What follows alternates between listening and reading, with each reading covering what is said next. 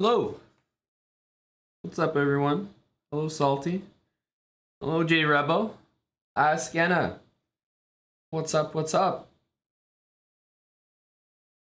Hello, TB Lightning. Good morning. I can say that. I'm allowed to say that. Good morning. Actually here before noon. And it's not Tuesday. Shocker. Shocker. Choose choo. What's up, buddy? Hey, Kapong, Lucheco, Vitogo. Thanks for the 3-year reset. Vitogo3328. Julian Rebolini. 33 months with Prime. And Picker, 26 months. Hey, dude, 950. Good old Tesh. Yeah, all the NHL games have gotten OT so far. It's been very fun. My team won in Florida. My team lost in Dallas, but every game's been fun. Coacher22, thanks for the resub as well. 30 months from Coacher. I'm looking to be a coach today as well, buddy. Figured we start with some slow games. It's the morning. I feel like this is like perfect time for slow chess.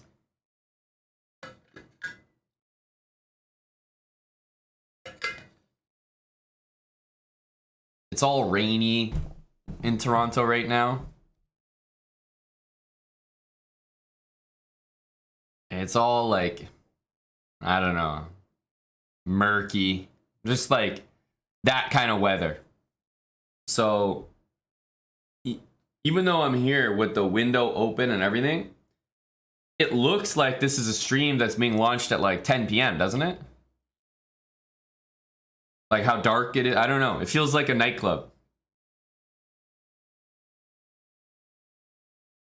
Usually it's a little more bright and lively in the morning, but it's like one of those dreary kind of days. Blech. Blech.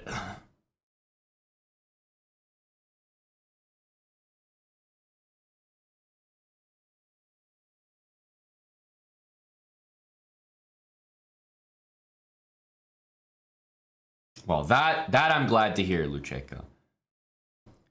That I'm glad to hear.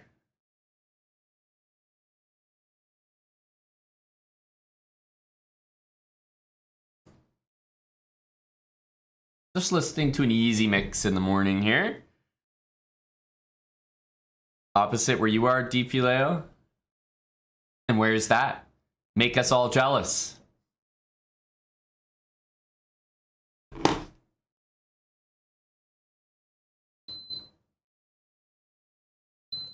All right, let's turn on a bit of AC as well. All right. It's your birthday today. You're turning 20. That's a big birthday.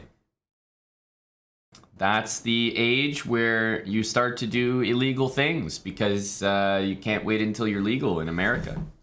You don't have that issue, Lucheco, but the beautiful 20.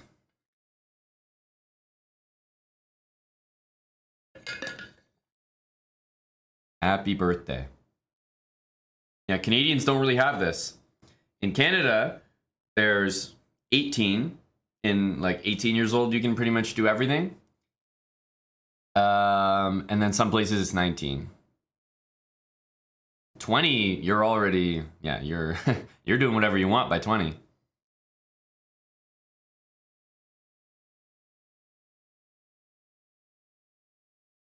You remember one day long ago you were 20? Me too, FK Gone. It's been more than a decade since I was 20.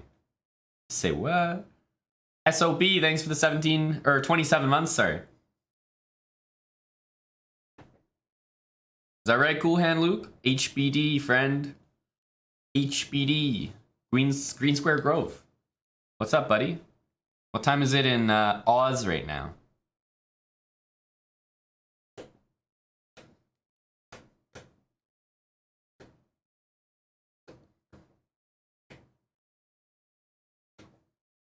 $21 for the second time. There we go. That's how have to start calling my birthdays for the second time.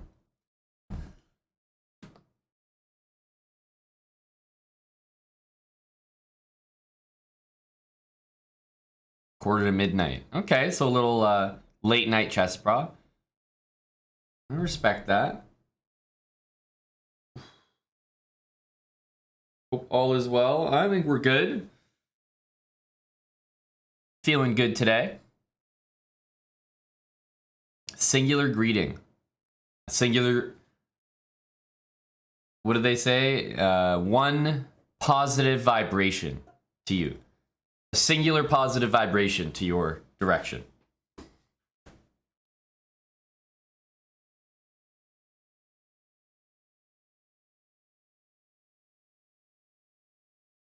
I thought we'd start with slow chess. We have an intimate crowd here, bolstered by the ranks of Chess TV. God bless them. Hello to Chess TV. Early morning Chess TV. However, you guys have to remember, in situations where we have a more intimate crowd, the individual's voice is more powerful. So just by being here, you have extended privileges. When I'm like, what opening should we play today? You're part of a select crowd. Your voice will be heard even louder today. Doesn't mean I'll listen, but I'll hear it.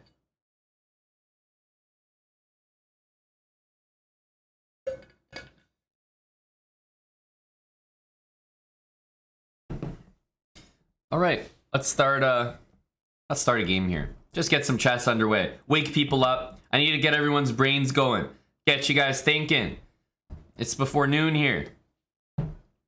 So we're gonna continue our SLOWBRAH series at 500 here. 15-minute games, 10-second increment. Let's get another one in. All right. Let me know what opening we should play.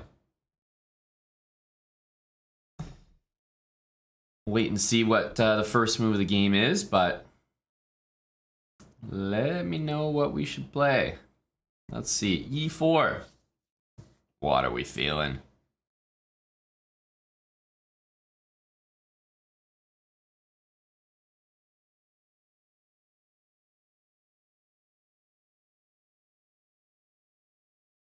All right, I see the most Caro-Kann. For the first time, we're gonna go with the, the majority rule.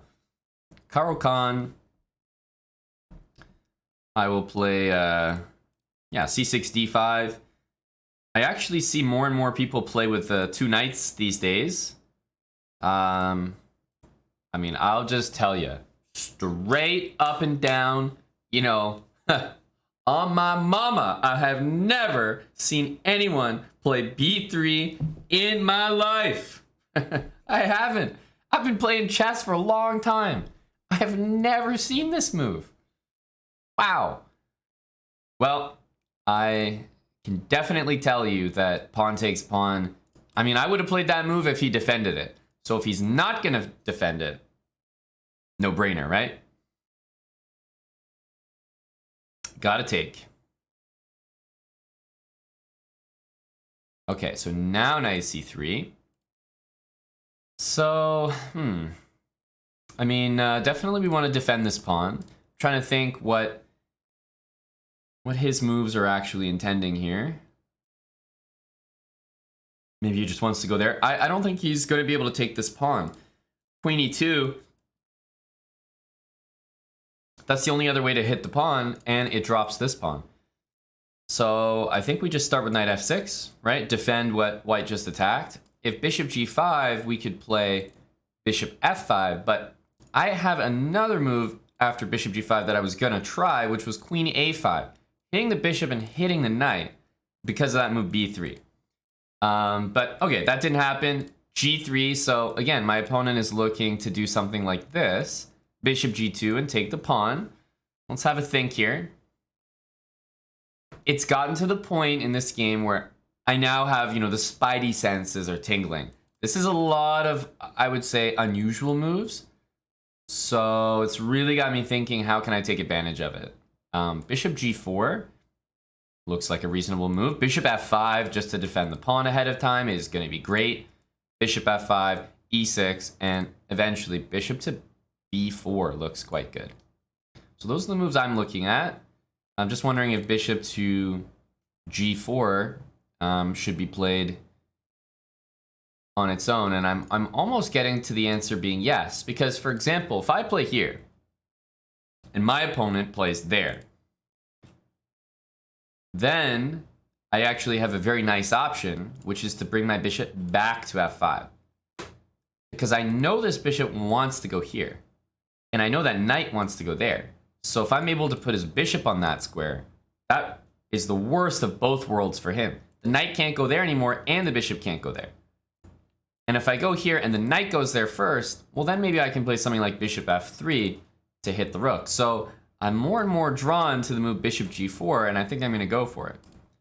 Queen to d2 can be played by white, but then that's just should be beneficial for me. I'm just developing with tempo.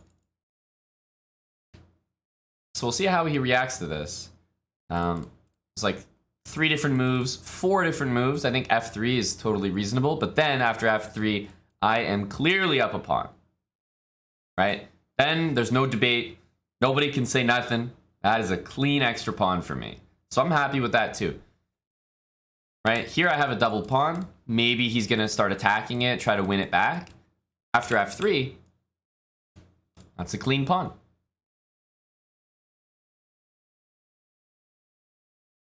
Knight takes f3. We do have the option to play bishop takes and queen takes d4 to get another pawn. So I'm kind of weighing my options there. Do we want to do that? I'm in a greedy mood this morning, you know? I could be tempted. Say that I won't.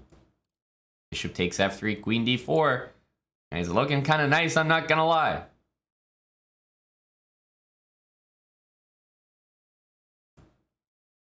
I think it's the answer. I mean, e6 is also going to be a good move to, you know, try to get the bishop out 100%. So I'm definitely thinking about more aggressive types of moves. Queen a5. It's all about, to me, b3 has been a big weakness this game. Even e5 to get the bishop out even quicker might be the idea. But I tell you, this is the fact that that is on the table as a backup plan. Like, I noticed that move in 2 seconds, right? So I have an extra pawn waiting for me if I don't see anything else. So that's just a nice way to start off my calculation, right? It's like if your plan B is another extra pawn, that's a pretty good plan B. All right. So e5 and e6 are probably the 2 other main moves. Queen a5 I'm not loving. It just doesn't look like it does anything. E6 is simple, so I'm going to calculate it after. E5 takes, loses the knight, and then I hit the rook. If knight takes, of course we lose the queen. If queen e2, probably I can continue with bishop to b4, pin another knight, and look to get castled. If queen takes e5, maybe king d7 with rook e8 coming. Plus, I'm threatening both knights in that case. So, loving e5 in this position. Everything we just calculated, this, and this, all seem to fail. And this is a hyper-aggressive move, which will probably yield some good results. Notice how in this position, I'm almost about to achieve something which is quite unique. I'll have 2 pins against 2 knights and no pawns protecting either one of those knights. Very fragile.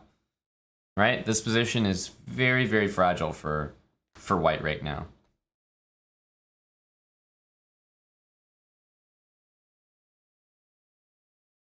Are you allowed to comment some moves? Absolutely. Of course, you guys can chat about moves. The one thing I did before this speedrun was I hired a very, very prominent legal team to fight all the cheating allegations. And I did that so that you guys could type in chat. So, you're welcome.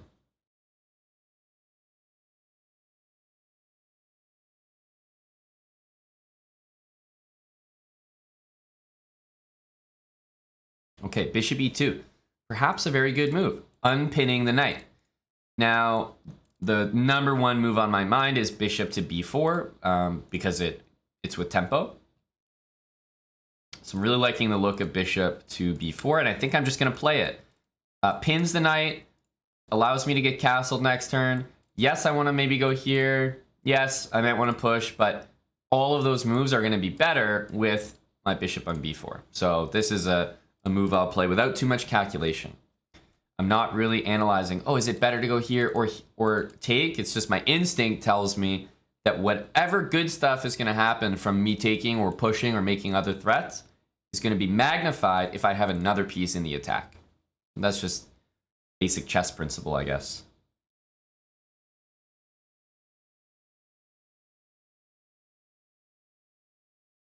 Okay, so bishop to b2. Now we have a situation where there's no way to break this pin. So now I'm starting to think about things like this, about things like this, about things like this. These are all moves that add pressure to that knight, and guess what? White is not going to be able to do anything about it, right? Bishop d2, at least when the pressure mounts on the knight, you could move the knight, right? You could move it away. Now you can't move it away. So I'm really only thinking in this position about this move and then these two knight moves, right? So bishop d2 to unpin was a little bit better. Bishop b2, you can't blame white, right? What was the move they played on move 3 of this game? It was b3. Of course they've been planning to put their bishop there the whole game. So you really can't blame them. There's a couple good options here. I'll tell you the first one that I really like, which is just nice and simple, is queen a5. I feel like queen a5 might net me perhaps the most material. But I'll tell you something else.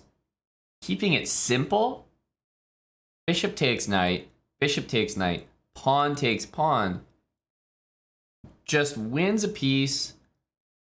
It's the cleanest piece. The only thing about moves like that is, you know, white might castle, bring a rook to e1, and my king has to move. Now, it's completely winning for black, but in this situation, I'm going to elect to keep a little bit more life in the position, a little bit more, a few more tactics. So I'm definitely thinking about queen a5. How's that going to be reacted to? Queen d3, let's say. If e4 there, queen e3. You know, I'm not winning anything just, you know, exactly on the spot there. So I think I'm more interested in like a knight d5 kind of move. If knight e4, queen d3, my knight's actually being hit. So I don't like the fact that white defends the knight and hits my knight. So I'm not a big fan of knight e4. So I think knight d5 and queen a5 are kind of the moves. And I'm probably going to do them in that order. So let's start with queen to a5, a very clear threat. White needs to deal with it. I can only see two queen moves that are even worth considering.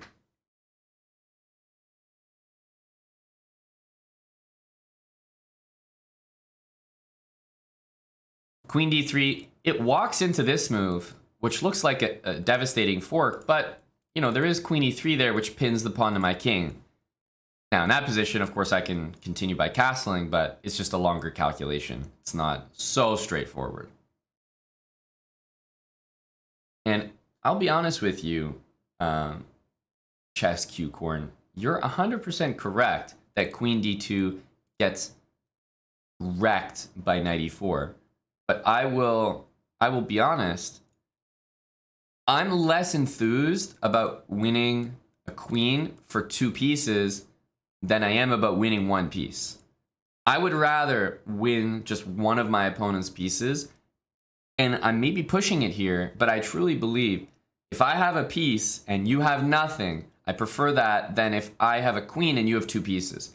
Because there are some positions where two pieces outplay a queen.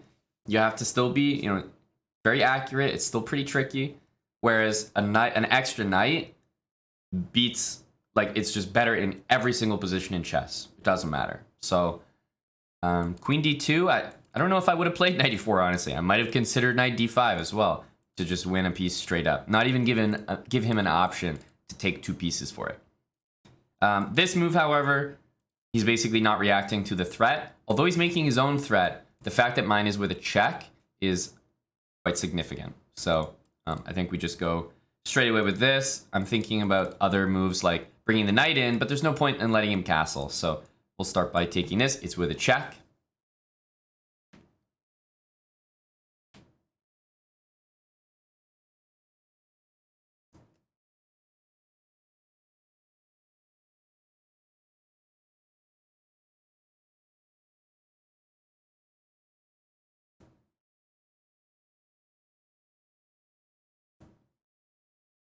We want to take back with the queen. We'll be hitting the rook. So if the queen blocks, we take the rook.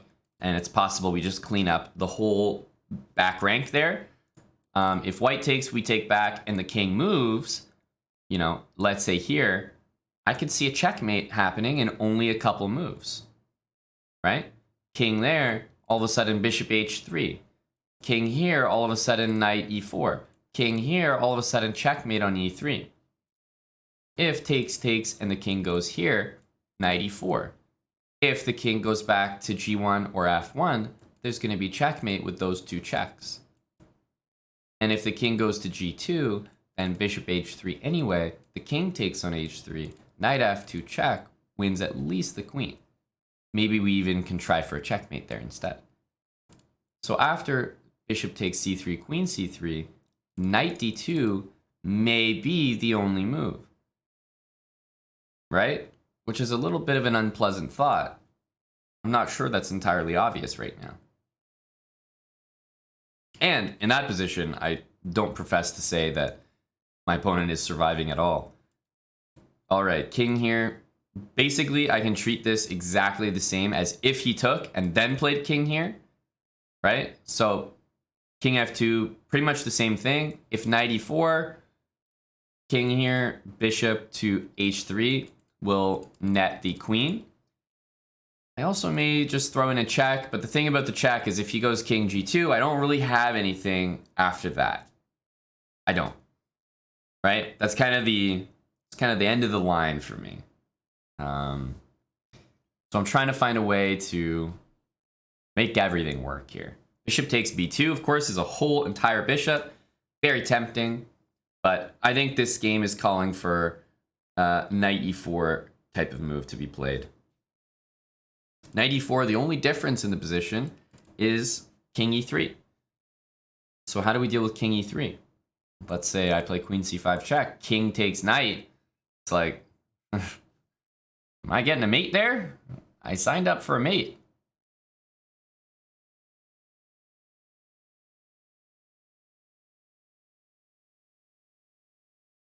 Where is it?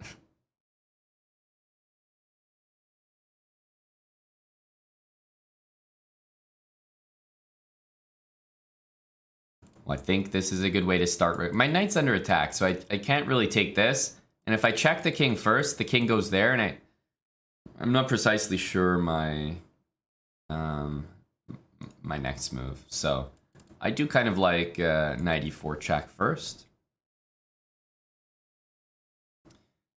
One thing is like, you know, if the thing that worries me the most in this game is a king on e4, I'm good, you know? I'm there's worse things, worse problems to have.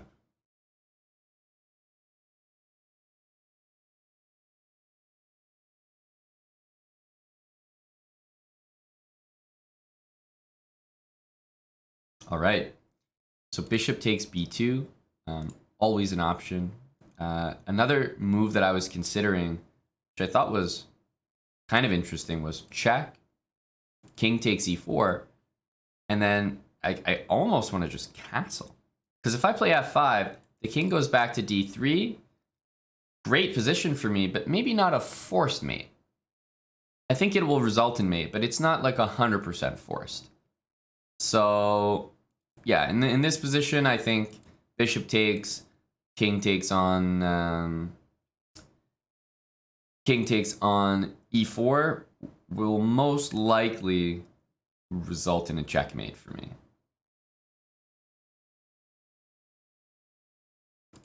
Takes. The move I like, or that I'm a bit partial to, is f5.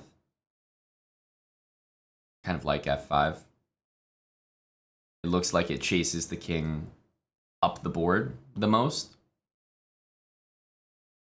Either king f4, or if he takes en passant, then I have access to another square on f5. So I do kind of like that one.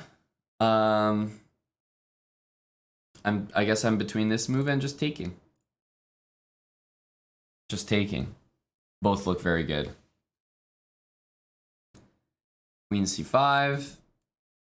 King here. f5, king d3. I'm not seeing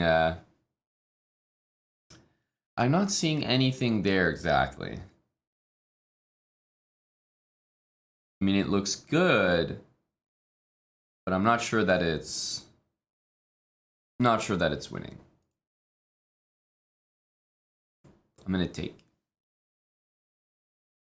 I'm gonna take the bishop.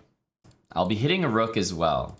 And the reason that I guess can play these types of positions without too much concern is I know that the worst thing that's going to happen to me is I might just have to take material. Let's say like I fail a calculation, I miss something, or the king has too many escape squares. I can always just bail out and just take material, right? That's the truth. So that's reassuring. He plays queen d3. He doesn't take my knight, which of course is a good thing. So if queen here, king takes the knight, f5, for example, pawn takes f5. I'm not sure that I'm getting a mate. I'm getting something close to a mate, but maybe not quite checkmate. Because the pesky knight seems to be covering all the squares that I want. Like e5. That's the real square that I want. Bishop f5 check. King f4. It's like, how long can this guy last here? So I think obviously we'll do it, but it would be a little bit nicer. It truly would be a little bit nicer if there was a force mate. So start with a check. Again, there are many moves here. This is not completely forcing, but I'm going to start with a check. Knight d4 can be played. King f4 can be played. King takes knight can be played. I mean, obviously queen here, but that's maybe the silliest. So I want to keep hunting the king, you know, force it forward. The knight's covering the two retreating squares, so this king always had to step forward. And I guess the other nice thing about f5 is that my opponent is rated 600, so this might not even occur. And after king there, then we're in a situation where the king is completely trapped except that square, right? The only way out is to go forward. So in this particular position, I am quite drawn to a basic move like h6. h6 prepares nice little mating pattern. So h6 is, I think, just a very calm move, but comes with a lot of poison with g5.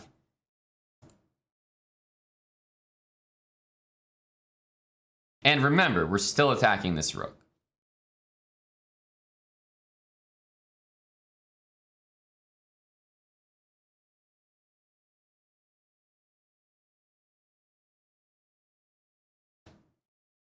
Let's see how resourceful he is. He definitely has an idea what I'm intending here.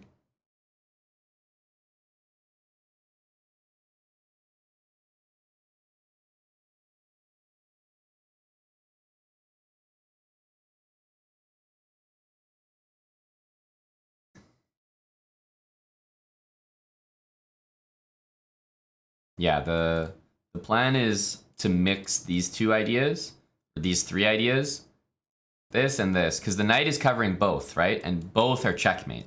So that should already give you an idea of how we can arrange a mate here. right? If one of his pieces covers two things, we should be able to use that against him.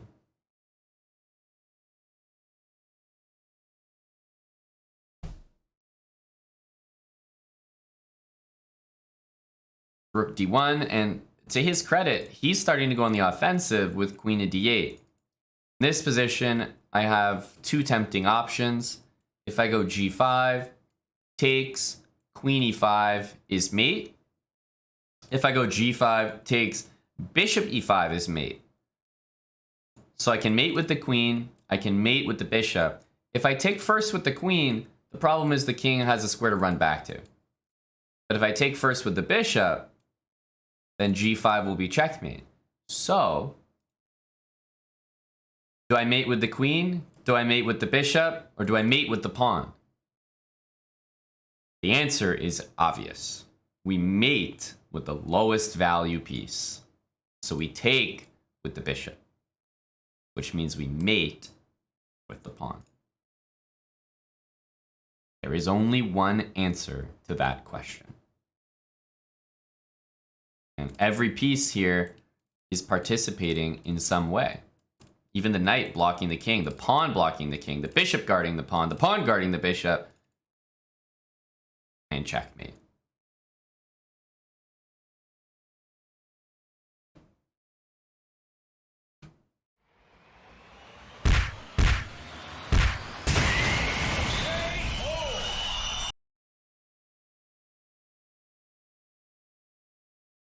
Always the lowest value piece, checkmate. Thank you, Una Karoshi. The Prime for 8 months. Swansloons, 22 months with Prime as well.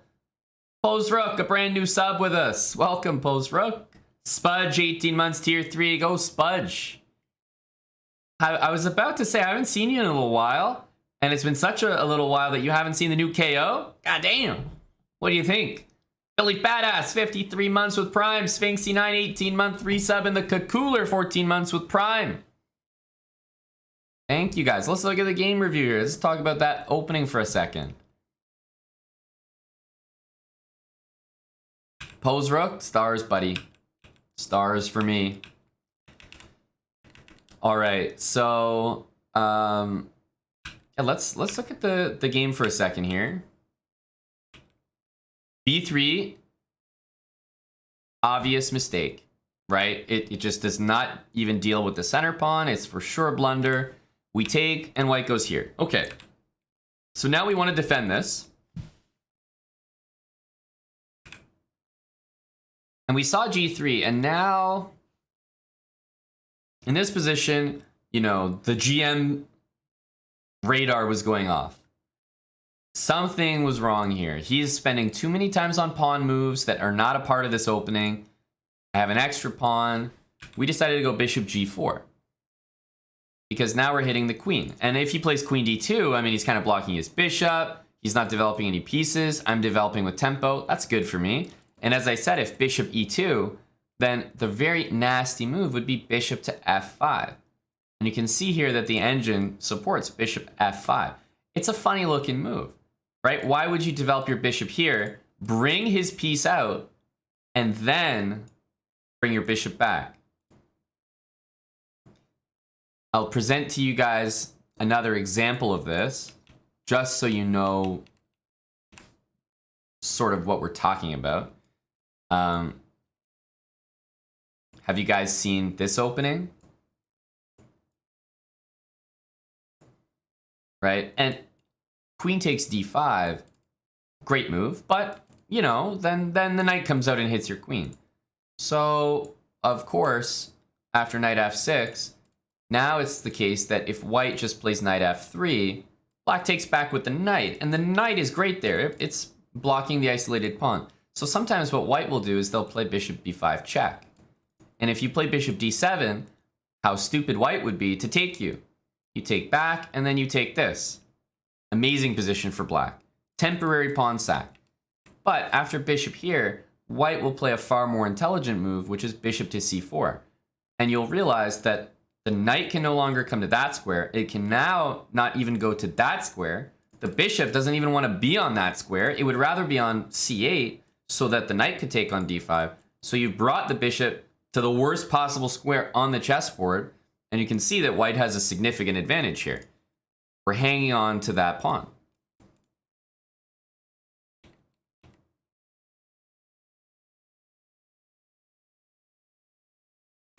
So there are a lot of examples where sometimes you just throw a check in because you actually want to bring the piece out. You know, how much sense does that make? I'm trying to think of another example, but let's say even something as ridiculous as the London system.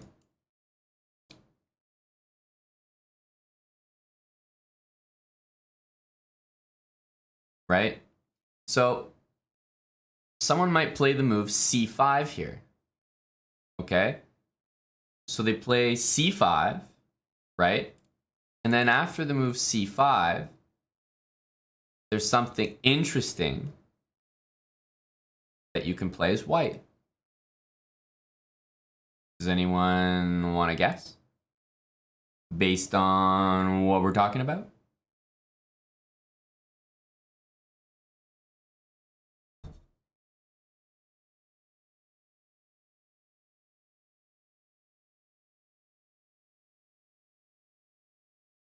Yes, you guys got the hang of it. Does that start to make a little bit of sense? Bishop b5 check, because guess what? You know the bishop wants to go there. It doesn't want to go there. So if you play bishop b5 check, and your opponent plays knight d7, well, we have a very specific good move here. And we're already winning material. And if black goes there, well then you say, okay, I wanted to go to d3 anyway. You didn't want to go to d7. You wanted to go there. Now you're in this dumb position where you almost want to bring it back.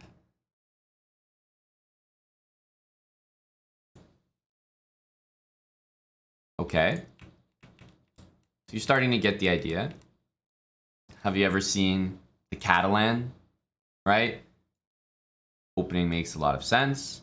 We've all seen it before. So in this position, this is the main line of the Catalan. Now what does black play as the main line of the Catalan? Black plays bishop b4 check. What does white play as the main move in response? White plays this. And what does black do after that? The top engine move, bishop to e7. Now why the hell did black go here to force white to go there and then go back? I could have just played bishop e7 and the bishop would have been on c1.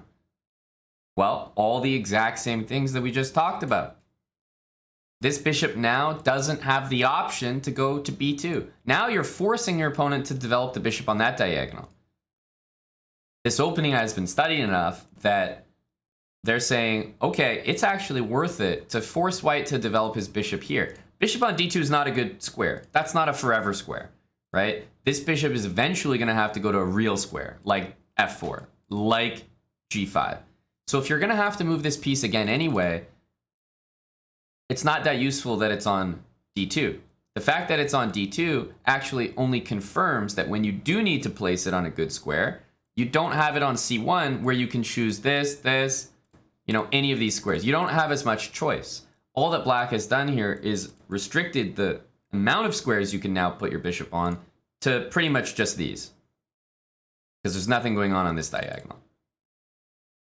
So that's why black plays bishop b4. Force you to move the bishop, and now bishop b2 is not an option. So it's all the same, it's all in the same vein, same concept. Give this check and go back.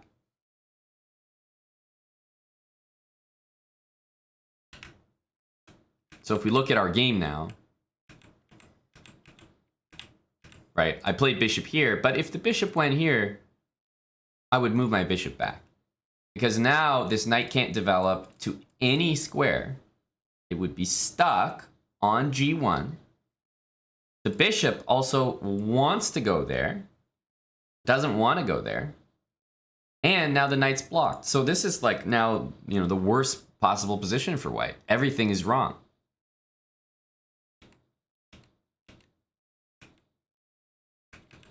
So we look at how the game continues. We go for e5, which I think is a very energetic and good response to white's play. And I'm not saying that this is once again the exact same concept, but I want to point out it looks familiar. We played bishop b4. Now, what do we know about white? White wants to put the bishop there. This is almost the same concept as me checking. Yes, white can play this, but you'll notice that after bishop b2, it's like big issues, right? Queen a5 and white's losing a piece. So really, white should have probably gone for bishop d2, right? In order to block the pin. I would definitely, I mean, this doesn't really have anything to do with the concept, but the fact that there's an engine line here that the computer loves, which is based on the fact that that's hanging, I think is pretty irrelevant to the concept. The concept is white is never going to play this move because they don't want to, right? This is already a concession. If I can get my opponent to play that when they want to play that, it's the same as getting them to play this when they want their bishop there. These bishops look stupid on these squares when you've played g3 and b3. Imagine you're playing the King's Indian, right? And you're supposed to put your bishop there, and then all of a sudden you just play e6 and you put your bishop there, and then it's like, what the hell was that for, dude? What? It's just a weakness. Doesn't make any sense. It's awful. So that's basically what happened to white in this game twice. Right? In this case, he did put the bishop where he wanted to, but it was at a cost, which was essentially a full piece. And the rest of the game was more just like hunting the king. And now we just set up our checkmate. And we got it with a pawn. So I think this game was a little bit more about being active, but also just punishing mistakes. We saw b3, and that was already like a free pawn. And then we saw g3, and it's like, okay, that's a little bit too much. That's too many blunders.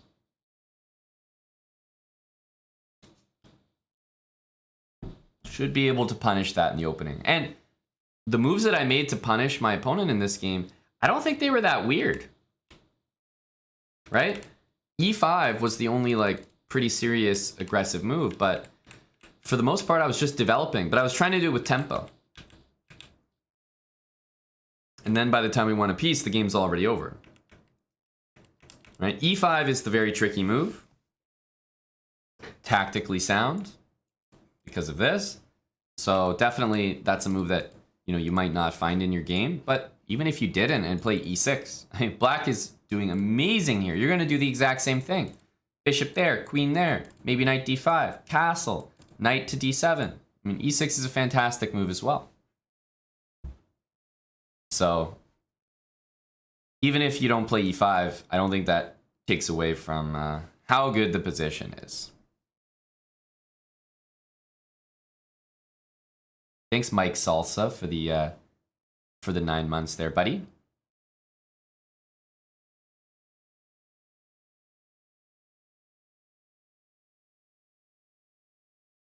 Cheers, Michael Salsa. Go, Mike. I always want a pawn checkmate, though. Of that, I am guilty. I can admit that.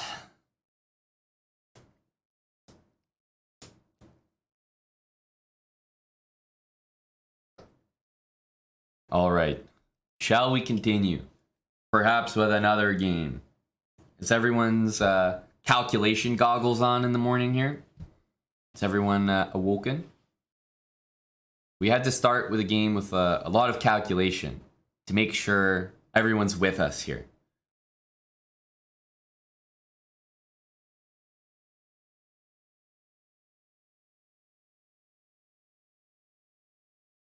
That's right, Ralph. Very apt usage. All right, let's get another one. I'm still going to lean on you guys for some opening advice here. What shall we play? All right, we got another game. We got e4. What should we play?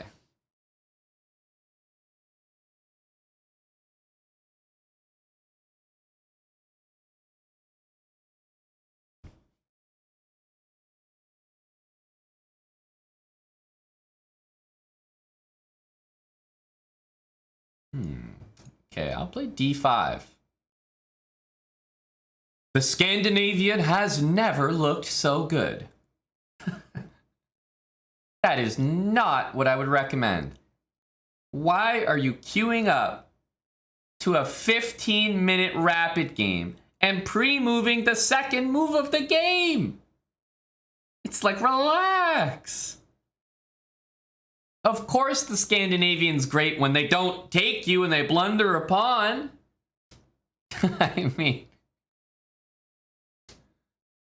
what? All right. After 95, truly I have many, many options here. You know, I could opt to trade the knight, but usually what happens when someone plays knight e5 is that, well, first of all, he's kind of behind enemy lines here, right? So the only way that a move like this works is if I play something dumb like that. f6. Oops. Walking into queen h5. Okay? So we're not going to make that mistake. I also don't want to just leave the knight there and play knight f6 because, okay, I don't know, bishop to c4, knight c3. I kind of want to deal with this knight. So I'm definitely thinking about, you know, a move like knight d7, but the move that black usually lands on in this position is a move that stops white from playing d4. And it's a pretty unique move. You kind of just have to have some experience with stuff like this. But the move is actually queen to d4. It hits the knight, and it doesn't let the knight retreat, and it also doesn't let d4 happen, which protects the knight on e5. So strangely, queen d4 is one of the more annoying moves, I would say, against this particular setup. He's played f4, which I think is by far the next best move. If you can't play d4, play f4. That knight needs support. How silly would it be if he had to play knight g4 here and then get attacked and play knight e3? Like, then the knight's just running around backwards. You're up a pawn. I mean, it's already bad news. So he plays definitely the next best move, f4. f4 defends the knight, and if we take this way, the knight's going to retreat, take our pawn, hit our queen. Although we'll be up a pawn, it's, you know, it's basically like a regular position, like a gambit at that point. So what are white's next moves going to be? Well, my queen doesn't feel like it's in too much danger. You know, if we see a move like c3, we can just move the queen. This bishop is in a pretty bad spot on c1, that's for sure. Knight f6 comes to mind. e6 comes to mind. But also, knight d7 to just deal with this knight. So I'm very interested in knight e7, or knight d7 rather, because it feels like if he takes me and I take back with the bishop, fantastic, right? I just want to get rid of this guy. My queen's guarding the pawn. I'm trying to think how my queen gets harassed from this position. c3, I mean, that takes the square from the knight. I'm not too bothered by that. So I'm kind of interested in a move like knight d7 to just sort of settle the score. Like, get this knight the hell out of there. Or at least make it decide where to go. A move like knight f6, definitely good. I mean, you can't hate on knight f6. Or e6, right? With the idea to play bishop c5. But e6 is a little bit telegraphed.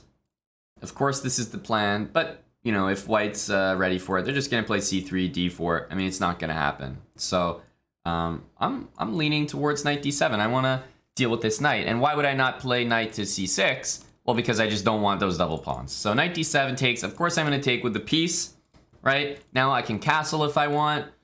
And I'm ready to get my pieces out. Now knight f6. Now this pawn to e6 or e5. Bishop c5. Those are my next moves. Now my queen needs to move. Right? Where are we going to put it? I'm probably looking at queen d6 because it actually makes a threat. Right? This looks like a nice safe square. Bishop c6 also defends the pawn. And we have long castle, which is going to only help my pressure on the d-file.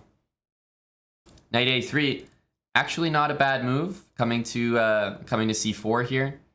I really don't dislike it. If I take on f4 here, yes, white can, you know, discover an attack like this, but at the end of the day, a pawn is a pawn. I cannot refuse. Maybe I should have the willpower, but I have to take this.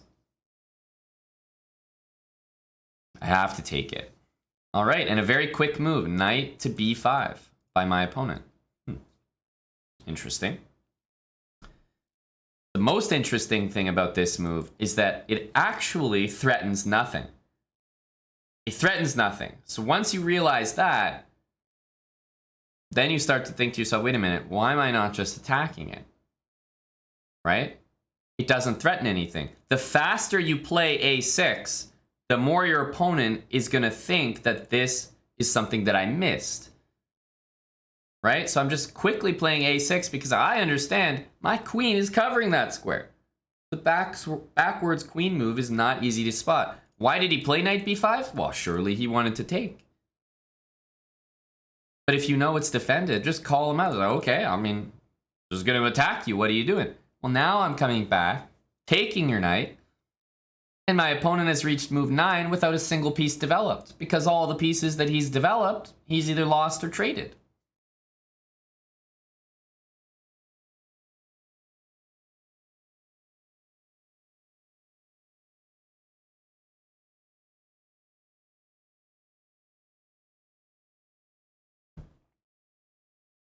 What are our next moves going to be? Knight f6 for sure. e5 for sure. Bishop c5, tremendous move, tremendous diagonal. And yes, I'm probably going to go for the more aggressive long castle because it gets my rook to the center immediately.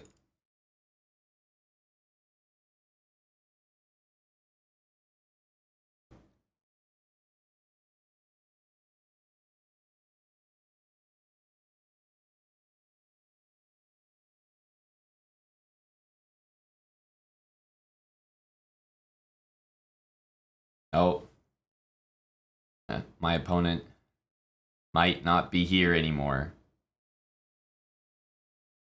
He may not be back.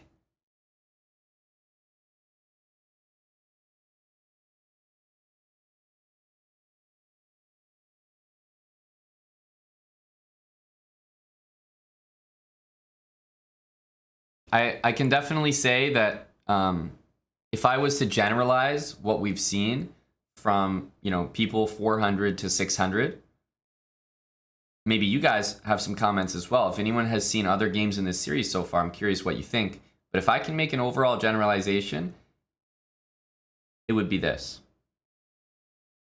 The 400s, 500s, you're queuing up for rapid 15 minutes with 10-second increment because you're afraid, nervous, anxious to play bullet or to play blitz because it's too fast. You need time to think.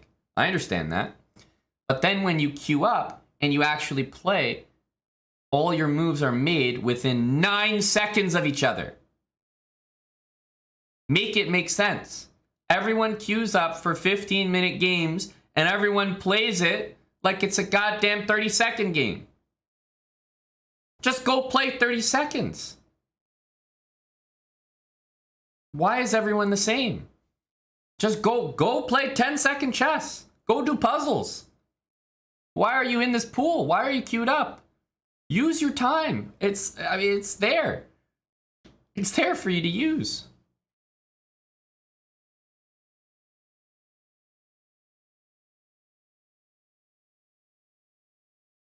Now, it's frustrating to lose a piece this early. I get the frustration. I'm not even talking about him leaving. That's fine. Look, we all get a little tilted. But if he spent, you know, his time on the clock, I truly believe he spent 2 minutes on it. Like, I think he came up with knight a3, knight b5, knight c7 in about 10 seconds and then played each move within 5 seconds of each other. If he took a minute to think of a plan, maybe another minute and a half on knight a3, and then after knight here a6, if he took maybe 2 minutes and just looked at the position and said, like, this is what I want to do, is there any problem with that? I think there's a chance he could have found queen takes knight. So if you did all that, used all that time, still played knight c7 and still lost it, then disconnect, you know? Then that's a real tilt. But how can you be upset with yourself when you're moving in like within 5 seconds of each other and it's like you're missing stuff? Of course you're missing stuff. You're not thinking, you're not calculating. right? And especially the lower rated you are, the more you should calculate. That's just the point. You need the time to think. Of course, it makes sense.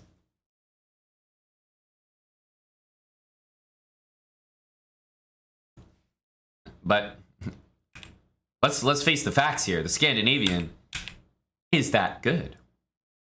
It's just that good. It definitely helps when they don't take your pawn in the Scandi. That I can say that. It made me look a little better than I am here. It made the opening look a little better than it is as well, I think.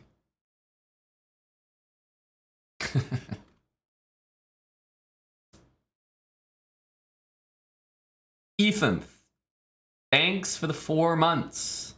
Welcome back. Duke Nukem, tier 3 for 22 months. Thanks, Duke. Good to see you, buddy. And Fan buying gold, the quick Cinco.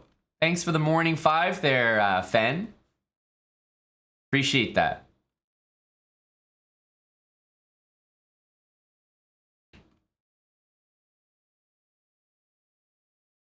Hoot.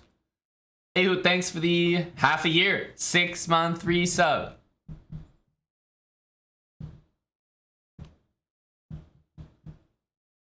But yeah, I don't know. People are queuing up and just not thinking. That's my #1 feedback right now. That's what I think. People need to use their time more. Hello to CM Rui. B Tabman, thanks for the half a year as well. Another 6-month Prime resub. Cheers, dude. So guess what? We learned you're not supposed to pre-move on move 2 in a rapid game. Exactly, Moniker. Like, what? Don't do that. Don't make your moves within 10 seconds of each other. It's a rapid game. Think.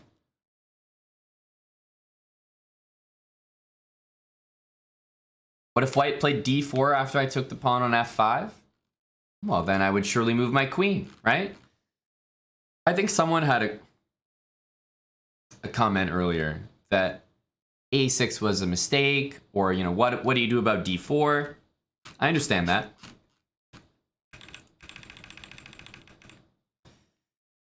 You know, in this position, right? If I go, let's talk about this one first. If d4 was played, or d3, it doesn't matter, I would move my queen, right? So it's time to move my queen. Maybe queen g4 to offer a trade. I kind of like that. Right? Maybe queen f5. Okay, but keep our queen. As long as you understand there's a discovered attack, move the queen, and guess what? I'm up 2 pawns. I can't complain. a6, right? And someone was saying, I believe it was a pleb, was saying, oh, but what about d4?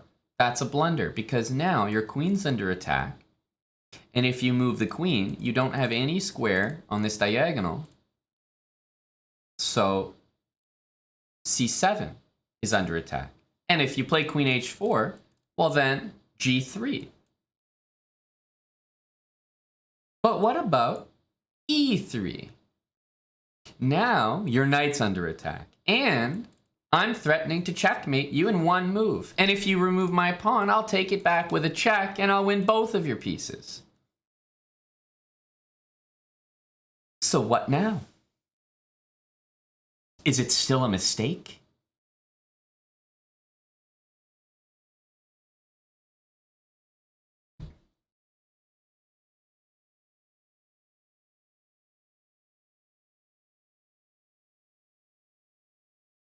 Hey, Pink Floyd.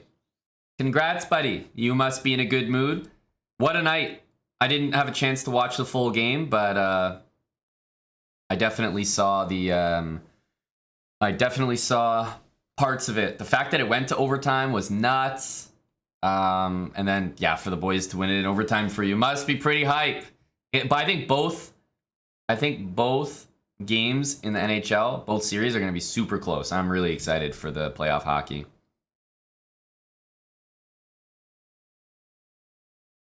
Yes, it was Ivan Cell 96. I think it was you. That's right.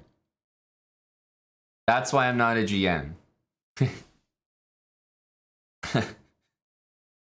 Yes, that's right, Yvonne. If only you saw that move, you would be a GM. There's nothing holding you back except that. That right there, that's the only thing. If it wasn't for that, it was like Scooby-Doo episode. If it wasn't for you meddling kids, I'd be a GM. If it wasn't for E3, boy, I'd be titled. That's the reason.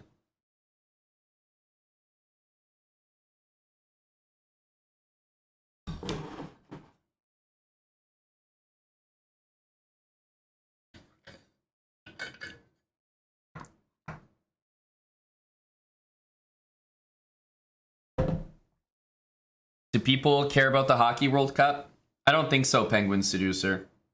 I agree it's kind of cool, but I think the whole point of the Hockey World Cup is that objectively, some of the best players are not playing because they're in the NHL playoffs, right? So I was watching the World Cup hockey games, and I was trying to like follow Team Canada, and then I realized it's just all Calgary Flames players. Like, it's just full of players that have been knocked out of the NHL. It's like, oh, your team's not in the playoffs? Well, let's get all those poverty guys over to play for Canada. Like, that's what every team is. It's just people that are not good enough to still be playing in the NHL playoffs. So I can't really take it too seriously, but it's a very fun format. I love country versus country. I just think the fact that they're holding it at the same time and that only people play in it that are like not in the playoffs is, you know, by definition, not going to be the best representation of every country.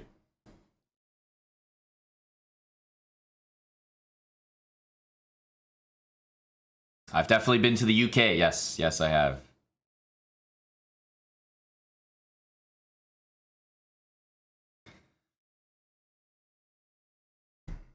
Hello to Aiden.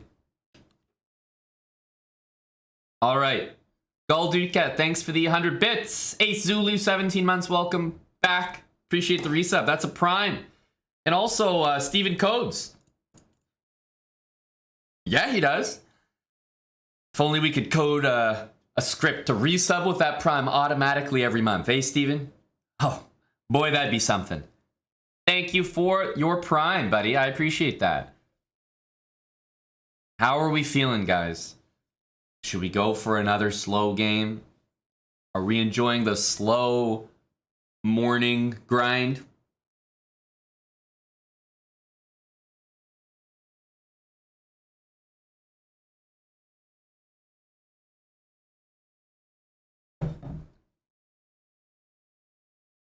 Hey, Swole. I'm still leaning on you guys for the openings. Let me know once we see, well, if we have the white pieces or if we have the black pieces, what white plays. You guys can give me some ideas for what we should play. Next game, another 15-minute game, 10-second increment. All right, we have the white pieces. What should we do? Keep in mind, guys, we're playing a GM.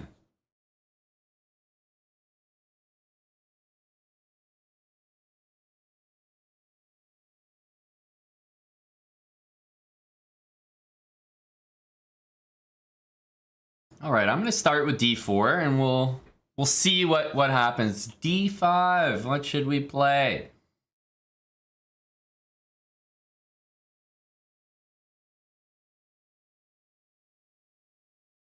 What do we like?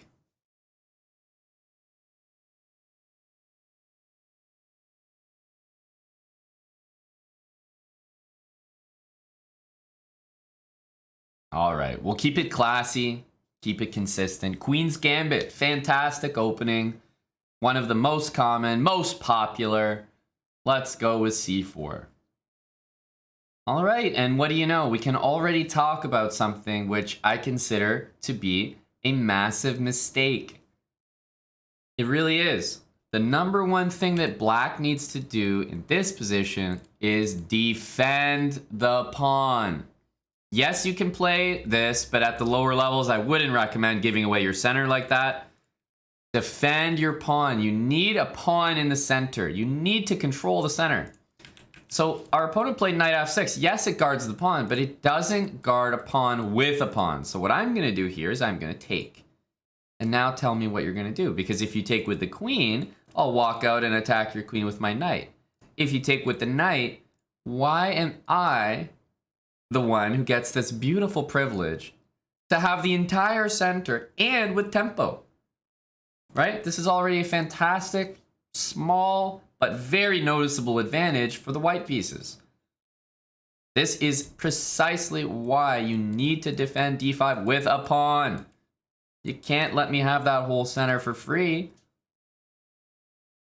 And I think the way that I play the game from here will not surprise you, right? Like, if you guys want to even shout out 5 moves that you think my next 5 moves will be, doesn't have to be in order, just like, where are my pieces going to go? Because you're probably going to be right.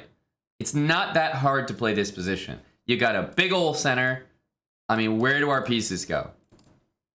It really shouldn't be that hard to spit out like 5 very reasonable moves.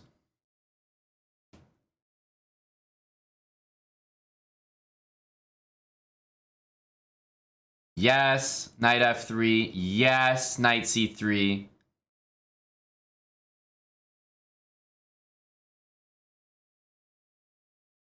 Bishop c4, I would personally say no. Just me. More of a personal preference thing. 1, 2. Maybe bishop d3. Maybe castling. Right? And then maybe bishop f4. Sure. Right? Why the heck not? Okay, well, let's put some of them on the board, right? Let's go. Just put them out there. Holy smokes. Now, that move prevents me from putting my knight there. Absolutely. But it's not a good move. Right? Moving your pawn like that, oh boy, that is a serious mistake. Am I going to go insane trying to punish this right now? No, I'm not. I'm just going to continue developing. I'm not going to... I know this is a mistake. I know this is a weakness, but it's not the type of thing that I can just like checkmate him all of a sudden. Right? I know that it's a problem. I'll deal with it in time. Okay. Bishop to g4. Pinning my knight. If he takes, I want to take back with the queen. Then his queen would be able to take my pawn. So let's just make a very basic move. Bishop e2. Get out of the pin. Nice and simple. I don't want to overthink it here. If he takes, now I take here, and my queen still guards my pawn. Right? The reason I'm using this bishop instead of maybe playing bishop e3 is because of 2 reasons. Number 1, I'm not interested in dealing with this being a pin anymore. Playing bishop e3, yes, it guards the pawn, but I'm still pinned. I don't like that. I like the flexibility of being able to move my knight if necessary. Second reason, the most important thing to do in a game, especially when you're getting started, is to castle. So yes, bishop e3, great, but in general, you want to be developing your kingside pieces because you want to get castled. That's the holy grail. So let's get castled. Not going to prolong it any longer.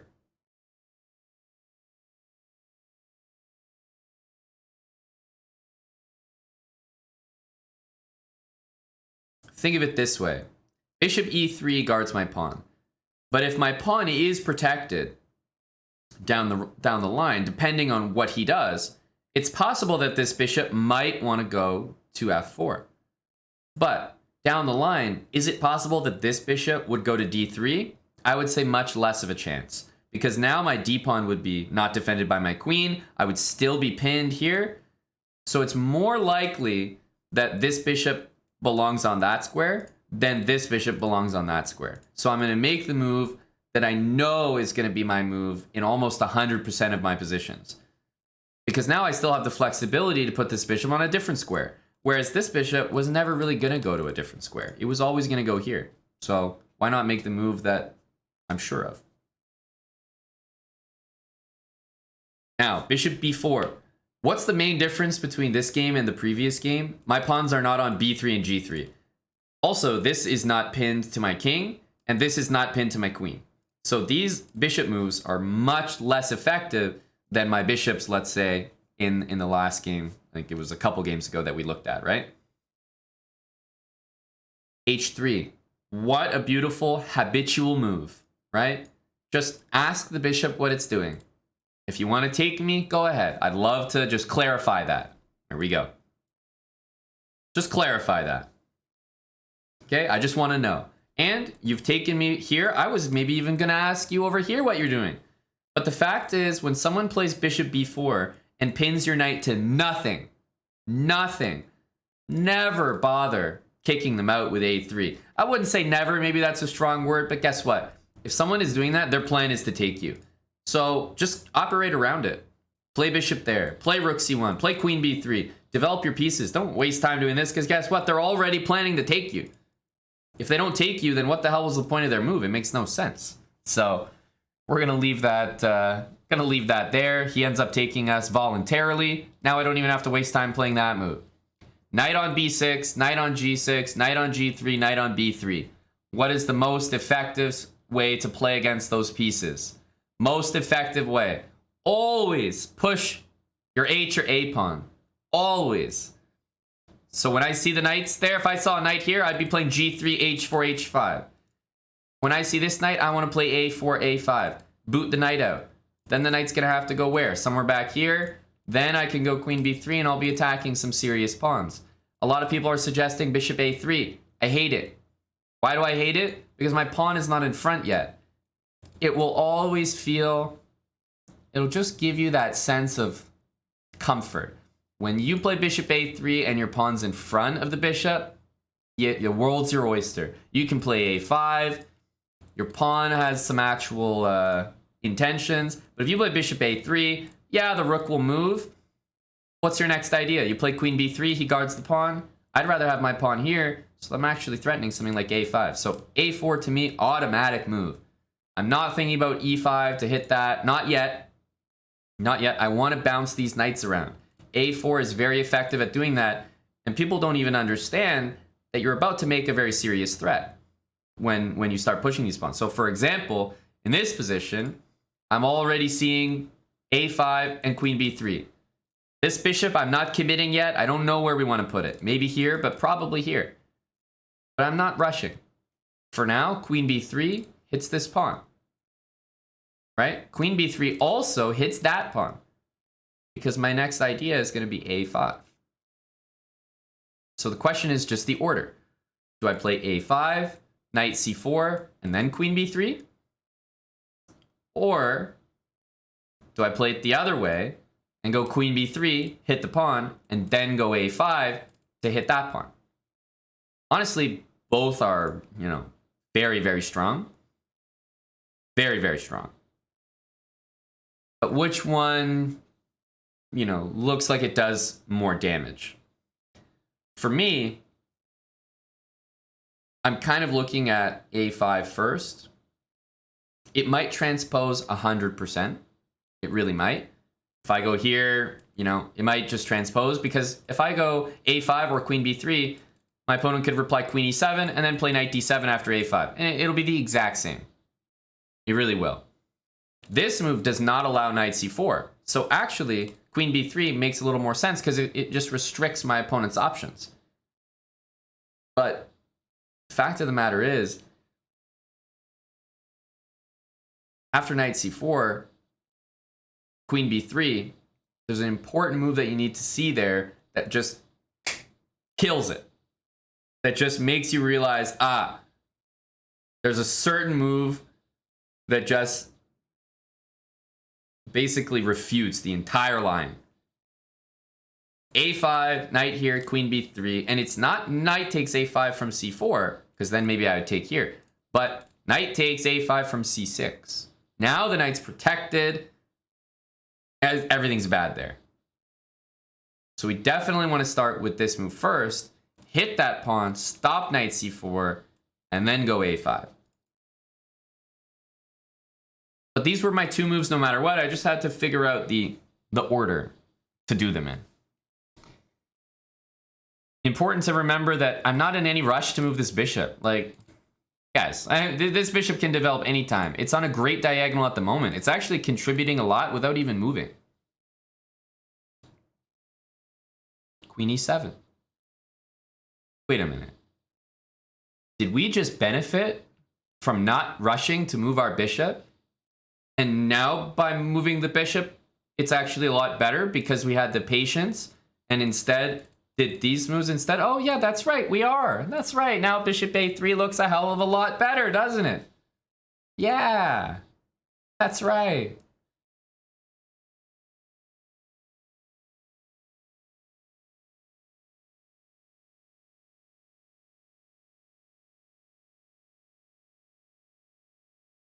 Notice how these knights just do not have any contribution to the center of the board remotely. Nothing. Truly. The pawn structure is so solid. The bishops rule the board. We get some material here. And after queen b3, we also continue our plan. a5. Do not let that knight sit on b6. I can't stress enough. When you see a knight here, when you see a knight here, doesn't matter which side of the board, which color you are, it's usually a very good idea to consider moving a pawn. Now, moving a pawn h4, h5 needs more consideration because it's in front of your king usually. But playing a4, a5 against the knight here, nearly automatic. Same for black, a5, a4 with a knight on b3. Knight goes back, well guess what? It's time to gobble this pawn. Hitting the knight, hitting that pawn as well once the knight moves. These knights have no squares to move to. Every single square is covered, right? Look at this knight. Covered, covered. It can go to b8. Congratulations, right? This knight, no, all covered. It could go to d8, b8, and e7. Congrats. After knight e7, can't even go to d5 or f5. If the knight went to g6, quite honestly, what would I do? I would literally play the move g3, restrict those two squares, and then probably play the move h4 and play h5 and not even let the knight exist on g6. The exact same thing I did over here. And the knights would just be dominated. Obviously, rook to b8 here is a blunder. Just going to take a free knight.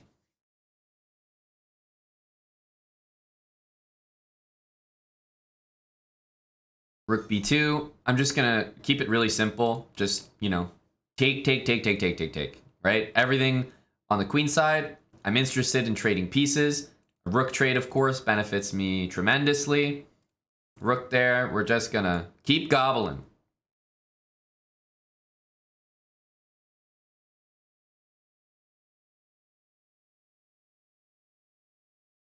And again, not going to overthink it here. You got to pass pawn. Push him, baby. Once again, a very common theme with my opponents here. I mean, I'm sitting here explaining some concepts, so definitely I'm maybe taking more time than I need. And let's make something clear. I could make every move in less than 2 seconds and, you know, win very easily. But why are my opponents always the ones sitting at 15 minutes? That's never changing. It's like, why am I the one at 7 minutes? My opponent's at 15. Use your time. People don't use their time. Just think. I promise you, every single person that I play here would be a stronger player if they thought, like if they gave it a little calculation. I'm sure we would see higher quality moves. There's no debate about that.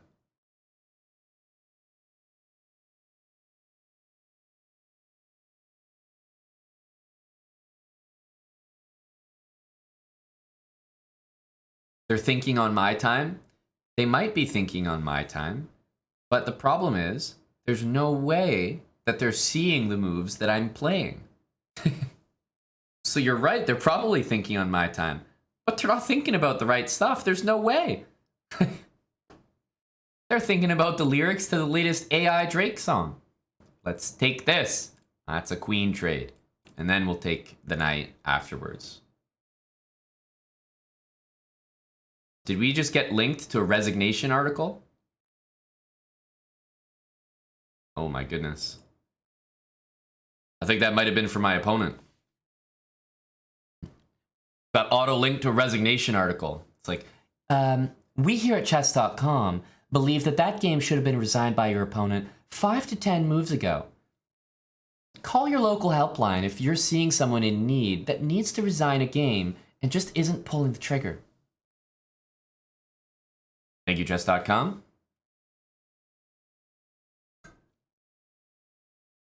Always looking out for us. No, but really, like, what happened here? We played d4, we played c4. Okay, I get it. Takes, we want to play e4. Okay, this right here is, this is theory. This is a real opening you can play. It's called the Queen's Gambit Accepted.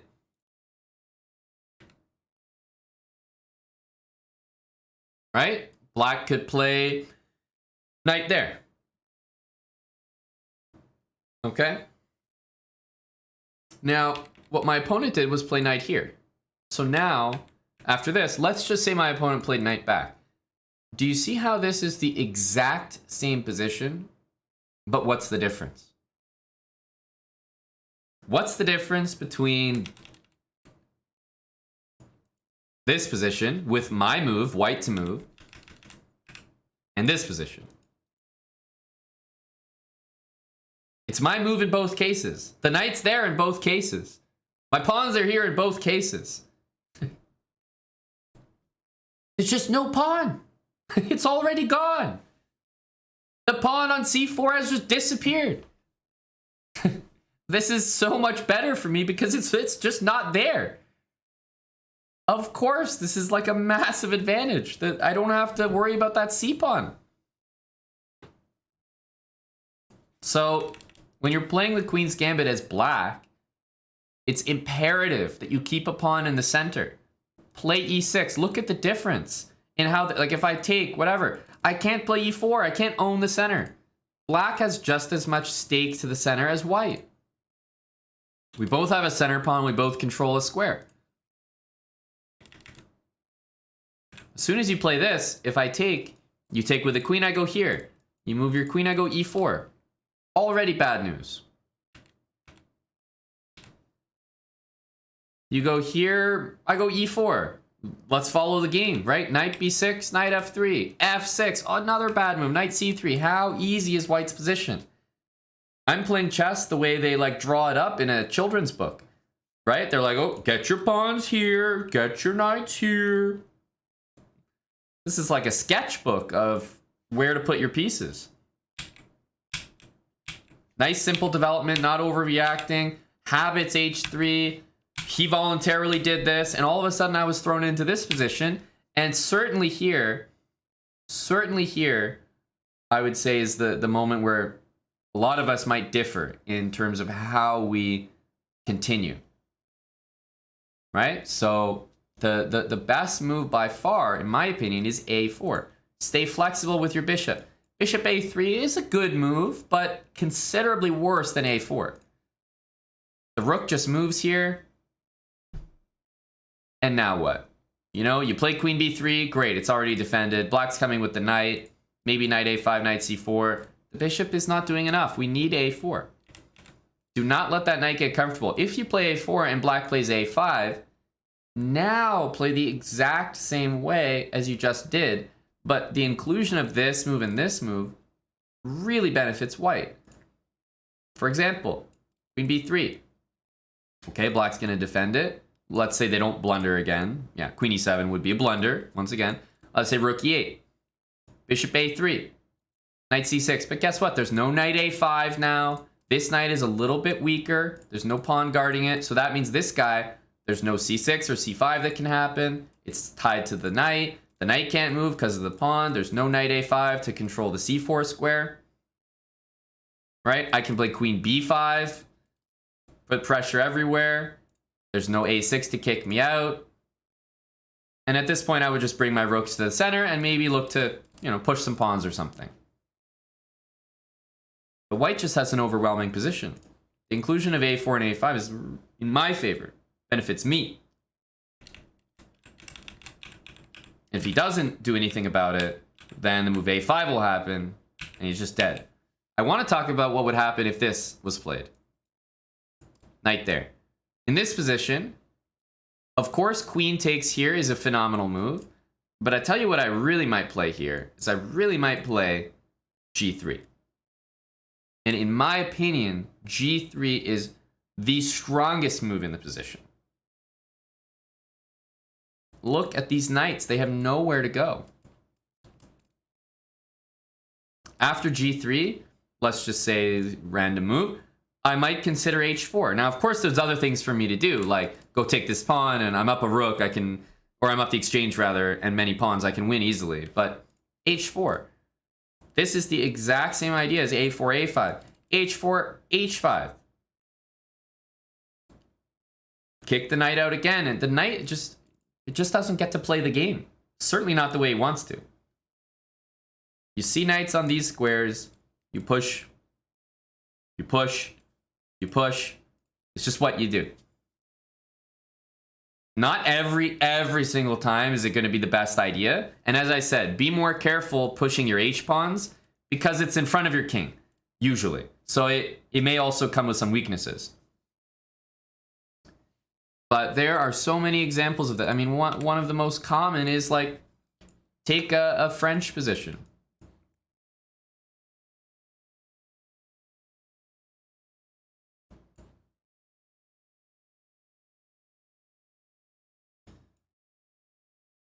What's the move here? It's h4. It might be more obvious here because we have a threat behind it, but the idea is h4. And if h5 gets played, as it's the best move here actually, the queen moves, and this knight is a little bit weaker. Now bishop d3 comes with a serious threat. This pawn is actually a target for white now. I can maybe play queen here and bishop e2 and take it. So just playing h4 when you see the knight there that's just what you do. Always. Have you guys ever seen Karo Khan? Right? You see something like this. I don't know, maybe like knight here, and you know, main line would be knight takes knight. White might play knight g3 and d4. One of the best moves after knight g3 is h5. Really. Like I think it's the best move, basically. Because the prospect of dealing with h4 is so annoying. You can't put your knight anywhere. What, are you going to go back to e2? You're blocking all your pieces. It's just uncomfortable. So yes, you're going to play h4 to defend that. But then all of a sudden, black goes bishop g4, and you don't have h3 to kick the bishop out. Black gets all these benefits just because he compels you to play the move h4. It's not a move you want to play.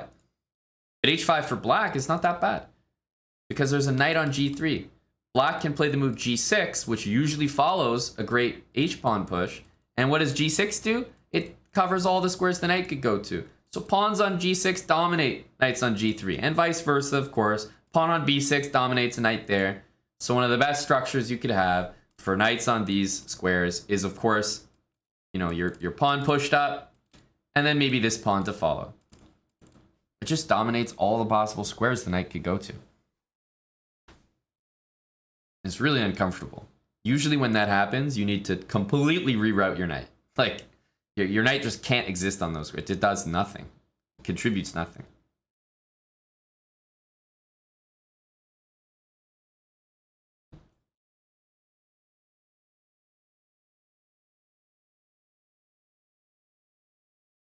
Thanks, Pompous Zeke, for the 9 months with Prime. The Lazy Fisherman, 3 months with a Twitch Prime. Thank you, buddy. And Chespionage, welcome back. A big 40. Thank you for the resub. Appreciate the long time support. 40 months.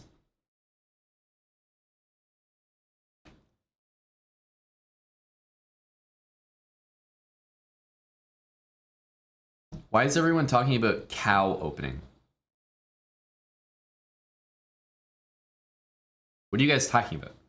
This feels like a meme that the kids, you know, the 12-year-olds talking about the cow opening. Like, why are all the plebs talking? What is it? What are you guys talking about? This sounds like a TikTok trend or something. I can't, I need an explanation.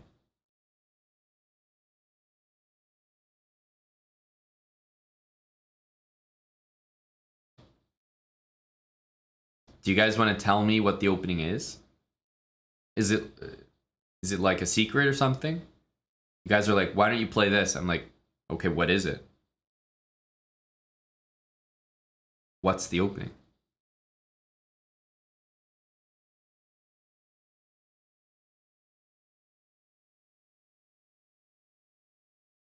Anna Kramling is doing a cow speedrun? Really? Very interesting. E3, D3. Knight, E2, Knight, D2. That's it? That's the opening? And how does she develop the bishops? Does she play B3 and put the bishops there? Because I got news for you. That's called the hippo.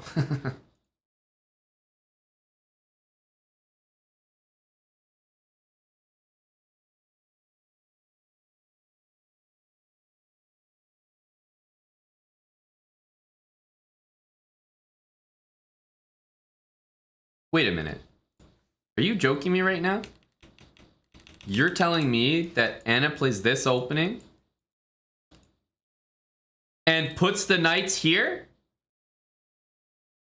Didn't I just tell you how to refute that? Didn't I just tell you literally 2 minutes ago how to make this opening unplayable? We just talked about this. Oh my goodness. No, if this... I mean, as soon as you see this move, guess what? The best move is H5. I can tell you for a fact. Like, this is the best move by far. H4, make... Oh my goodness. Make a move here. Let's say G6, just to make the knight permanently bad. Knight B3, A5. A4... B6 and white resigns. Oh. I tell you, I've never seen worse nights than that. Well, there you go. Will I be playing this opening? No. No, I will not. Will I be telling you guys how to beat it? Yes, I just did. That seems like a terrible opening.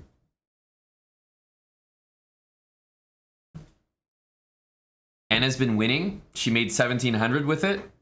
Okay, guys. Okay, give me a second. Give me a second.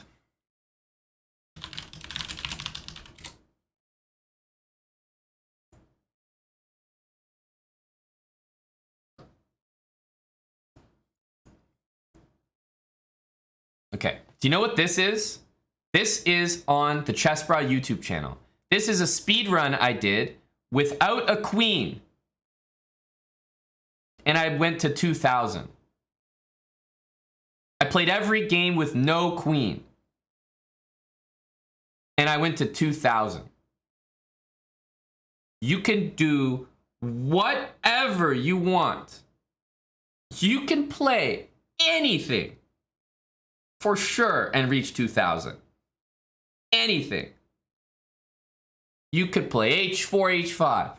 You could play the cow. You could play the hippo. You could play the London. You could give up your whole queen. You could do whatever you want and get 2,000. I promise you that. Anything is possible. Anything is playable. That's why when people ask, they're like, hey, Mon, what do you think's a good opening for me? Literally anything. You can play whatever you want.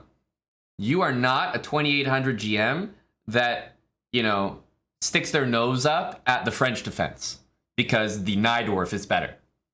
No, no. No, no. Anything is playable for you, which is a privilege. Once you get good at chess, some things are actually unplayable. You can't play them anymore. They suck.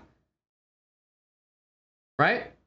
Once you get to a high level in chess, you realize that some openings just suck. But you guys are privileged. You guys are the ones that suck. So any opening is playable. Enjoy yourselves. You can do anything. I don't have that privilege. I can't do anything anymore. I play the French, I lose. I play the cow, I lose. You guys can do anything. I'm jealous of you. You guys are the lucky ones.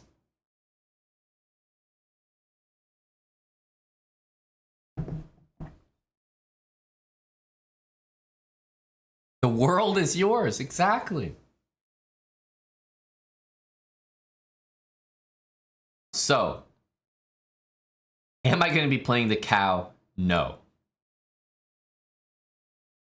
No, I'm not. Is the opening probably losing on the spot to moves like this? Yes. Most likely. But I will always back a streamer naming an opening after themselves. That has a special place in my heart. So that I like. But guess what? Knight G3 and Knight B3, I would quite honestly rather sack the knight. Like, I would rather start the game by sacking the knight for a pawn than have it on G3 with pawns like that. I'd rather give it up. I would rather, truly, I would rather sacrifice it. It's just too disgusting on that square. Couldn't be me. So if you want a reminder that literally any opening is playable to get to 2000, go watch my speed run on YouTube where I become a 2000. I think I was even 2100. Yeah, I think I was like 2150 and then I stopped. 2150 without a queen. I'm talking about a full queen, like a queen for a pawn every game. Go watch that.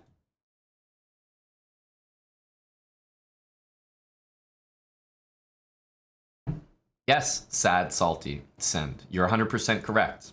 I believe that people call this opening the crab. Does the crab beat the cow? Absolutely. Absolutely.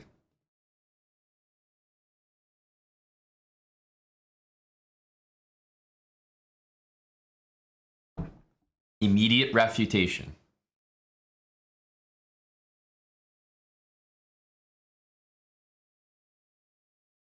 This cow gave you crabs? Ah, come on, C. Gillette. We're on Chess TV. We don't want to hear about your past dates. Come on, buddy. Have some decorum. We have our good people, God bless them, from Chess TV here. We have to behave. Oh, a tier 3 indeed. Who's that guy? Meta Nick? Hey, buddy. Thanks for the 31 months there, Nick. Chessy Carl hit us with a new prime as well. King Crucify, 13 months. Pink Floyd, 100 bits. Thanks there, Meta Nick. 31 tier 3. Habashi with the 5 months with prime. RIT Robo, 25 months with prime as well.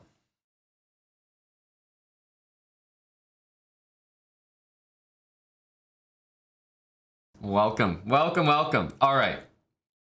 Yeah, that was a tangent, but that's pretty ironic. I think you guys were asking me to play the opening, and I ended up unintentionally, well, I did this before you guys asked me to play it. I ended up going on a tirade about how bad knights are on these squares, and then you guys have the audacity to ask me to play an opening where the principal idea of the opening is to put knights on those squares. Gotta be out of your goddamn mind. Hell no, we're not doing that.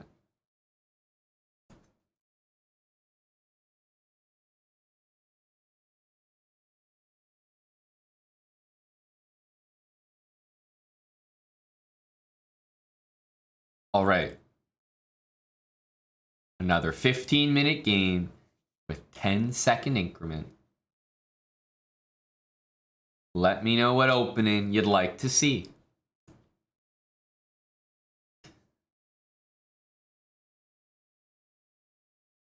All right, we're against e4.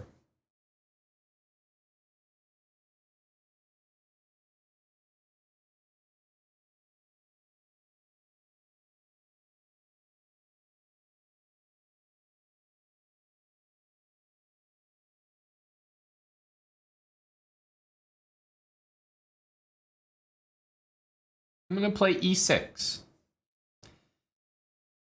I don't think we've played a French game before, and it's a very popular opening for sure. The French advanced. Now, I will be very, very proud of my opponent if, for some, reason or another, this pawn chain is still intact in the next 5 moves. So when people play the advanced French, really the whole point is that you need to start challenging the center with an immediate onslaught. So the move c5 is required. We need this move. We can't just have less space and play a move like, for example, knight c6. If I played knight c6 in front of my pawn, I would have no claim to a good position, probably for the rest of the game. So c5 is necessary. It gives me avenues for my pieces on the queen side. My knight gets developed behind the pawn to put additional pressure on the center. c3 is played. Now we can continue knight c6, basically the main line of this opening. So we play knight c6, knight f3. Again, a tremendous move, and white's done a fantastic job so far. I'm going to continue with pretty much the main move in the French. We're still very much in theory. Queen to b6. All these moves have been directly aimed at that pawn. So how is our opponent going to react to that? The thing about the French, when you play it from white, especially this advanced variation, is that you spend the first 5 to 10 moves of the game reacting, playing defense. And that can give most players, most low-rated players, the impression that it's not a good opening, or that black is better, black is preferred. Of course, that's not the case. The French has a great reputation for white at the higher levels. However, at the lower levels, that reputation isn't quite there, and it usually feels like black is the one pushing you around. So bishop d3 is, again, a great move. If I take this pawn, everybody trades. There is a nasty bishop b5 check to win my whole queen with a discovered attack. If everybody takes here, I'm going to end up with a queen there, and bishop b5 will win. So I'm definitely going to ask my opponent the question, which is, if I play bishop d7 and stop that idea, what are you planning to do? He's played really well so far.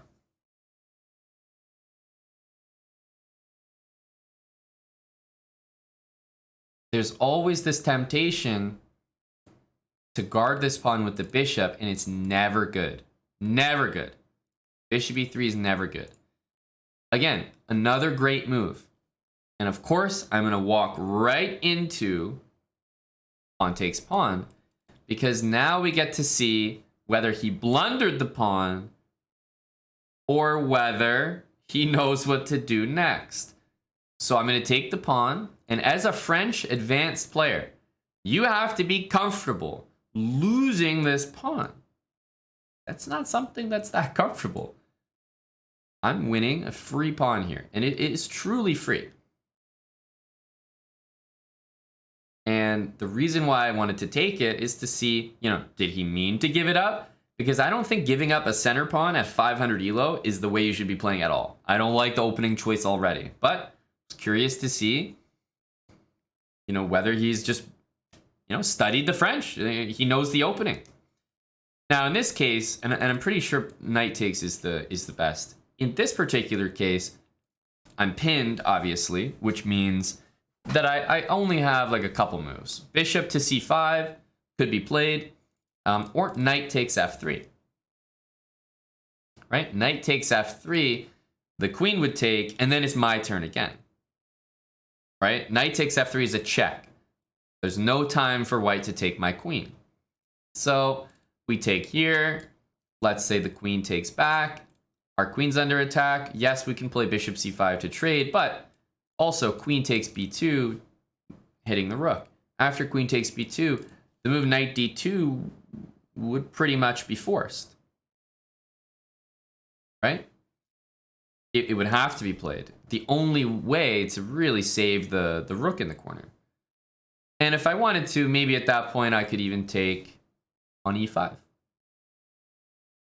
So I'm definitely headed in a direction where, like, I could win a lot of material here. Truly. So that's the outlook. That's the horizon. I don't like the move bishop c5 as a general rule. There's probably other good reasons why we don't like that. But no, I'm not interested in any type of move like this, where maybe the queen gets out to g4. So let's take. It's with a check. My opponent is maybe considering taking my queen here. However, it is illegal. Yeah, and now my queen's truly under attack. And I don't disagree that bishop c5 is actually a reasonable move here. Takes, queen g4, hits my pawn, and then I'll have to play this kind of ugly looking move, g6. So instead of this, let's do it. Let's just be the greediest version of ourselves. Hitting the rook. That move was made in 0.2 seconds. And that resignation took longer for him to do than his move. Why don't people think? Took him longer to resign than blunder.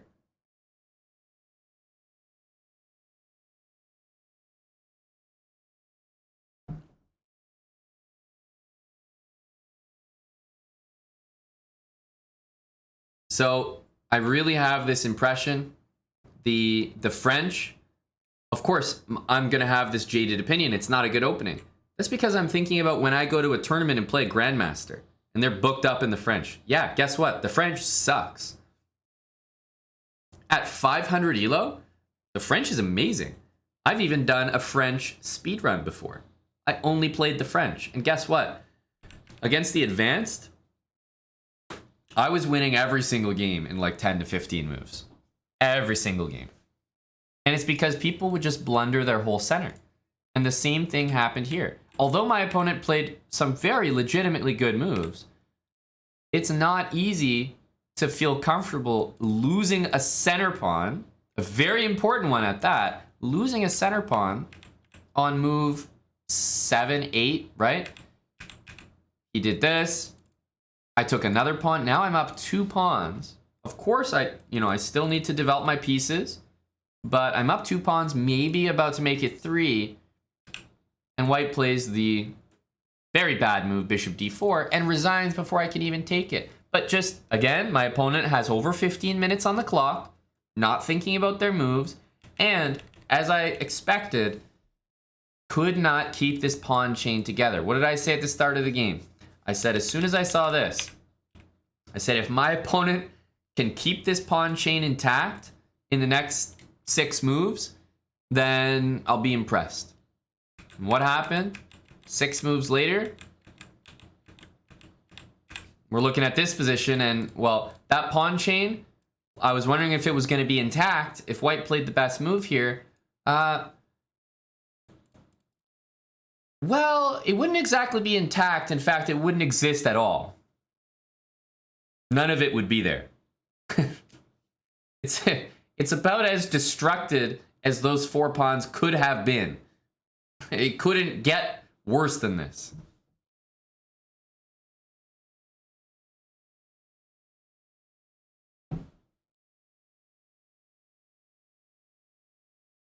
And that's just a very, very common thing when people play this advanced variation. Yes, there are great moves to play here for white. He's still playing theory. In fact, he was still playing theory when he lost the pawn. But am I expecting a 500 to know the theory about how to properly lose a pawn in this French defense line? No. I mean, that's a lot to ask. Which is why I don't recommend openings like this. It's just like not principled. Why are you playing an opening where you lose a center pawn and you're supposed to on move 7 of the game? No. Just play another opening. Play e4, and against the French, just don't play the advanced. The advanced walks into this. You kind of have to play in this way. You don't have to, but it's definitely encouraged. So he's even okay to play this, but now you'd have to know all sorts of stuff. Knight takes rook e1. Knight takes knight c3. Knight bd2 here. All these moves are playable.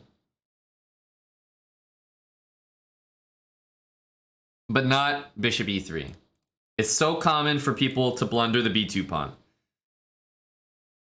So common here. All right, so this game unfortunately went very much in the direction that I expected. You know, he resigned after 11 moves, but the French, it's so effective at lower elo because a lot of people play the advance. They want to gain the space, but what black plays every game, the counterattacking move, c5, knight c6, queen b6, and maybe bishop d7 if necessary. And with those 4 moves, you're set up to probably win a pawn already. I think you will win a pawn in that position, or before then, in the French advanced, maybe 9 games out of 10. I mean that. And I actually have the data to prove it because I've done a French speedrun before. We started a rating around 400, and we really did this. We saw the blunders that were happening, and guess what? 9 games out of 10, we did win a pawn.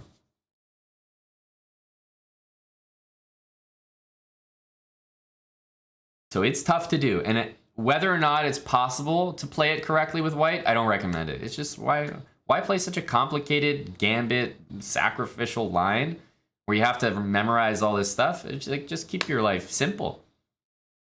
Corner Pawn, thanks for the sub, man. Brand new sub from Corner Pawn, J Demonic 10. And Eviscerated, thank you for the 5 gifted subs. Cheers, Eviscerated. And thanks for the brand new subs, Corner Pawn, J Demonic. Hopefully some slow chess enjoyers in the chat right now. It's only early afternoon, so we have the world in front of us. And thanks, guys, for the follows in the meantime. Those that maybe are just seeing the channel, maybe watching from Chess TV, God bless you. Or maybe paying more attention because I actually have something to teach you this time. Either way, whatever's bringing you here, the music, the vibes, the chat, the chess, happy to have you. Gull Ducat, 4687, thanks for the 5 as well. Look at the generosity, speaking volumes. Eviscerated, Gull Ducat, thanks for the 5 apiece. Is this random or selected? Are you talking about my opponents? They're random, all random opponents. Thanks for the 5 subs, guys. Very generous. Yeah, that was a French defense game. And boy, it was quick. It really was. Spanish tag brought you here. Yes, we've done some analytics on the tags and how many people get brought in by each of the tags. I can say for certain that the Spanish tag has brought a lot of people in, but there are 1 or 2 tags that have brought in more viewers than the Spanish one. Can't remember which ones they are. I'll have to check the analytics again.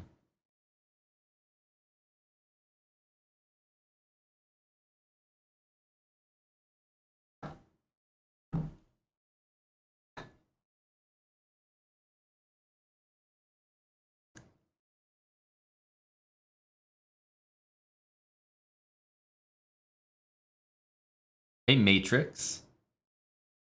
Well, that's kind of you. Appreciate it, buddy.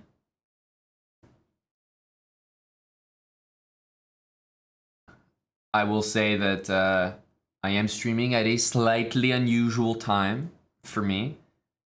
I mean, I'm up before noon every day, but I don't often turn the stream on. Tuesdays I do, and this is admittedly an early Saturday stream for me, but we stream long hours here. Right now, Grandmaster Eric Hansen, who's streaming on the channel as well, is taking a little trip to Norway, hanging out with a guy you may have heard of named Magnus Carlsen. But usually we both stream on the channel, so it keeps the channel very active. In case you're subbed here, following, I think is one of the best places to be, because you just get the most value for your sub. The stream is on all the time. Got a lot of sub benefits. Big Discord community. Glad you could catch the stream, Matrix. And anyone else tuning in? No, they didn't, Begun. We need a win next game.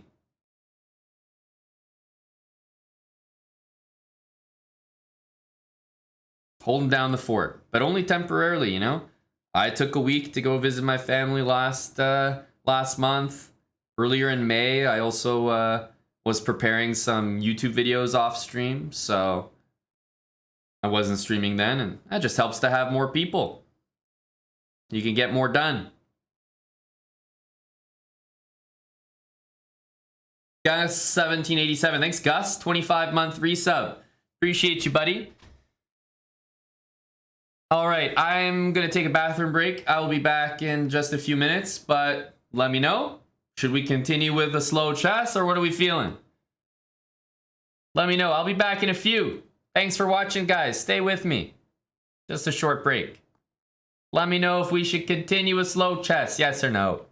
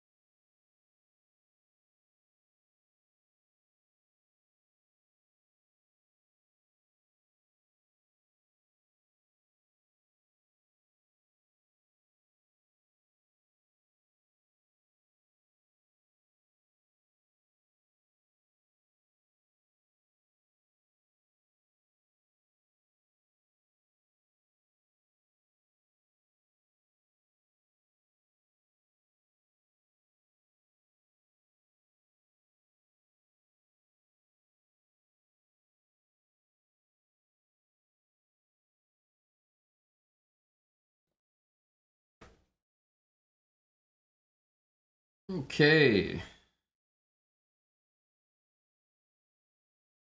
think the music has been pretty okay too. Listening to our girl, Miss Monique. This set's not like outstanding, but just kind of good background. Good background noise. There we go. You decided on slow chess? I was gonna ask. What's the consensus? Is it a yes to slow chess? What headphones are these? I never know. I have to look. I think it's like oh yeah, Buyer Dynamic. Buyer Dynamic.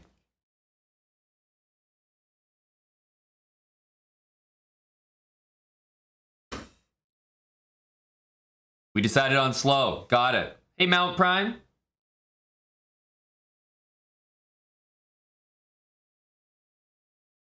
I'm glad eviscerated. That's a good sign, I guess. Go seniors. Go SLOWBRAHs. Biodynamic DT700. Same as yours. You got these as well, Spudge? Oh.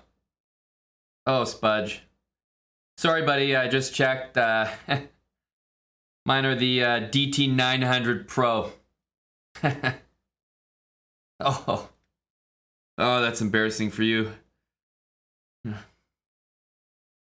I've got the latest edition. What can I say? I mean, we're big ballin' over here. Gotta take care of our ears. I know. The DT900 Pro X. Don't get me started. Whew.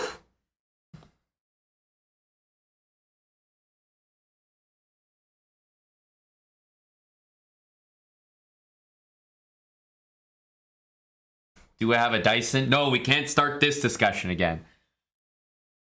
We can't have this again.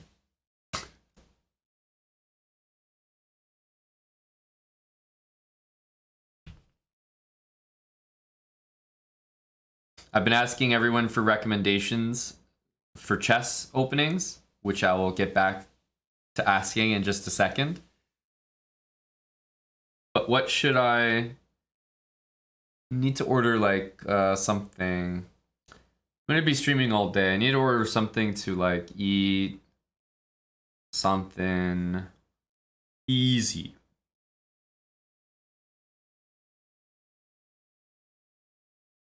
You guys suggesting food the way you're suggesting chess?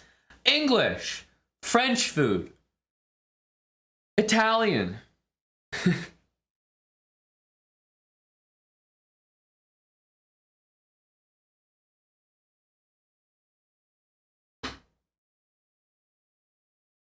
Scandi food, Stonewall food, Scotch. Now there's a suggestion. There's a suggestion.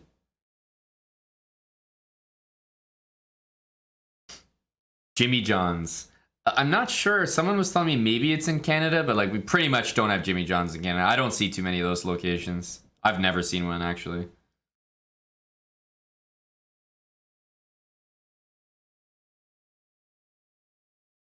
Hyper accelerated chicken. Actually sounds pretty good. Actually sounds pretty good. Like I just don't want to get something too hectic. More of like a smoothie vibe. Like if I get like a salad or like a big burger, it's just not that easy to eat on stream, you know? I like to have those easy kind of meals. I'm thinking smoothie angle. Maybe pasta. Pasta's okay.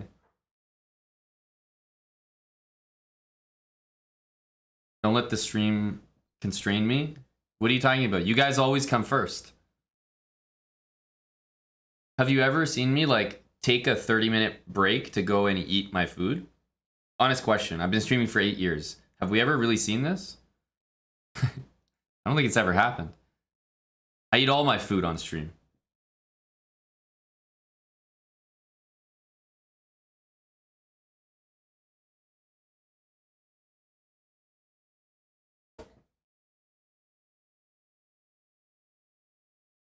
All right, I've decided.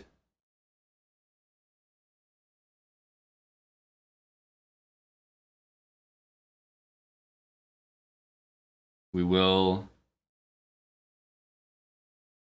pass that up. Let's go.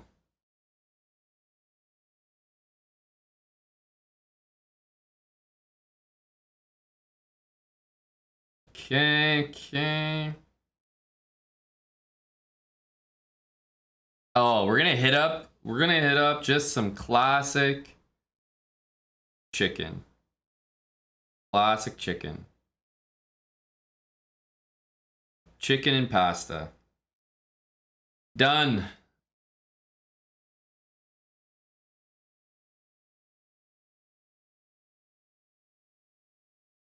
All right, booked. Booked.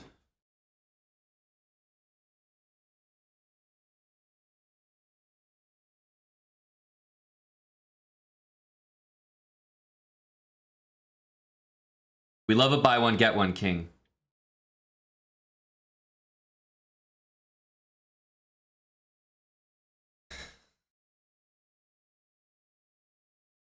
All right, it's done.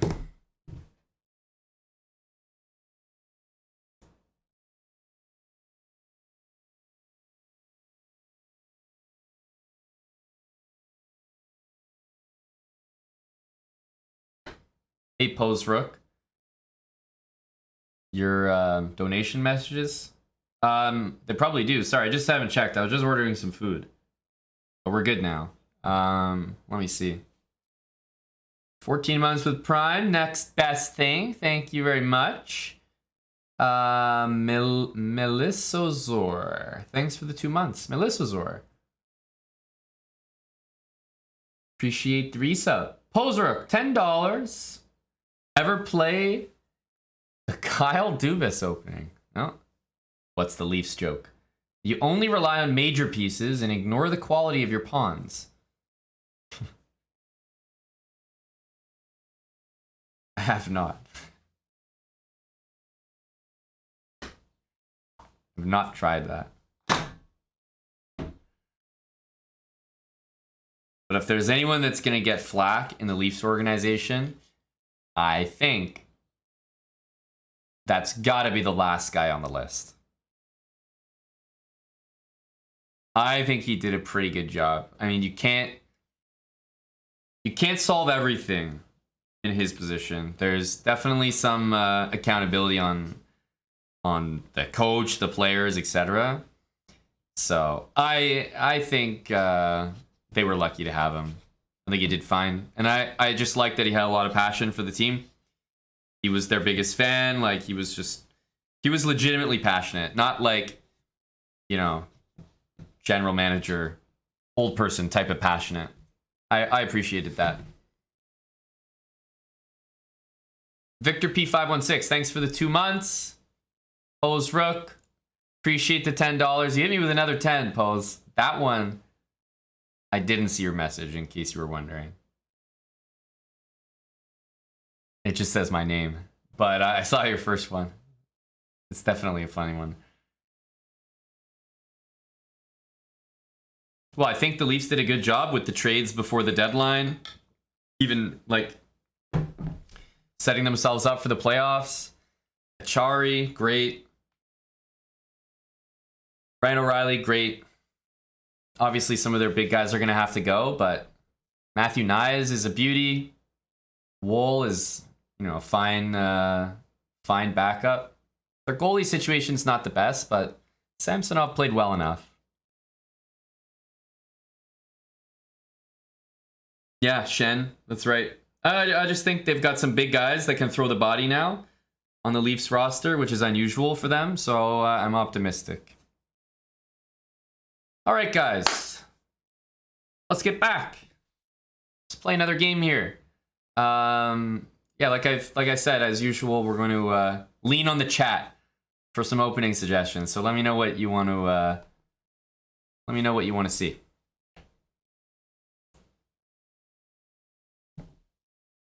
All right, we got the white pieces. What should we do here? All right, I'll start with e4. We'll see what happens. e5. What are we feeling?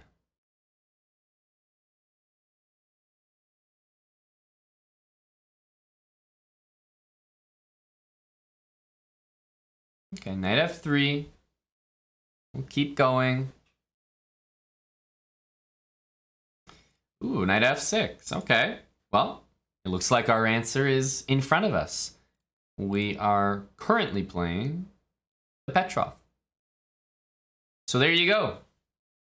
That's what we've got. So I think the thing about the Petrov is, you know, White's best move will pretty much always be knight takes pawn, right? You can play other moves here, but they're basically subpar. So start by taking. This is a good way to begin.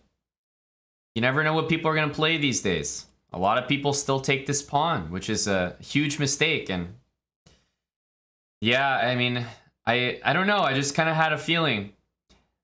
On the list of openings that I recommend for lower rated players, the Petrov is not even on the list. This goes in the same vein as playing the French Advanced, right? This is just bad. It's really bad. Don't play the Petrov. It's like, first of all, you have to make sure that you don't lose this way every single game. But it's like, how can you play the Petrov and this is your intention? I'm curious to check if this guy has ever seen this before, because you know what? It wouldn't make a lot of sense for him to be a Petrov player every game. And it's like, obviously people have taken on e5. Is he taking on e4 every game? Because that would be really strange. Just blundering every game the exact same way. So I'm going to continue with queen e2, which is an important move to play. Queen e2 hits the knight. If the knight moves, then you you're kind of lost already. So we'll see what black wants to do here. But queen e2 hits the knight, and if the knight moves out of the way, the queen is lined up to the king, right? So it's already kind of a bad sign. So after f5, I do have some options here. d3 hits the knight, right? Immediately, I'm just trying to get the knight to move, and then once again, I have this discovered check with the queen. I also can play queen to h5, right? Queen to h5, check. If the pawn goes to g6, knight takes g6, good trick to know. Pawn takes, and I take on h8. So with two very good options, I kind of have to differentiate them. If I go d3, let's imagine my opponent plays d6. Well, I just move the knight back and I win this guy by force. So if I play d3 and the knight moves anywhere, it doesn't matter. Knight c6 will win the queen. Discover check. So after d3, the only move for black is this. Queen e7. The only move that I can see that does anything, honestly. So queen e7. And then if we move the knight back, black can move their knight back, and I wouldn't actually be winning anything there. d3, queen e7. If I don't move my knight and I don't know, protect it, then black moves the knight. And again, I don't have this discovered check. It's not check anymore at all. If d3, queen e7, and then queen h5, maybe trying to combine the two. Okay, g6, knight takes g6, pawn takes g6. And, you know, if I go and grab this rook, I'm in a little bit of trouble there. Because then black is the one that has the discover check on me. So I don't want to allow that. So my calculation leads me to believe that d3 is only really playable if after this, g6, knight g6, I take with the queen on g6. And then take the knight on e4. Or I could play queen h5 and play this line and take in the corner. So both of those look very good to me. I definitely think that queen h5 is harder for him to meet. I mean, this is kind of the reason why this wouldn't be very good. So I'm definitely going to choose this one, but I just want to say that I think d3 is a very good move here. Just that some of the lines may result in me, I don't know, up 3 pawns, 2 pawns, which is a big advantage. But queen h5 is kind of the nastier move for somebody to see in response to f5, because it looks like it directly takes advantage of it. Kind of reminds you why you're not supposed to play it. Okay, so we see g6. I have to continue the way that I was going to. Knight takes g6.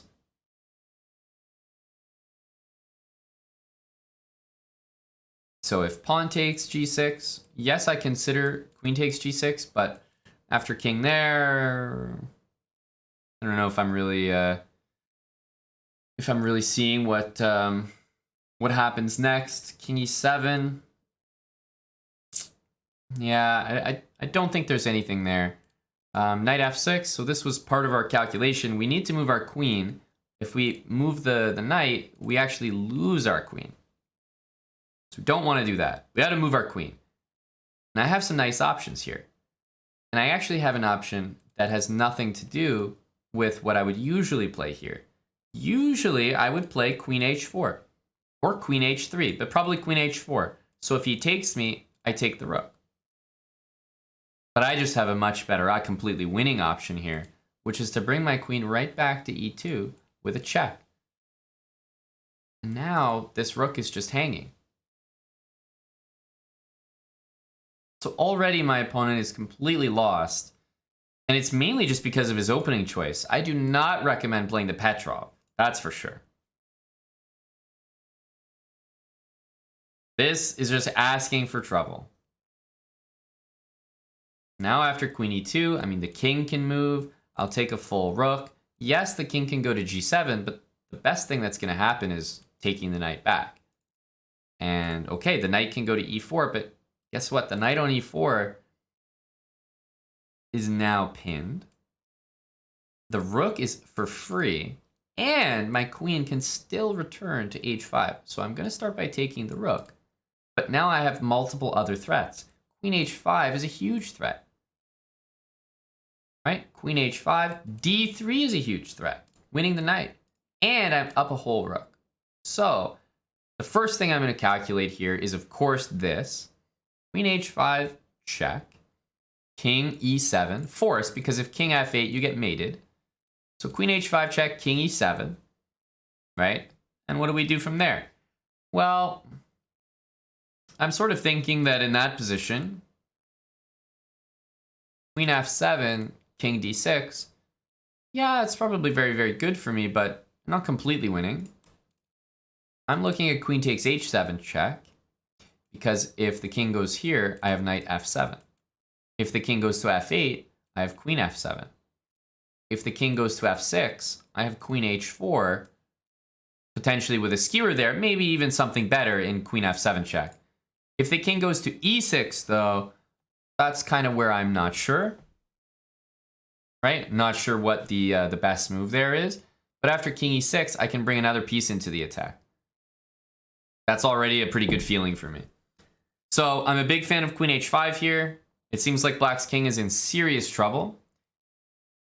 d3 or f3 would be very good moves here. I just think that something like this might be a little bit better. So I'm going to go with queen h5 check.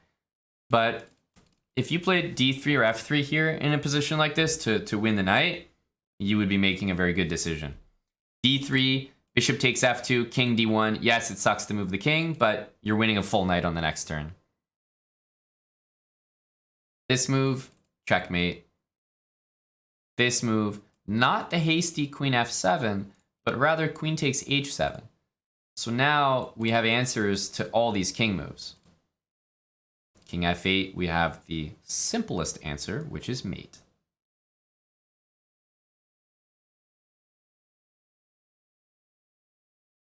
And that one is only 10 moves.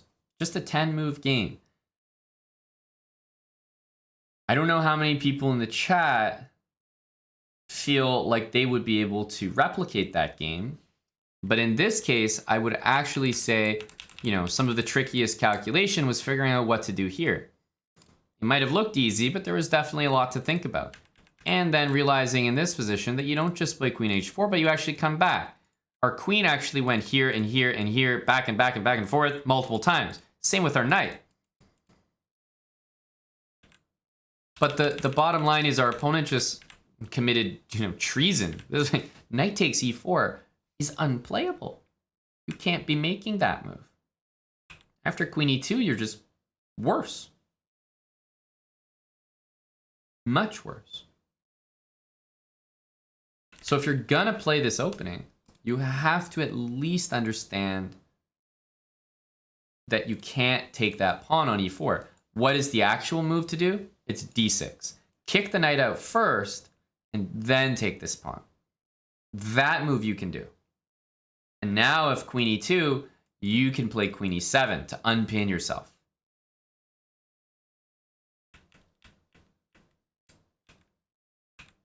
But if he plays queen e7 here, we'll just take the free knight. Black could play this to win the knight back. But guess what? After pawn here, you're at the very minimum going to be down a pawn. Maybe worse.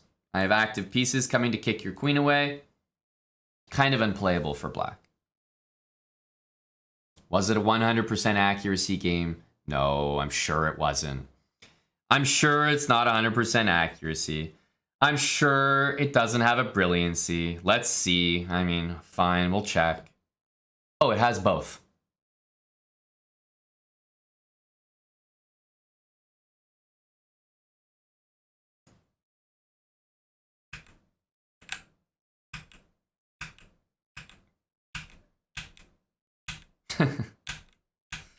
Knight takes g6. Brilliant.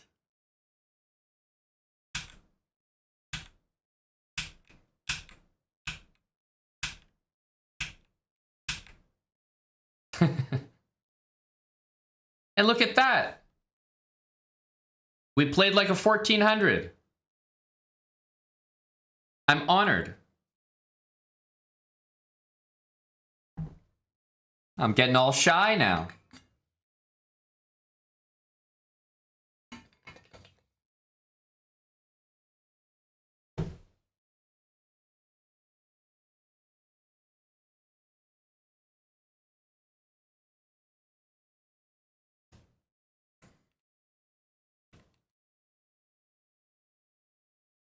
Yeah, this was concerning. You know what? I actually am going to take a look because I'm just too curious. I want to look at my opponent's profile and see other games where he's played with the black pieces.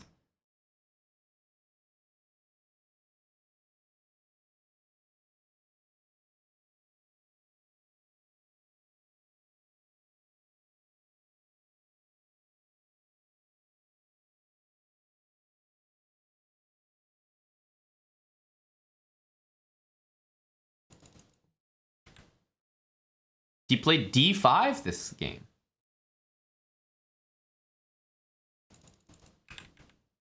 He played d5 this game.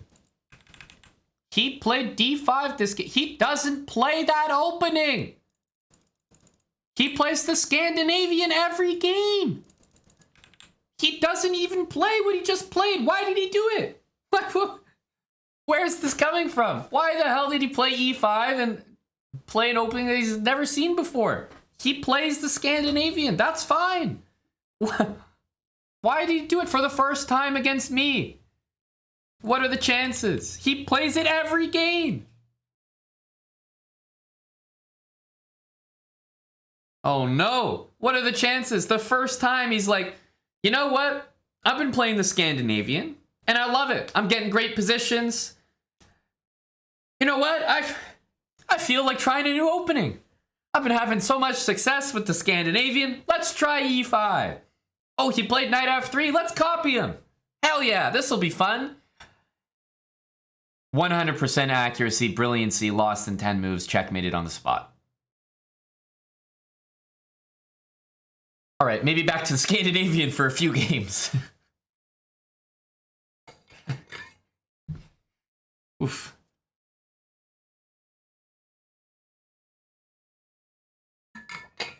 It's a little tough. Just bad luck, honestly. Just bad luck. Bad timing. Just bad timing.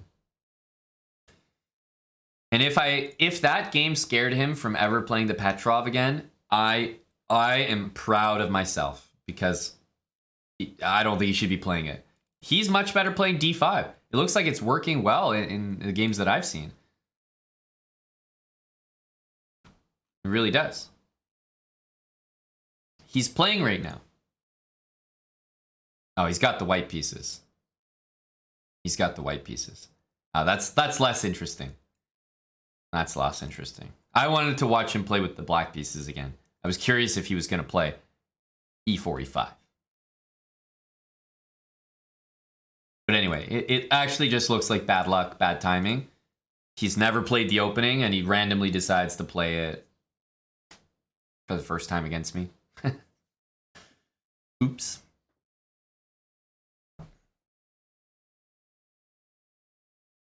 I am a little proud that I might have saved his chess career. That's right. Cross24X, thanks for the 13 months. Appreciate the tier 3. Tal58, 19 months with Prime. Thanks, Tal.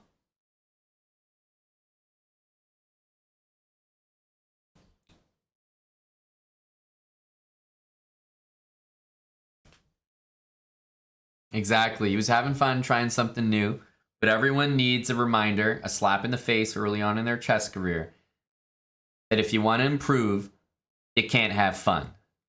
And it's like that in everything. You want to be, an amazing basketball player? No, you're not. You're not showing up to the gym and throwing half-court shots for fun. No. That's not allowed. No fun.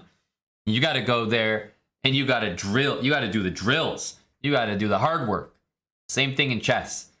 You can't just play whatever you want, no studying. You can't just sack pieces willy-nilly.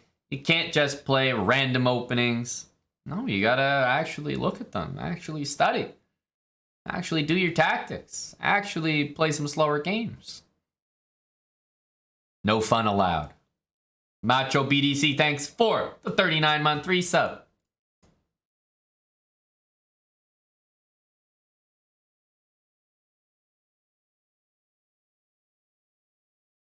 All right, let's continue.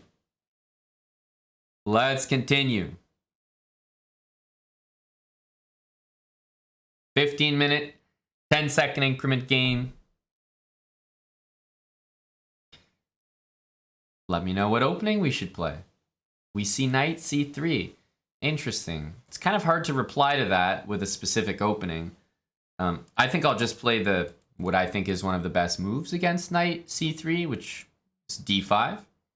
And we'll see what he does. d4. Okay, so this could turn into maybe like a Jobava London for white. That's quite possible here. It could also turn into a Scandinavian with, sorry, not Scandinavian, a Carl Khan with e4. Let's say if I played c6, right? For those wondering, no, this is not a Petrov.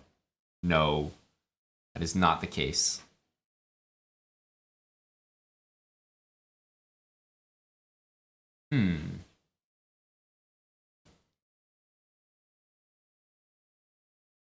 Yeah, I think after this, I mean, c6 is reasonable, but he doesn't have to play this. Then I think we would see bishop there. So I'm just gonna go knight f6, and maybe we'll play a little bit of this. Curious what he's gonna do after this.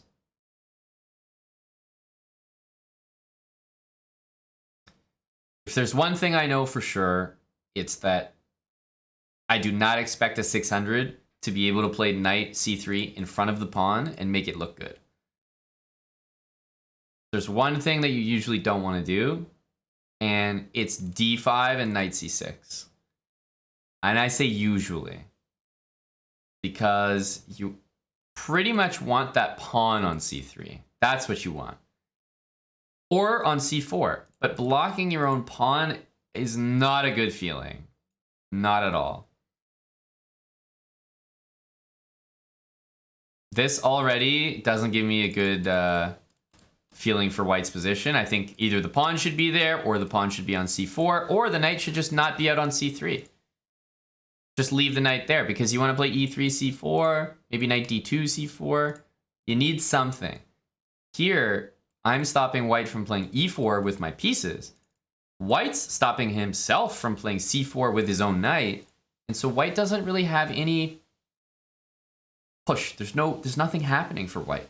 There's no queen b3 because the pawn's on c4, putting pressure on b7 and d5. There's no pressure on d5. There's no open c file down the line. So I'm sitting here wondering, what is white really going to be doing in this game? Because I see no breaks happening. And that's why you just don't usually put a knight in front of your pawns like this. e3. Well, e6. I think I'm on the better end of this because I got my bishop out and then played e6. He played e3 with his bishop on c1. So I'm going to have the much better looking position. Both my bishops enjoy nice diagonals here. Whereas for him, that bishop is already crying on c1. Bishop b5, another rather wasteful move. And instead of playing knight c6, we're just going to repel that bishop with tempo. c6. My knight wants to go here. Much the same, I think his knight should have gone there. Or he should play c4 and then knight c3. Why do you think the queen's gambit goes d4, d5, c4? You don't play knight c3, you go c4, and then you go knight c3. You need to have your knight behind your pawn. Why do you think in the French, the advanced, when the pawn was on e5, and I played c5, and then knight c6? It's because if I played knight c6 first, I would be threatening nothing. I would have nothing active. I'm going to play bishop d6. Of course, we're very interested in this. Takes, takes.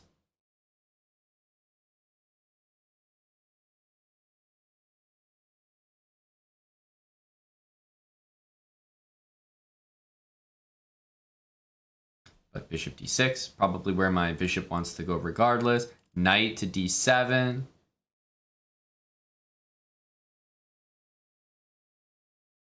And castling. If I trade the bishop, I just think my opponent's happy to take it back and then maybe push the pawn. Something like that. Let's develop our knight. We're taking control of that square now. All our pieces seem to be on pretty good squares. Again, if he takes, we're always taking back. I'd be very happy to do that. And you guys might find this move funny. You might laugh at this guy. But I will be the first one to say that if he's doing what I think he's doing with this move, I'm actually legitimately proud of him. I think this is a very good move. The hardest thing to do in chess is admit that you were wrong about putting your knight on a certain square. He is literally putting the knight back to the starting square because he realizes he's doing absolutely nothing with the knight on c3. He needs to move his pawn. He needs to reroute that knight to a better square. That looks maybe like the stupidest move you could ever see. I'll be the first to give him credit. I think it's a fantastic move.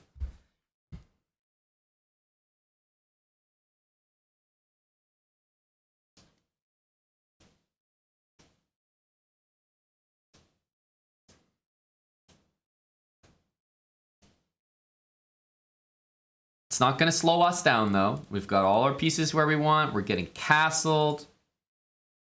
We're approaching the middle game where now we're really going to decide how we want to play going forward. Where do we want to put our pieces? What's our plan going to be? That sort of stuff. I have a few more pieces to develop to basic squares, but that's about it. A4. Okay. This is where I start to not like what he's doing.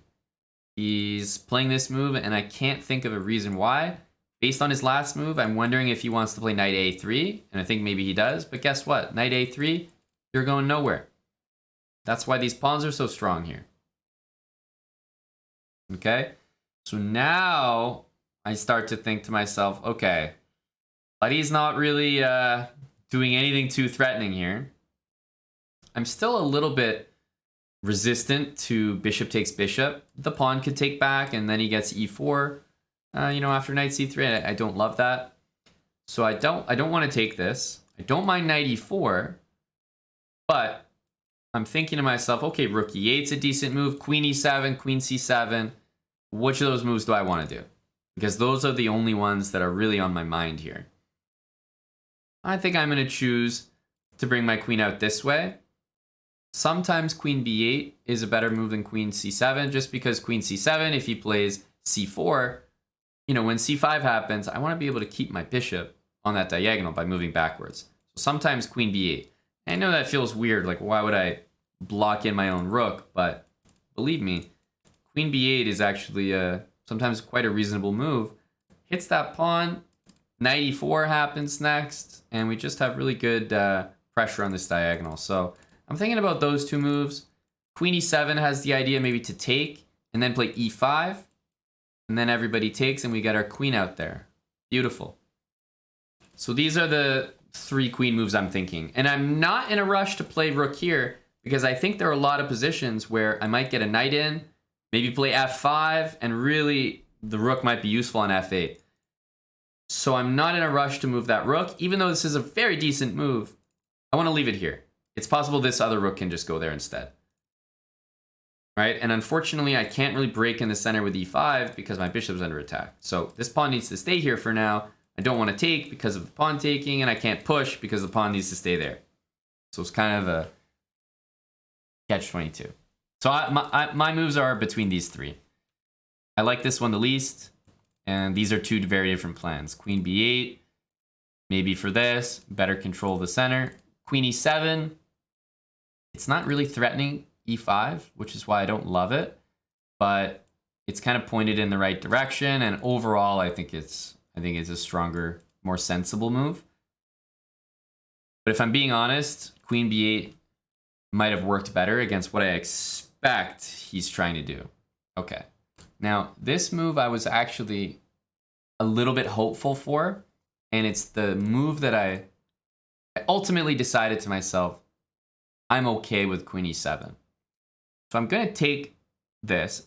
Might not be the best move. Knight e4 is a fantastic move, but taking here just leads to a position which opens up perfectly for the exact reason why I wanted to play this. The whole plan is like, I want this bishop gone somewhere so I can finally play e5. Why do I not want that bishop on f5? It was hanging the entire time. Now, I've been talking about how pawn takes and maybe my opponent can get e4 in, but I'm going to make sure to be the one to play e5 before that. Queen takes d3 makes so much sense. But now I play e5. And now I'm threatening to go e4 to fork the queen and the knight. My opponent only has 2 pieces defended, or developed rather. And if they're not paying attention to the e-pawn, it's going to arrive on e4, which is exactly what's going to happen right now. My opponent's going to lose a piece. Now, if they took the pawn, I would take back. The knight would take, my queen would take, and because my opponent played b3, I would be hitting the rook in the corner, and I would be threatening checkmate on h2. So white was in already an extremely difficult position here.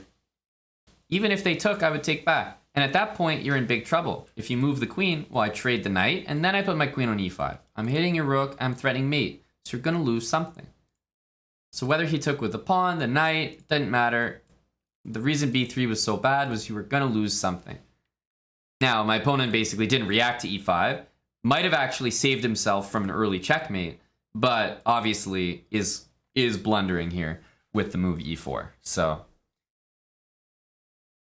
after bishop there, do we want to take? Do we want to push? Trying to decide here. If I take, I think there's actually a world where like maybe he could take here. Takes, takes, takes, takes. And I don't really want to entertain that. So let's just keep it really simple. We know that e4 is going to win a piece with a fork. Let's not bother with bishop takes a3. No need, because remember, if the bishop takes here, I'm going to take back. And then this fork is still going to be present. Like it's always going to be there. Okay, so now I am interested in taking. Now I've got this whenever I want. So I am interested in taking, because I see his knight going this way as a good thing for him. That's towards the center. It's, of course it's a good square. I see his knight going that way as very, very bad for him. So I want to force the knight to go there. Now I'll take my piece that I earned. The rook is tied to the knight. My knight will now enter the center of the board. I'm threatening knight d2, which will win the exchange. If he brings his rook to guard that square, or brings it into the middle, he's going to lose his knight. And it's very easy to forget that.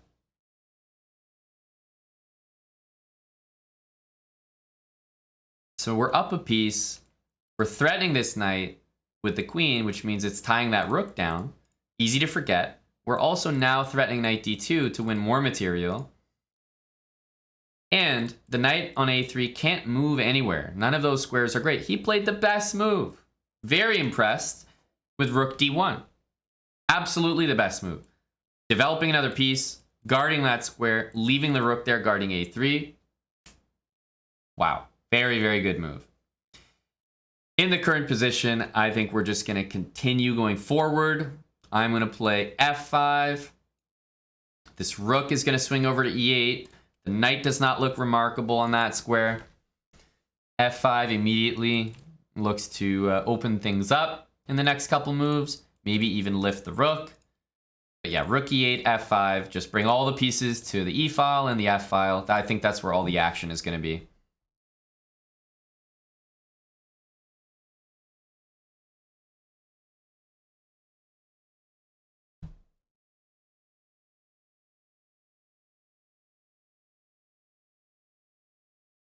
Rook's tied down. Knight to b1 may be played because he just realizes the knight's not very good. But you know what the story of this game has been? It's actually been that knight. He moved it to c3. It sucked there. He moved it back. Now it's on a3 where it's actually even worse. So you might have to move it back again. And this knight has just cost, 4 or 5 moves, 4 or 5 tempi. It's a liability.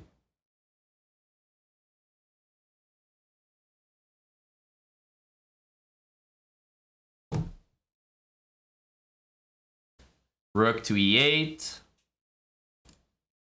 Maybe go for this pawn push eventually, like queen d6 and support it. Rook f6. All right, so he's played queen f4. Unfortunately for him, I think it's quite possible that move does not help. Because it almost encourages the next couple moves, right? Like g5, f4, for example. The one thing this move does is it maybe intends to go to c7, and I could see that being a little bit annoying, honestly. Do I think there's a very, very high chance that knight c3 wins the queen? Yeah, I do, honestly. Knight c3, if rook d3, knight e2 forks the king and queen. Knight c3, rook e1 is fantastic for white. So, it's not, knight c3 is not an unbelievable move for me, but I can definitely see it working. Knight c3 also stops the c-pawn from moving, so it's not the worst move on the board. Rook e8 is the type of move that I would play if I'm just, if I'm just looking to play a decent move. I think rook a to e8 is pretty good. So rook a to e8 is like probably the best safe move. Knight c3 has a very high chance of knight e2 working, in my opinion. But the other reason I like knight c3 is it blocks the c-pawn. If I'm guessing white's next aggressive move, I'm thinking either f3 to hit the knight or c4 to actually maybe, get some pressure going, maybe open a file. That's how I would expect white to continue the game. So I actually like knight c3 because it stops c4. And the fact that it comes with an added threat is even better. So hopefully he goes rook e1, and he does. Great move. Now I'm going to continue with this move, and I'm going to leave the knight there just in the way, honestly. So rook e8. Credit to him spotting so far every knight fork. Knight d2, covered. Knight c3, covered. So he's definitely spotting all these game-ending knight forks. But I'm still happy to have my knight there because he doesn't have any way to advance these pawns now. Knight b1 might be the best move, but am I ever going to complain about a trade? I got a full extra knight.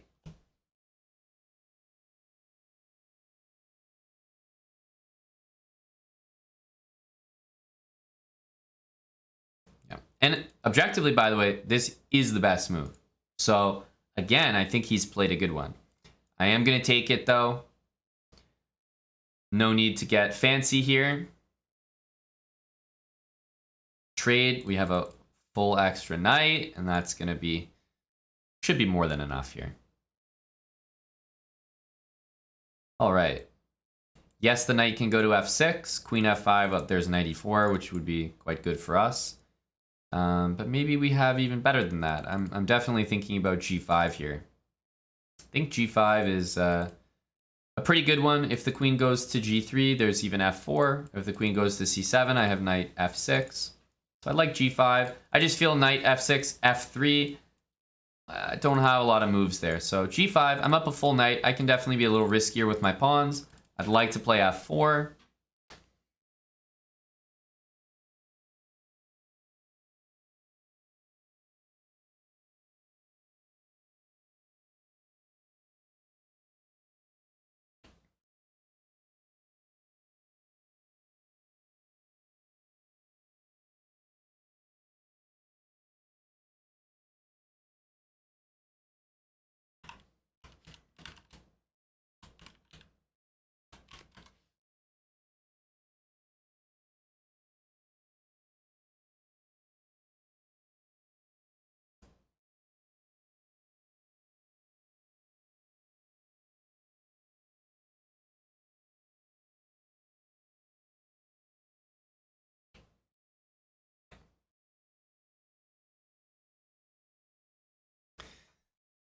Oh, that's very interesting. There is someone in chat named Gend5136.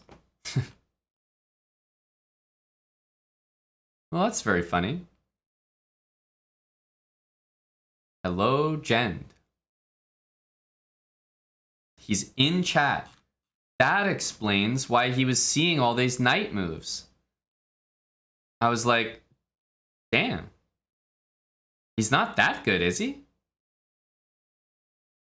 No wonder he was seeing all my knight forks.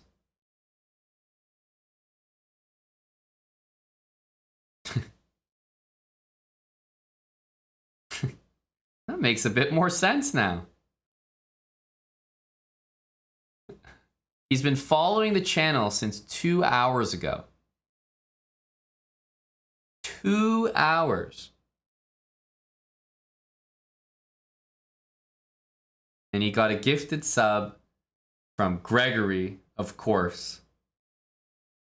Gregory gifted him a sub. And what do you know? As soon as he leaves the stream, he blunders.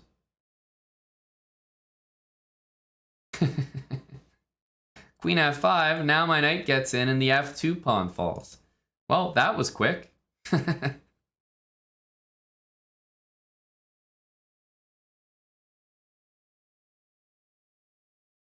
He didn't last very long on his own.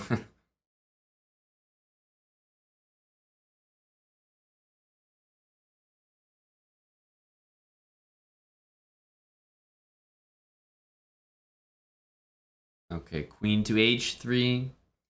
A number of different ways we could take stuff here, but I like taking with the knight because it definitely seems like it threatens the most. However, taking with the rook and doubling and maybe tripling with the queen, that does feel like ultimately the better move. So the knight comes with tempo. The rook is probably the best move. Let's think here. Knight takes. Queen h5 is probably the best move. And then what's my plan to win? It's probably bringing the knight back and then invading. So I think let's keep it simple and take with the rook. Triple up here.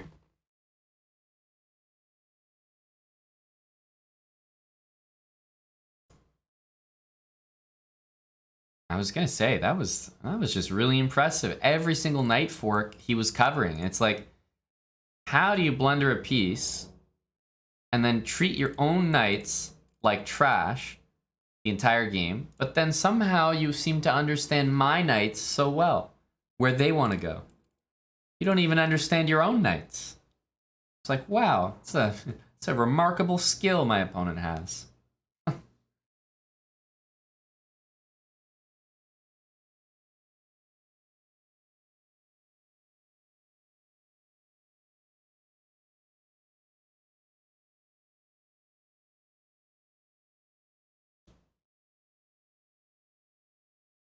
Bring the pieces in. I think it may be time.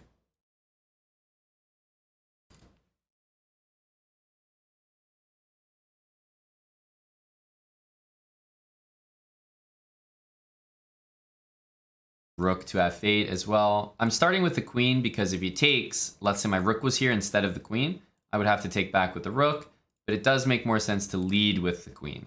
So let's take check. The king only has one square, that's for sure. And at this point, I think rook f8 in order to, make some threats here is kind of the way to go. This one also comes to mind. Knight to d2. Maybe to play like rook takes e3. So yeah, I'm definitely thinking about that. But rook f8 does come with an immediate threat. It's just I do expect this. We have to move our king somewhere. And then might have to deal with one or two more checks. Again, we'd have to move our king. I'm trying to find a way that gets things done in maybe a nicer way than that. But I'm not sure that that exists. So I'm just going to go for it. I think this is nice and simple. Here, we go here. Here. I'll go there. And if we get checked again, I'll probably choose to block. Yeah, so that move makes a lot of sense. Absolutely. Gives the king an escape square, stops that. Overall, very good move. Check. The queen will have to go there, and yeah, I think my opponent's more or less covering things. So we'll check. No matter what white does, I think our next move is this.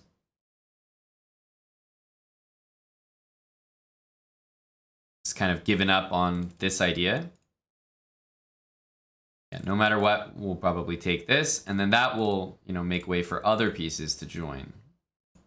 We'll take this with a check. The king only has two squares.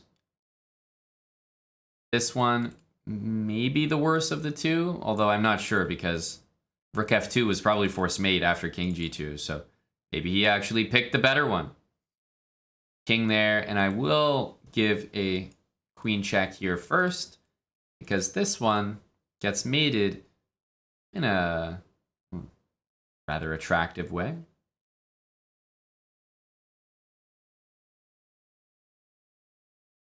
So this one is the better move for sure. I think it's time to take the queen. I'm entertaining, of course, a lot of other knight moves, but I just don't think they get the job done. Now it's check. Now it's check again. And then this one will be a mate. Oh!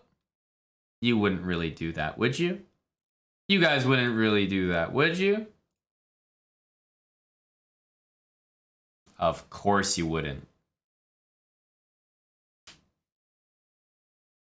Of course you wouldn't.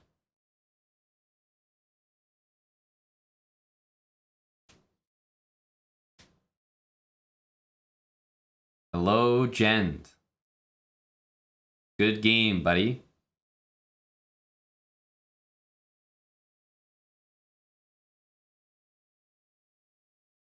Jend, I noticed you were a little less a little less capable at spotting all my knight forks after you left the stream. A knight fork really came back to bite you there.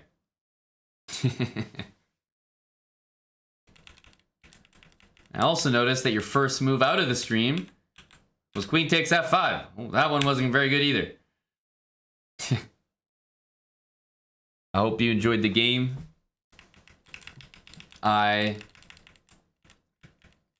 can only suspect in this position that the reason that you played knight to b1 was that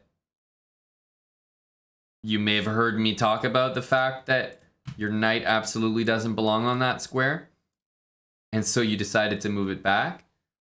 Now, as I was the first person to give you credit for this very, in my opinion, impressive knight move, because it's the toughest thing to do in chess, is to admit your mistake. As I was the first person to give you credit, I will also be the first person to take it back.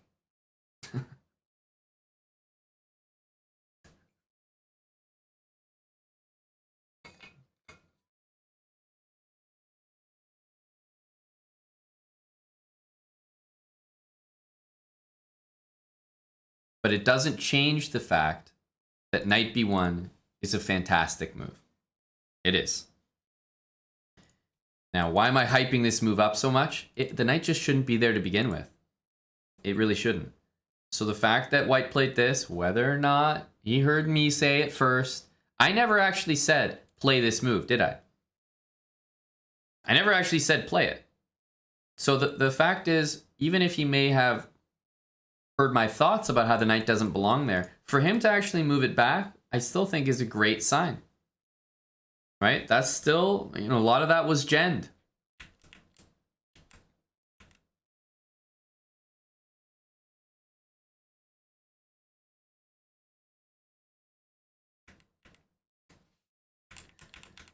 If you're going to play like a two knights kind of opening and you play d4, never put the knight in front of the pawn. You need to play an opening like this. And instead of playing that, you need to play your pawn here. And then your knight out. But if you're not comfortable playing a gambit like this, maybe start with something like e3. That doesn't feel great because you're blocking your bishop. Well, then you might say, oh, let me get my bishop out and then play e3. And then play c4. And then play knight c3. And then every single one of your pieces are happy. Bishop's happy getting out. Bishop's defending c4 before you play it. Knight's on c3 after the c-pawn moves. That's how you make everyone happy. Or play the Queen's Gambit. Great opening. But this is not good. There are many things in chess that you just have to be at a high level to play. Right? Naroditsky, Bortnik, they play this move all the time. It can be a fantastic move. Do I recommend this for anyone under 1500? No. No. Certainly not anyone under 1000. This is not a good opening to start out with. It breaks a lot of fundamental rules, and it takes a strong player to understand why you can get away with this.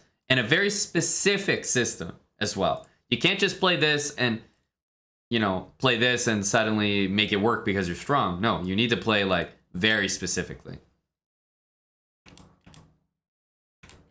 So knight c3 as a starting move, I already don't like. I just don't think it's a good first move. Should probably change that to a pawn move immediately.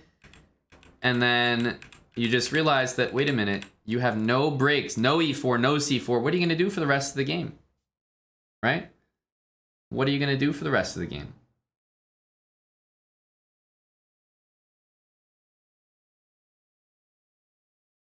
There's not a lot of active plans. Is the point knight c3 to push e4? You could say that, but then you may as well push e4, right? You absolutely need to. You need to castle, play queen e2, play rook e1. Your whole game plan should be e4. But if I'm playing against you, I'm probably going to put my knight there and not let you do that.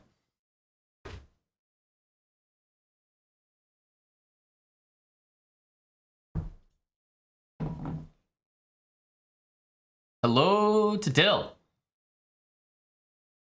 Hello to Big Dill. I would definitely do a shake dill. Good afternoon. I think as well, Dill, if you have shake energy, I think I ordered some food and it should be at the door. If you don't mind bringing that as well, that would be chef's kiss. There should be. I ordered like it's like a buy one get one. So if you want to have the other one, Dylan, go for it. I only need one of them. It's a nice little pasta dish. Maybe you're hungry as well.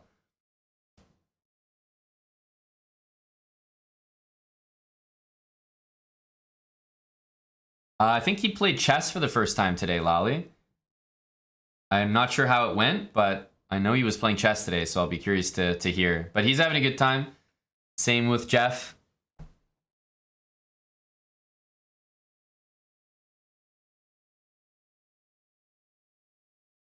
What mix is this? This is our girl, Miss Monique.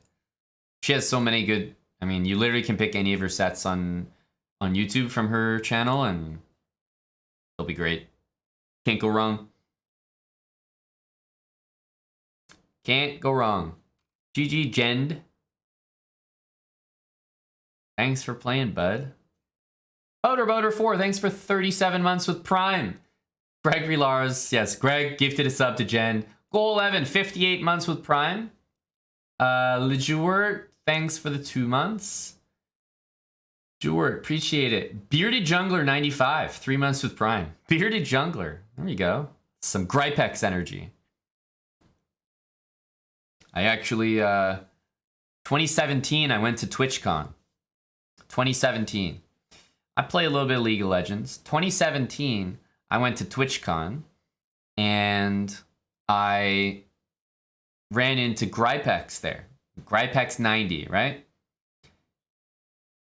I think, what is he, Danish or something? And he's got a big old beard, or at least he did at the time. He might have shaved it by now. And I also had a big old beard. This was 2017. This was when I was going for my GM title. He's the Lee Sin player, exactly. The Lee Sin jungler. And me and him saw each other, and he was like, "That's a pretty nice beard, man." And I was like, "That's a pretty sweet beard, dude."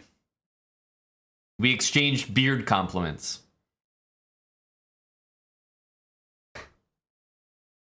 The good old days.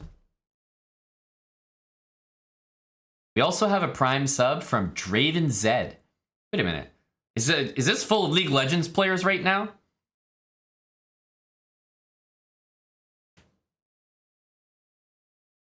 Is it only League players in here? We have Draven Zed hitting us with a brand new Prime. That's a League player if I've ever seen one. Draven Zed. Then we got Bearded Jungler 95. Is this where all the League of Legends viewers are? They're hiding at, 2 p.m. on a Sunday? You bet I never gank and blame it on bot? Hell no. I just don't jungle, my friend. Slow League of Legends speedrun. I've played League in my day.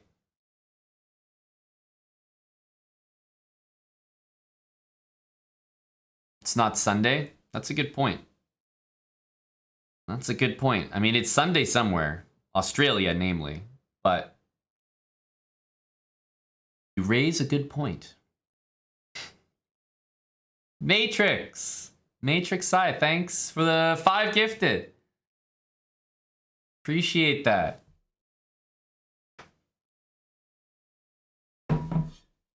Thank you for the great content. Wow. Okay, I like that. That's a thank you for the great content. So everyone else who wants to say thank you can now do so by donating 5 subs. Is anyone thankful here? Yeah, we'll be passing around the collection plate. So if everyone could just show their thanks with 5 gifted subs, that would be great. Yeah, everyone, please follow suit. The precedent has been set. We'll pass the collection plate around. Oh, chicken pants. Oh, Lord, he is thankful.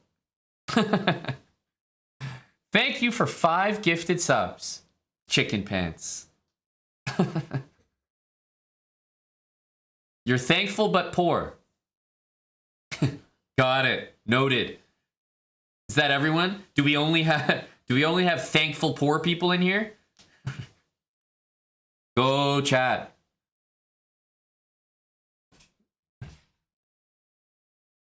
Thankful but poor, yeah.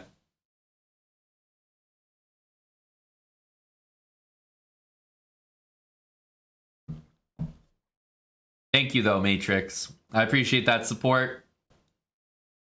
Chicken Pants following suit with 5 gifted. Frank Rutten, 5 gifted as well. Our longtime mod and supporter, Frank. Chicken Pants as well. Oh, look how thankful the chat is. Pass that collection plate around. TBA, listen here. 5 gifted subs. Fen Beingold, 5 gifted subs. Oh, people are so thankful in here. They're showing their thanks. Jason, SAC. Jason, thanks for the quick Cinco. Shade Forest, 5 gifted subs. Oh my goodness. They're just so thankful. I tell you, the people here are so not rich and so thankful. Look at that. Everyone in chat was saying they're thankful but poor. But look at that. If you're all thankful but poor and still giving 5 subs, then that just touches my heart in a special place, you know? That means the most. Look at the chat right now. We actually just started a level 2 scam train due to the thankful energy in here. T Jeezy, 5 gifted subs. Bad Looks, 5 gifted subs. Oh, I was saying, Matrix, you started something, you know? The 5 gifted subs, saying thanks that way. I think everyone else was thinking the same thing, but they were just a little nervous, you know?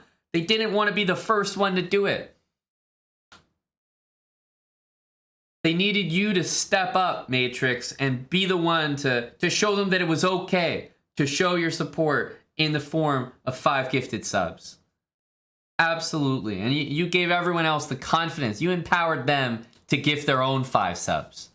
And maybe this movement will inspire everyone to gift 5 subs. You know, and it's just little things like this that build the community into what it is. God. It's amazing what humans can do when, you know, they're all working towards the same goal. God. What a beautiful, beautiful Saturday afternoon. Thanks, Wally Renfield, for the gifted sub as well. Reliable Randy. We're not done yet. Look at Randy hitting us with 5 of his own. You heard Scam Train, take the 5. We're on to the next level. Level 3 Scam Train. It's not about the hype, it's about the scam. Praise the Lord and let that boy walk. Level 3 scammage. Well, thanks very much. Seriously, that's, I mean, let's even count. How many? 1, 2, 3, 4, 5, 6, 7, 8, 9, 10. Literally 10 people with 5 gifted subs. This is the real life equivalent to, if everyone just gave $1, then we would have this much money. If everyone gifted 5 subs, we would have what we have right now, which is a beautiful Saturday afternoon. Look at that. Look at the support, the generosity. I got some pasta coming up. I got a shake from Dill. We're going to go protein shake and pasta. I think it's a great time for a break, an intermission. The slow chess has been appreciated. It's been relished. But you know what? We have more than exceeded a goal today. I think it's time for a lunch break. That's right. We've all been hard at work. What has it been? 3-4 hours of slow chess and learning? I think everyone deserves a lunch break. That's right. That's right. Thank you, Lolly, for the gifted sub. Andy with the bits. Lunchtime. Thank you, Sad Rabbit. Everyone grab a drink, you know? Everyone grab some food. Lunchtime, and we may have to run some marbles. Marbles, lunchtime, intermission. Will I come back? Well, hang on a sec. No, I'm not going anywhere. I'm right here. I eat all my meals on stream, as I informed you guys. You don't have to worry. I'm saying it's a break for you from the slow chess. Slow Dill. Aye. Ooh, thank you. I was just saying we're gonna take a lunch break together. You know. Got it. Everyone take a break. I'll let you mix that when you're ready. Okay. Thank you. No problem. Looks delish. Smells good.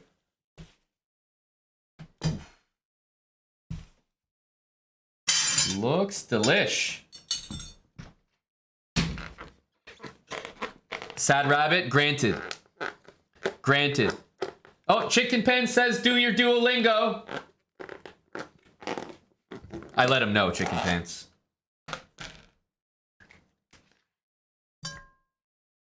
Don't worry.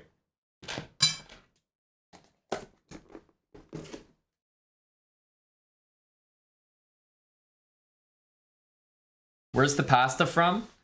I think... Let me check here. Oh yeah, it's straight from Italy. Nice. I got the good stuff.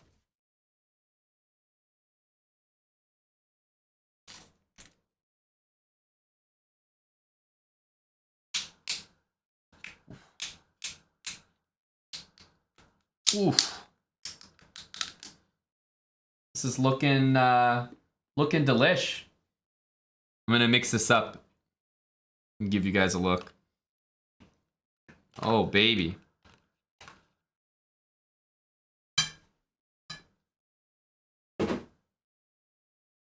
Oof.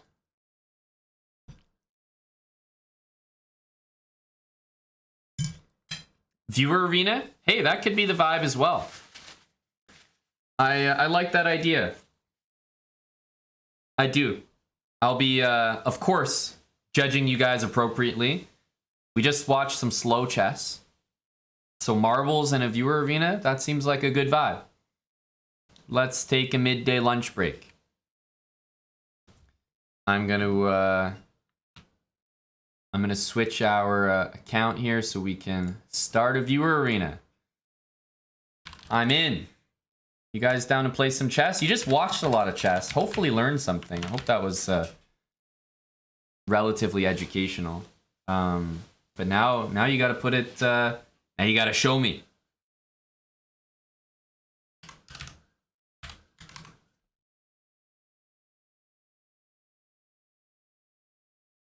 Five-minute games? Yeah, what do you guys think? I can't run a 10-minute tournament. It's a little long. The longest I could do is a 5-minute event, but we could do 3-minute. What do you guys think? 3 or 5-minute? What's the vibe?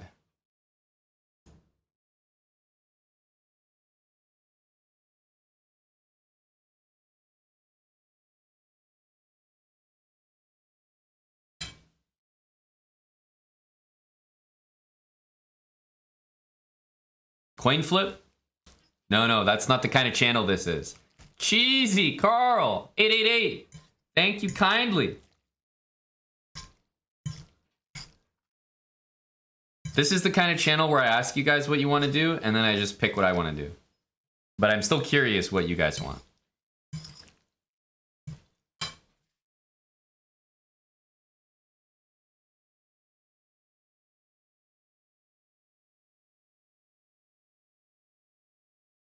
Hello, Jossie.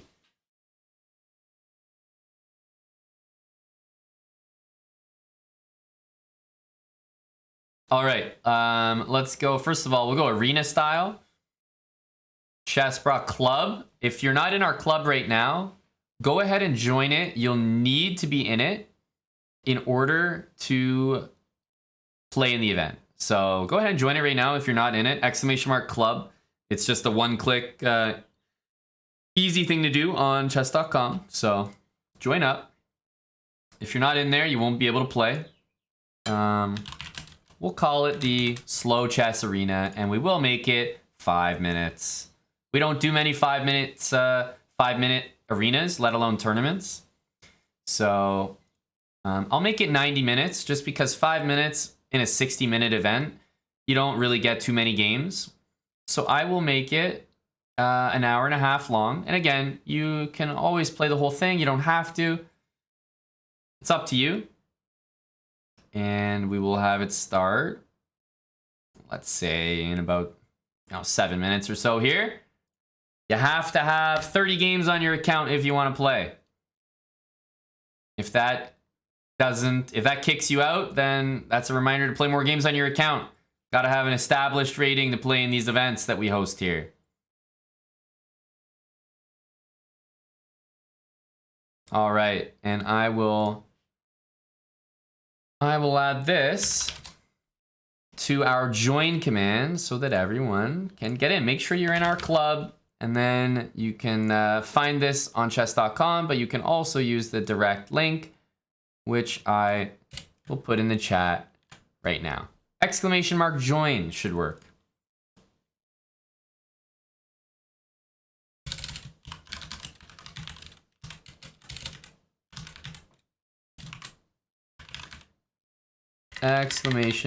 !join.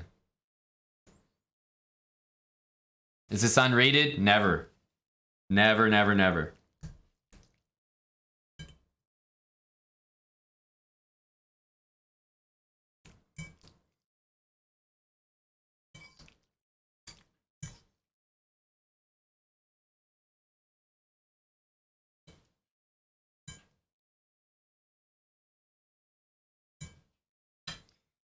Here we go, and have a look at my pasta. Look at that, eh?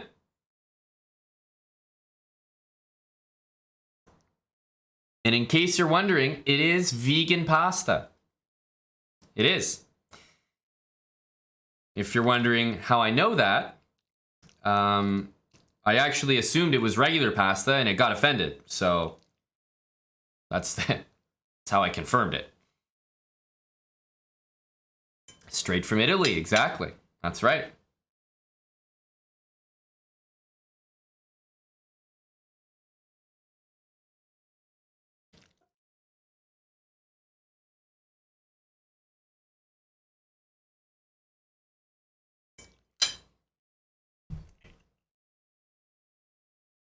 Need some meat? No, there's chicken in there, buddy. I did my favorite thing to do. Order vegan pasta and then add chicken. Checkmate.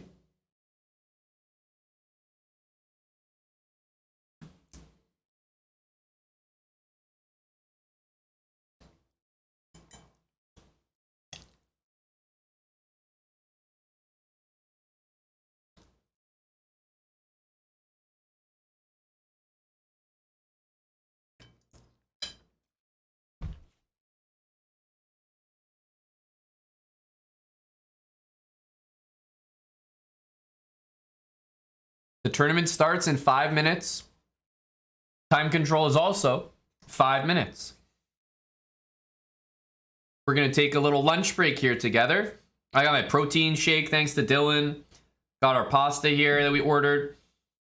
Caspian, thanks for the gifted sub. Same with Mad Physicist, and of course Chicken Pants gifting to Amaranth. For those that don't know, Amaranth has actually played some chess games on this channel before. Yes, she has.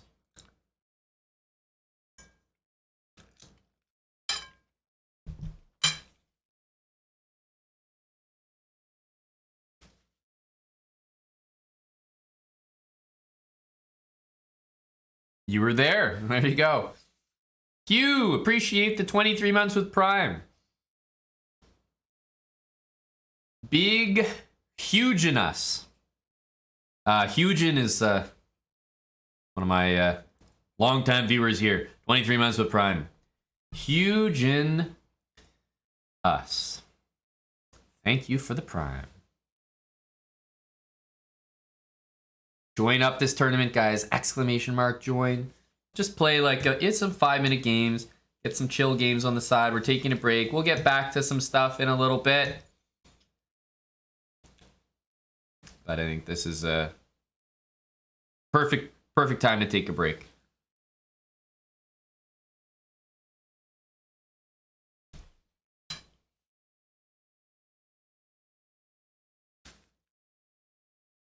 Why can't you join?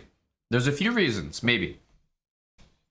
You have to be in the SLOWBRAH club. That's a guarantee. You have to. So this is technically a tournament that's only available to people who are in the club. That's why you have to join it. Not everyone can join this event. So join the club.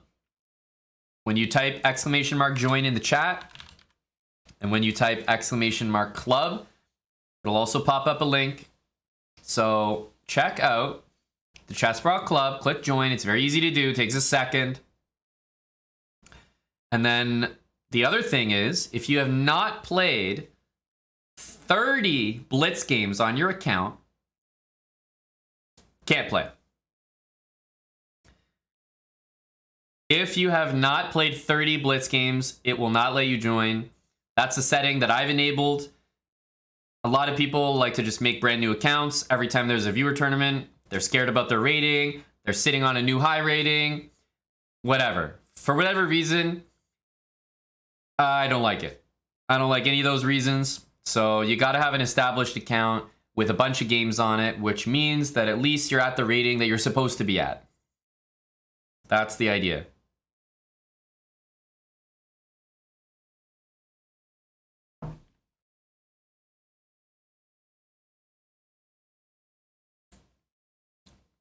Two minutes to join. You guys can technically join this anytime. You can late join it no matter what. It's going to go for an hour and a half. You can jump in, play a couple games, take a break, jump out. There's no pressure. Let's get to 100. We're at 78, almost 80. Let's get 100 before it starts. 2 minutes.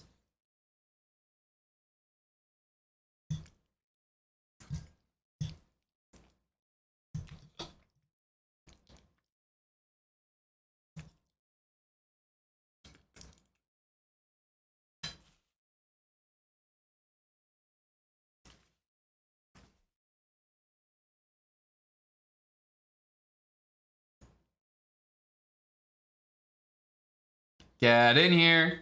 Thanks again for those 5 subs, Chessy Carl. I think I called you cheesy earlier. Thanks, Chessy Carl. I appreciate the support. No, Sad Rabbit. That's not true.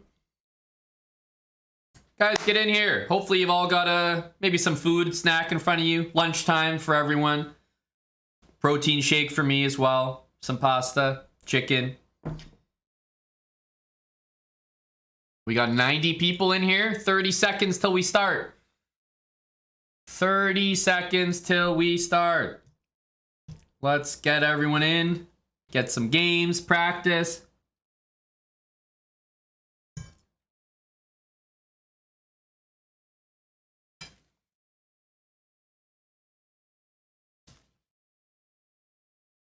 No, it's not sub only.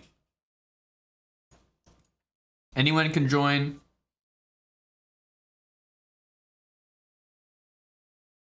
And there is not a minimum elo. Any elo can join.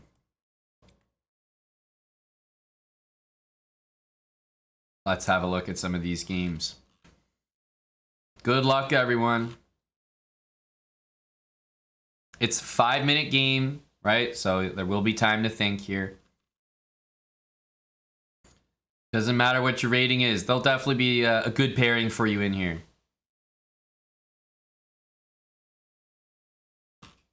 Let's see here.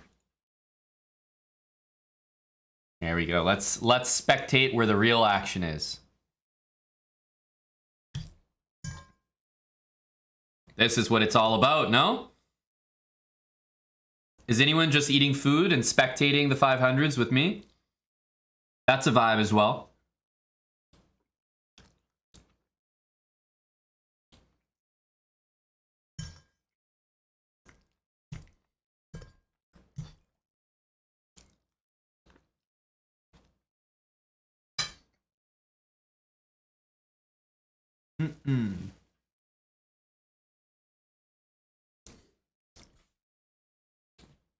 You're cooking food and watching. That's nice.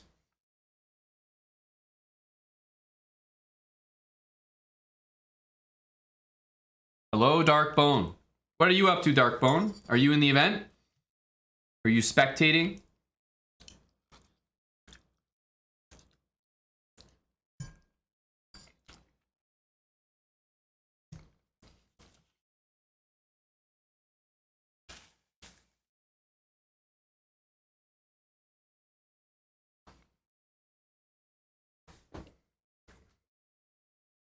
That's okay, Notorious. You can still get in. No worries about a late join. Only 2 minutes have passed. You can still join. Get in the club and then hop in the tournament. That's a good way to put it, Sky Money. I like that. Oh yeah, that's right, Darkbone. I forgot. You have a date with a girl who's into astrology? Is that right? So how was your research? Did you...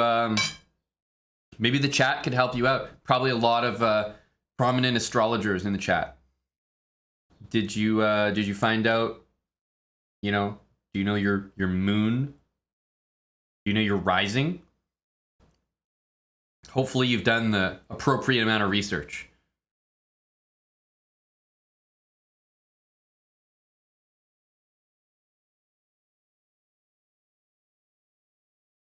Exactly. I hope you guys are compatible. That'd be the worst. Finding out you're not compatible, first thing.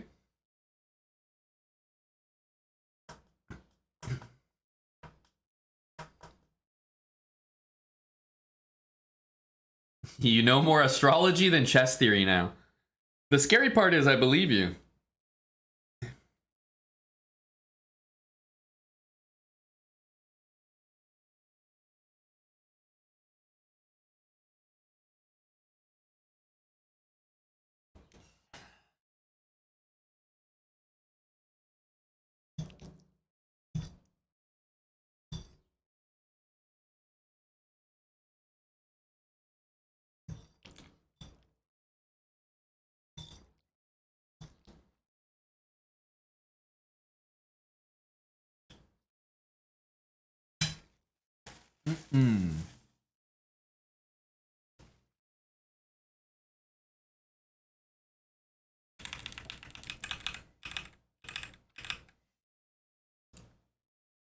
White has been playing very, very well.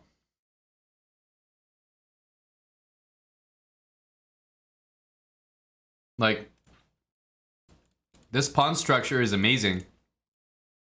That move seemed to allow this, but instead, White found a way to blunder and Black spotted it. Amazing. Wow.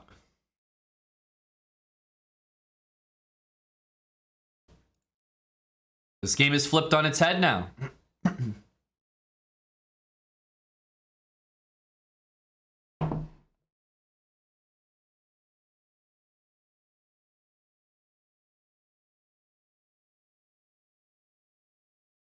Oof. Submarine Mike was totally in charge this game.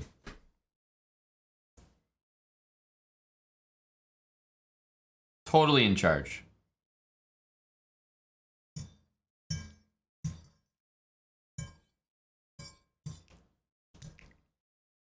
Now, I would say it's a little bit of the opposite.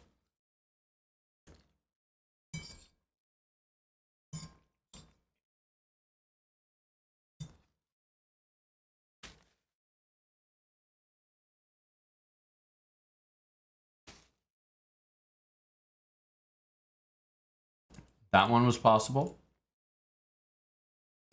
Oops.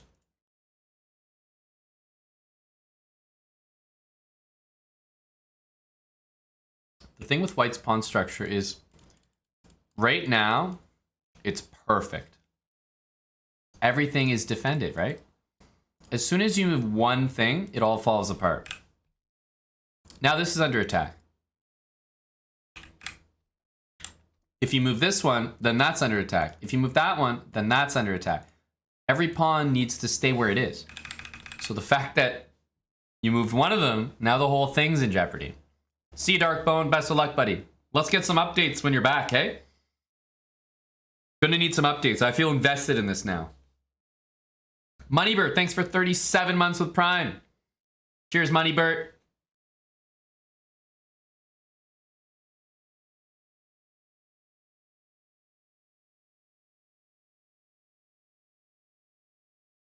Get in there, you Bitsia. It's an hour and a half, so you're not missing much, bud.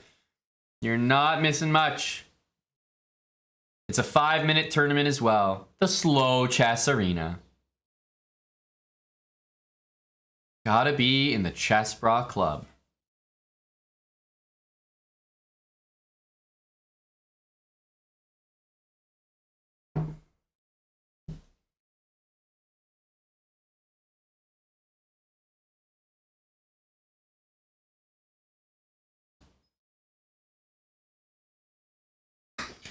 Sir Mike Hawk, watch my game, he says.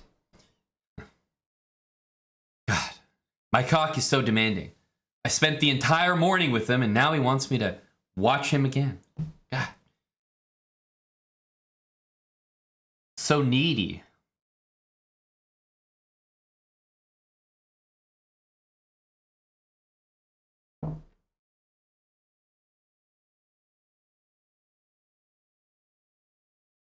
White's position is looking up again. All of a sudden, hang on, opposite bishops. This is really scary for black.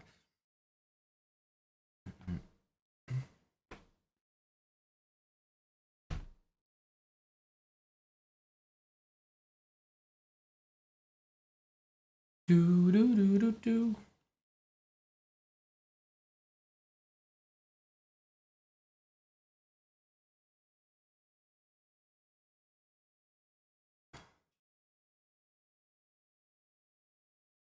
Lally, are you not impressed? Black needs to get some speed.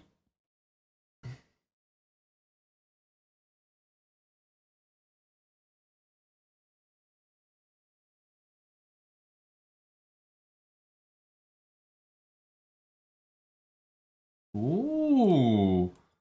Wow. What the heck was that? Oh my goodness, does black have a real chance here? Ooh, I would have taken that way. Does black have a chance here? 12 seconds. I think if he took with the queen, maybe the answer was yes. But with the king takes move, I don't love it. You know what? You know what? This is a fantastic move. He knows he needs to move his king here, but I guarantee he's thinking about that. And when you have 5 seconds, I mean, sure. Why not? Right? You got to go for broke. You're not going to win on time this game. So you... I don't know. Rook takes h2 is like going for broke. Except you're already broke. But no, no, no.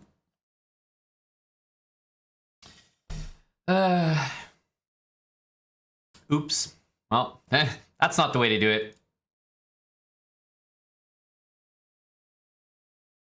Yeah, he had the patterns, sort of. Submarine Mike, you survived, pal. Holy cow. That was a damn close one. All right, let's spectate another one here.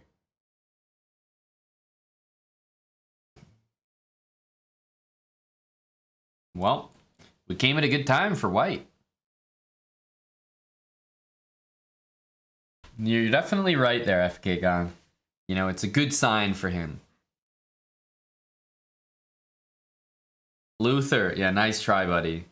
Nice try. You had the, you had the right idea with rook takes h2.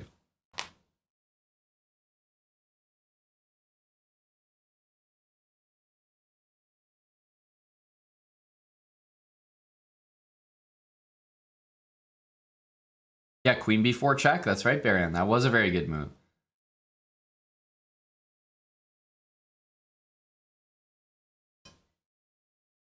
I think he said he beat a 2000 FK Gon, which is impressive for sure. We got more than 100 people in here. You guys can still join. Exclamation mark join. I'm on the pasta, chicken, and protein shake vibes.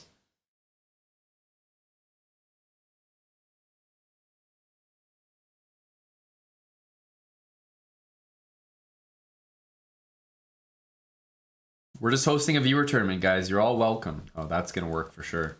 Yeah, that is like a 100% success rate type of move.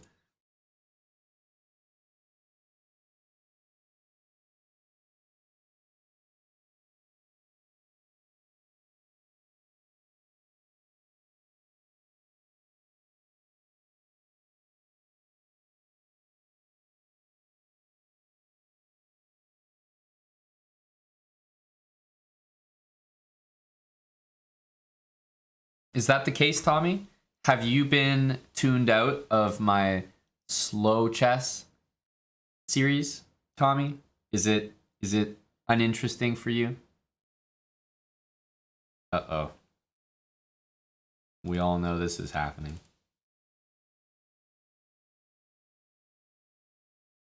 It's just not speedy enough for you, Tommy. Ooh. Black is up to nothing? A whole lot of nothing. Maybe now that the queen is here, it's finally time for this move.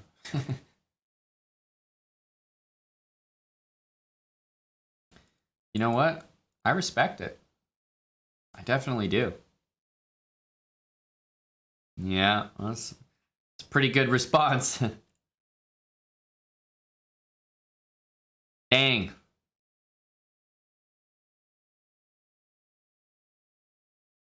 Am I training fish? No, I'm not.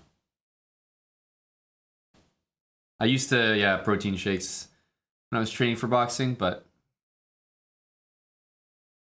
now I just like them because you're like a meal substitute, which is perfect for a streamer, in my opinion. That's okay, ZX. We have lots of viewer tournaments on stream, so hopefully you're able to catch one sometime soon. Dang, GG. What else do we have here? Check on our buddy Jay Cass. He's up a rook for knight, but damn if those pawns aren't strong. This is anyone's game right here. You know, black's totally winning here, but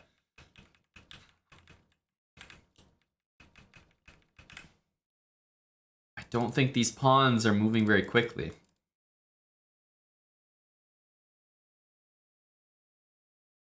That's right, Fish. Have you heard anything about the details there? I think that Jay Cass is going to get this one. This move tells me he wants that. Wow, amazing move by White. He paused in order to take that. Tremendous move. Is there any news on that, Fish, yet? Like, full confirmed info? Or not yet?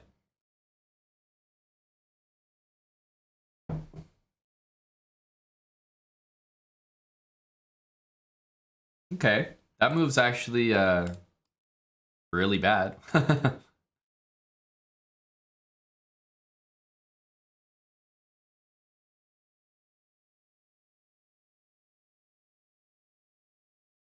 Yeah, that move looked good to queen the pawn, but it actually lost the game. I don't know about lost, but lost the pawn at least. Can JCass recover?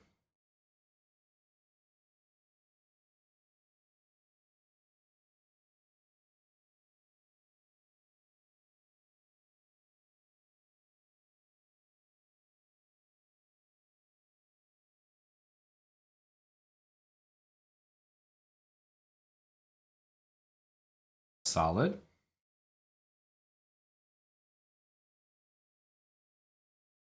Five-minute game, only a minute left for White. Should be a routine win, but you never know. Nice. Really, really impressed with White's, I guess, decisiveness.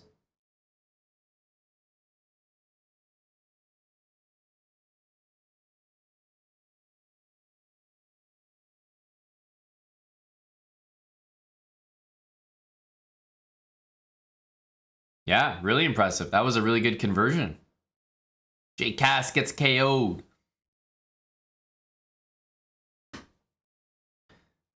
Let's look at Eddie the Endgame Magician. Boy, is he running a tight ship here. He's in tight with the 1100 here. Go Eddie.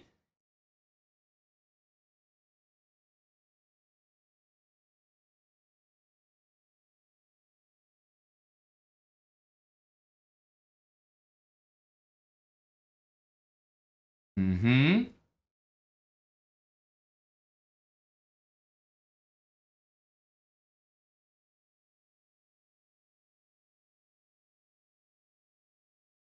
How is Eddie gonna put this game away? Both guys have a minute. Oh, you didn't know that, Tommy?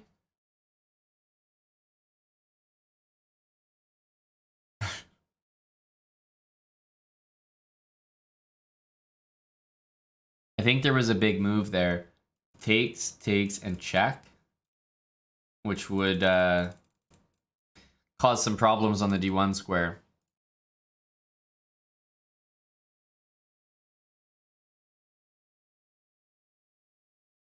Eddie is an endgame guy.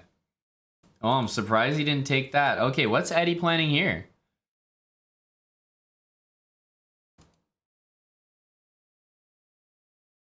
Yeah, but this isn't so impressive for black, right? After you take... Yeah, you lose this pawn, but... Ooh, I don't know about that. This is a queen endgame. So tricky. So tricky. Who is going to win this? Well, now... Oh my goodness. Eddie. You're telling me, Eddie, you played queen e5? Are you out of your mind, Eddie? What the hell kind of move was that? Oh my goodness. I think Eddie might win this end. It's still a draw, but Eddie might win. Oh, White just has no idea how to play an endgame to save his life. Oh goodness. Poor guy. That was as bad as you could possibly play for White. And White should have been, at the very minimum, completely fine.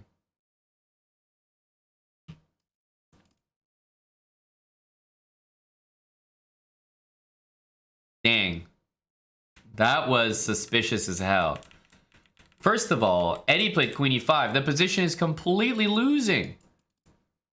Next game, right? That's it. That's all she wrote. Eddie gets this position. Here, White should definitely be taking. However, this move is okay. But in this spot, you never do that. Oh no, you gotta play b5. Now look at the squares that these pawns cover. The king can't go forward. And now the king just waits here. I can do whatever I want. If you ever push that, just make sure you push your pawn. Never take. Never take. Push. Now the king is forced to stay near your pawn. You're forced to stay near that pawn, and that's it.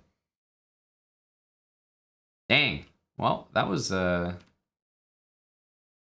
instructive.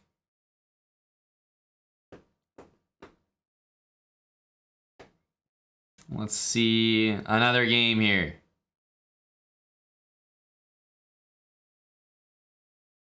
You guys can all still join if anyone's looking to get in a viewer tournament. It's 5-minute chess. There's still about an hour left of the tournament.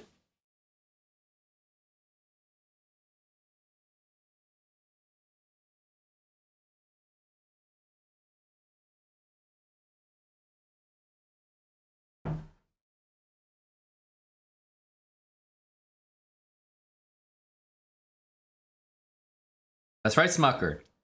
Chill Saturday vibes. Arena vibes, 5-minute chess, you know. We're looking for high quality stuff here.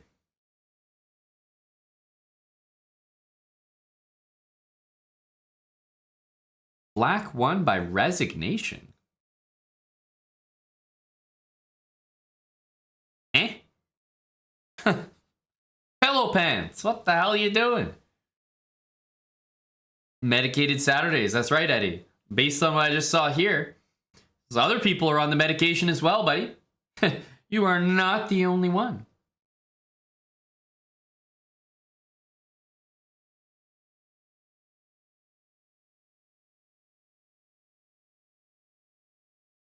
Yeah, you must have had to go, I guess.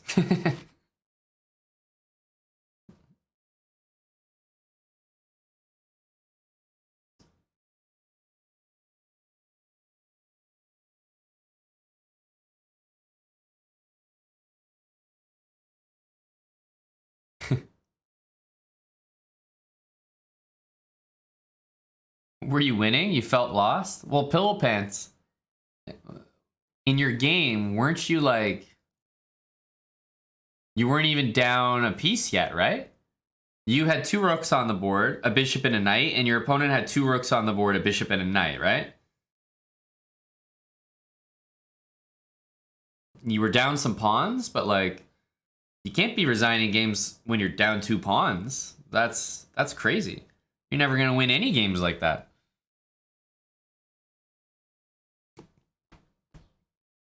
I think it does, Badkins, and I'm joining you on that. I've got the protein shake here, you know? We're ready to go. I'll count that as a yes.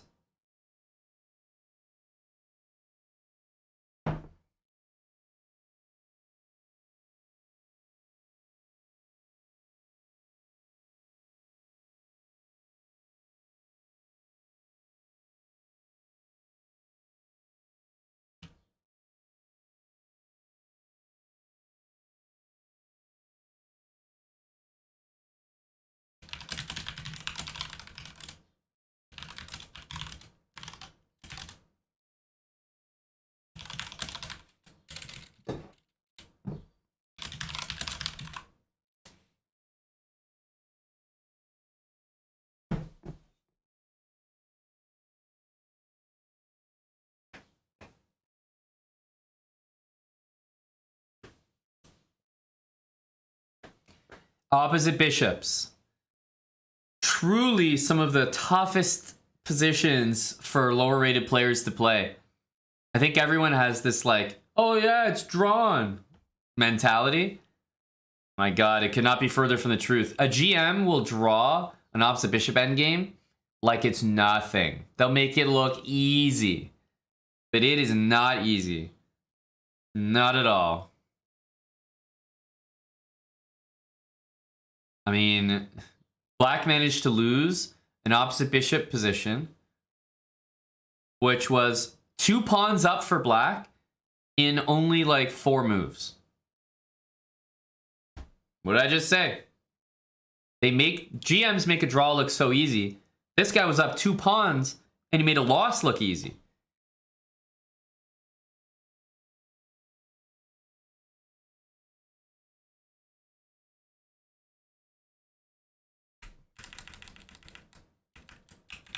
Right?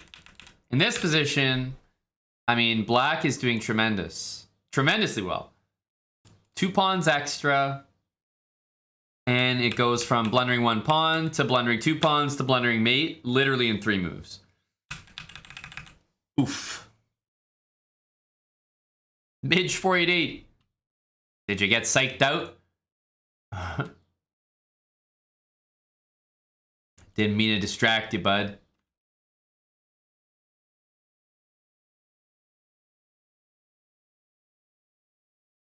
Let's have a look at this game here. What's going on in this endgame? Hey, congrats, Bailey. Keep it up. Keep it up. Hey, Roch the Cobb. Hey, Roch the Cobb. Does Underdog Fantasy have any bonus codes? Roch, bud, they actually have one of the best ones. So I hope that you take advantage of it. They are matching your deposit up to $100. So you put in $100, you get $100. And the money shows up instantly, which is pretty nice. You can see behind me, Underdog Fantasy. If you guys are in North America, it may not operate in your state. So definitely give it a try. But they operate wherever they can throughout US and Canada. And I think it's a really easy way to have some fun with all the sports that are on right now. Some pick'ems, some daily fantasy. So we have the code CHESSBRAH, Roch the Cobb. Just CHESSBRAH, nice and easy.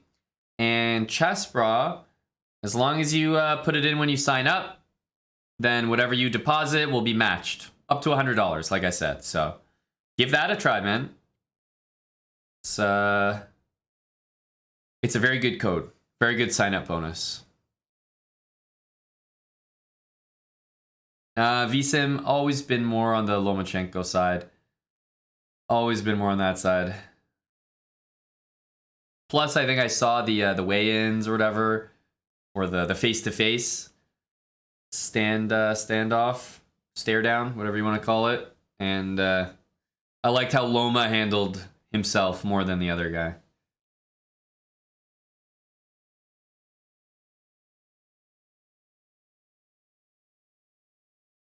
With code CHESSBRAH, do I also have a lock for tonight? You want one of my my recommended picks? Let me see, Roch. For pick'ems, you mean? Let me see.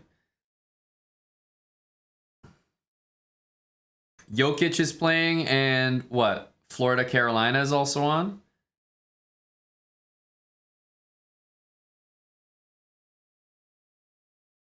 Hey, VSIM. Yeah, honestly, facts, Ruin. Tough place to operate.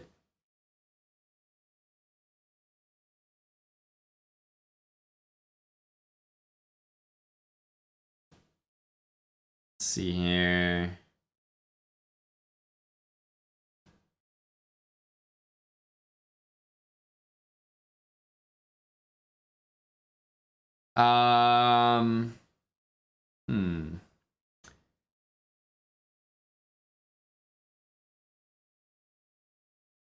I would say Verhaeghe and Aho at higher than 2.5 shots look good. Verhaeghe and Aho. Verhaeghe obviously on the Panthers, Aho on the Hurricanes. Both of them are only at 2.5 shots. I would go higher. I also always like the Jokic numbers. I'm a big Jokic guy.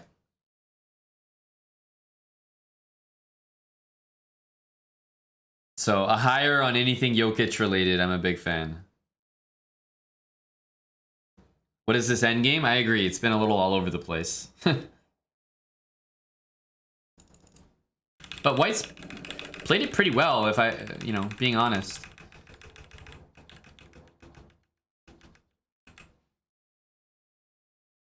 That was a really good conversion.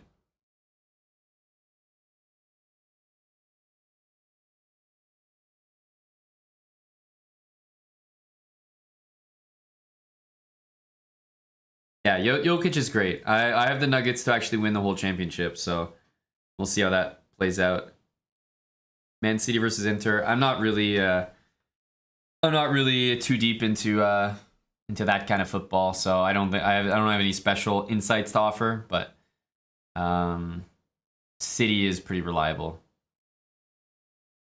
Let's check out another game here.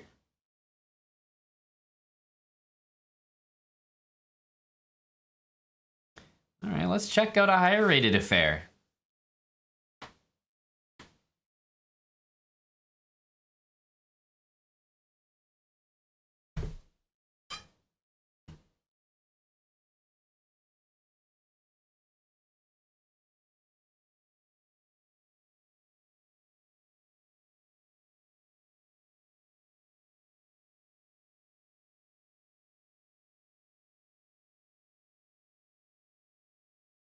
So after this viewer tournament, and by the way, it's going to end in an hour. So we're on a good, healthy lunch break right now. Hope you guys are also just chilling for a bit.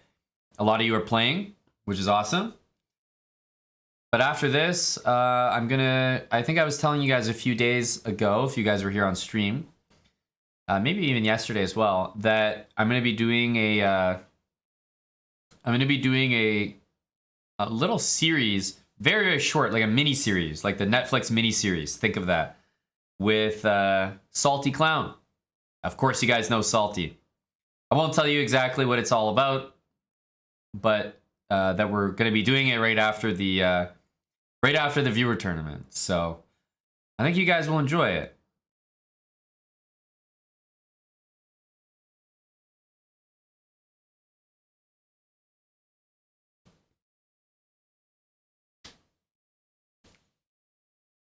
Hey, did you get signed up there, Roch? Yeah, I think 2.5 is a very generous line. The game is super close, and obviously, if it's anything like last game, the highers are always better to smash than the lowers. It just seems like the value is on the higher right now because both games went to overtime so far in the NHL. Games going to overtime always benefits the higher, so you got that in your back pocket as well in case it's a tied game, which I think is nice insurance. Is the miniseries related to chess? It is, yeah, funny enough. It is. I was just saying miniseries, like, it's not going to be something that takes like a month to do and, you know, gets released on YouTube over like the course of 2 months. I just mean it's like a kind of quick thing, but I love a Netflix miniseries. They're usually very good, and then you finish them and you're like, damn, I wish it was a little longer. But at the same time, you watch seasons that are much longer and you're like, you know, it was okay. Like it kind of got bad at the end. So that's why miniseries are elite. They get in and get out before they make you love it, and they get out before you hate it.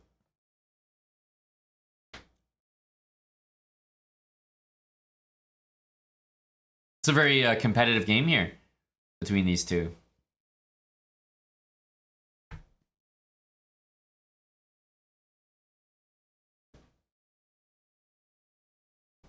No, Spudge. I haven't heard of that one. I haven't seen Beef yet. I've seen it all over the front page of Netflix, though. The McGregor one I haven't watched, but in general, I'm a McGregor fan. Love the way he sells a fight. I think he's a marketing genius. I think, you know, say what you want. I think he's done some stupid stuff, but I'm a fan of how he hypes a fight and how he sells things. So I think there's definitely a lot to learn from someone like that.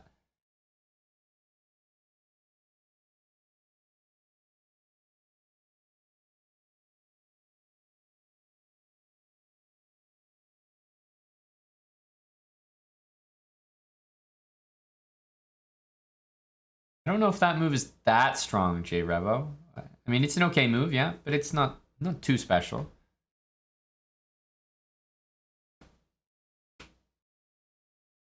I haven't seen it yet, Grinham, so if you mean as part of the Netflix one, no, I haven't seen.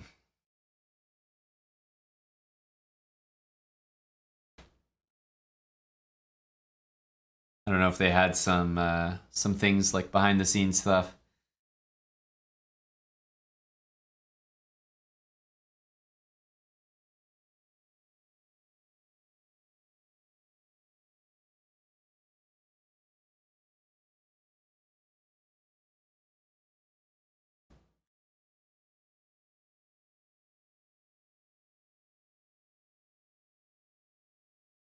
Yeah, NBA, I have Heat in the finals and I have Nuggets in the finals, and I have the Nuggets winning.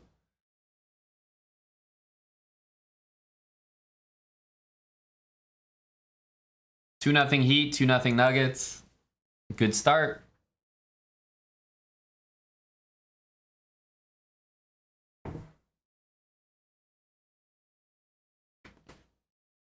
You know what the insane thing is? If I check the odds right now on the Heat winning the series, I bet it'll be around even money, which is disgusting. Let me see. Yeah, the Heat are a very, very small favorite. Very small favorite. The Nuggets are up the same score against the Lakers. And the Nuggets are like minus 450 and the Heat are like minus 170. Yeah, I just can't take the odds seriously on the Celtics.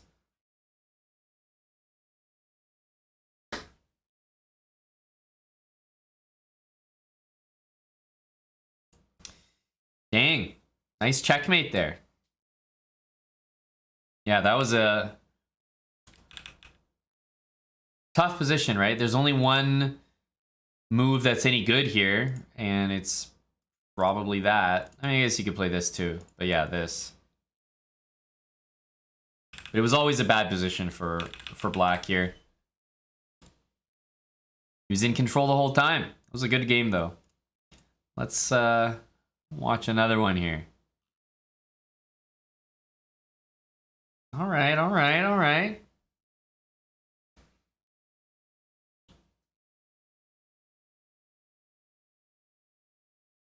Was he a system player, Bunglet? I mean, pretty much the whole game we were watching, you were in control, though.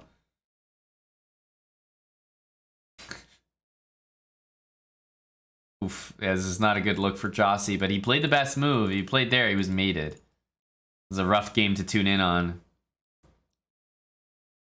Oh, this one. Here we go. Can't be watching Jossie during his bad moments.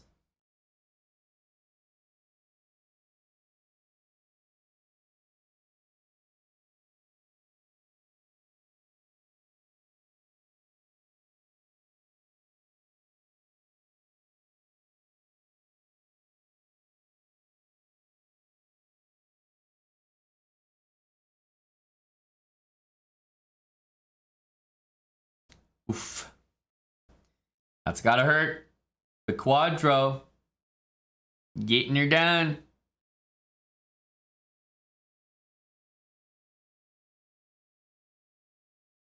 Yeah, he got sidetracked looking for mate here when it was simple to take either one of these, you know? So he might come to regret that. We'll see. It's a 5-minute game. So he's got lots of time.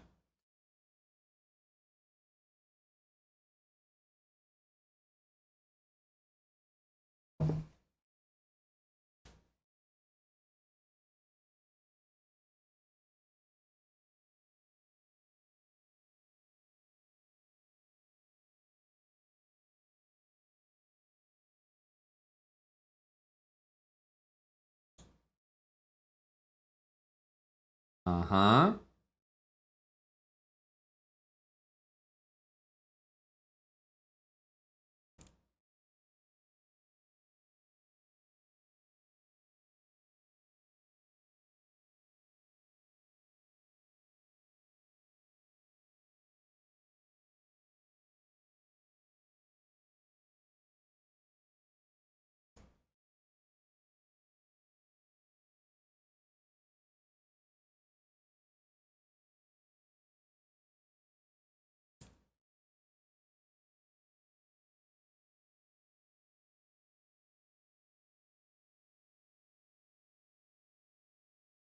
That's right, Benjamin. 5-minute arena. And he finds the mate. Nicely done. 140 people in here, and I think you should still be able to late join. I think you can always late join these tournaments, so jump in if you're looking for a game.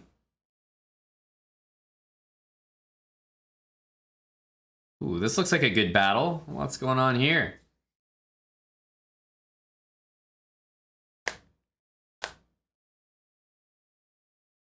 Did you win, Smucker? Who'd you play?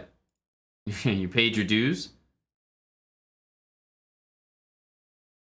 What's this? Oh yeah, is Eric's latest TikTok, I think? TikTok / YouTube short. It's a great one. Oof. Yeah. Our latest YouTube short, I think a lot of us might enjoy watching. Just very satisfying.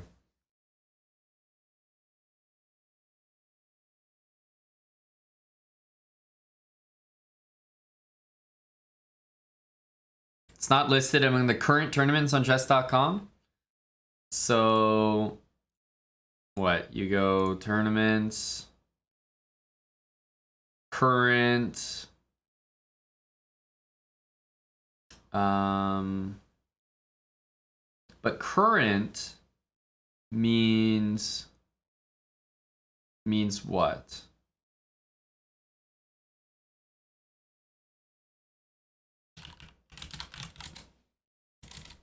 Ah, but wait a minute. Are you sure that you're allowed to play it?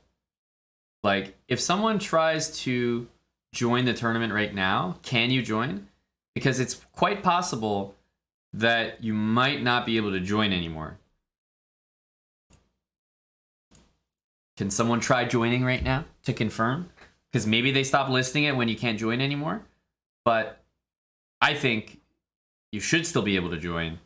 And indeed, I just saw someone join, so that's not the reason. But maybe they don't show club tournaments. Yeah, that's unusual. I'm not gonna lie. Indeed, a little unusual. Oh, thank you, AK. Confirmed.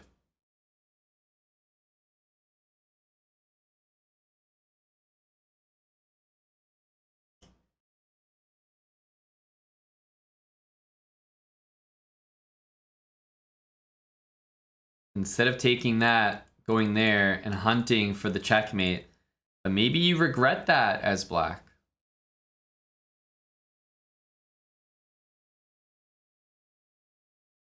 Well, that's what I thought, Luther, but based on what we're seeing, I mean, the answer is no, I guess, right? Why wouldn't it be there? It must be something about how much time has passed, because it would usually be here.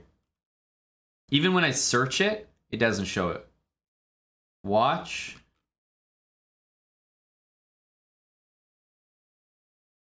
I think it's not here either.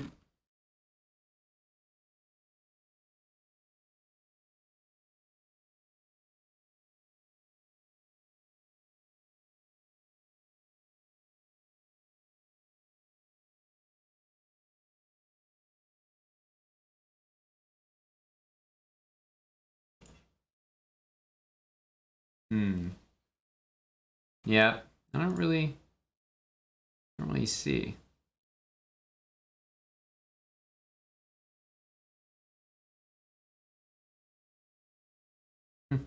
Yeah.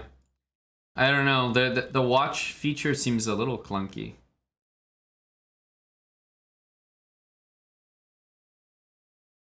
We have MN 2197, indeed.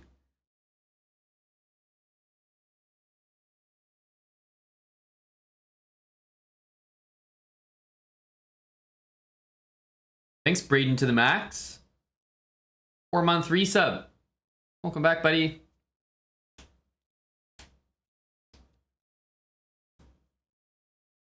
Oh, I didn't realize this looks like game ended.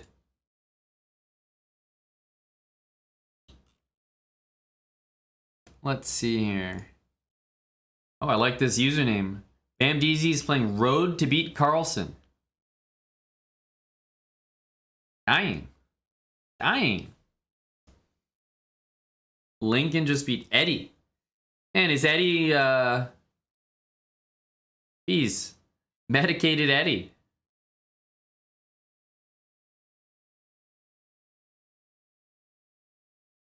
Eddie's taking hits from the youngsters, eh?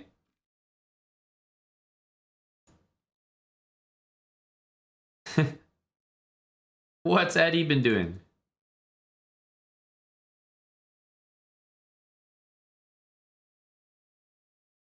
Our buddy Eddie's taking hits from BamDeezy. And you telling me BamDeezy did it in an endgame as well? What a great result. Ooh, knight c3 is no good. Ouch.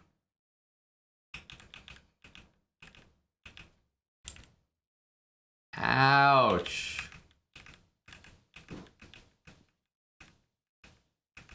I mean, this is just great play. Oops. You know, C3 even a little hasty, but still gets the job done and didn't fall for this. I mean, what can you do when you're playing that well?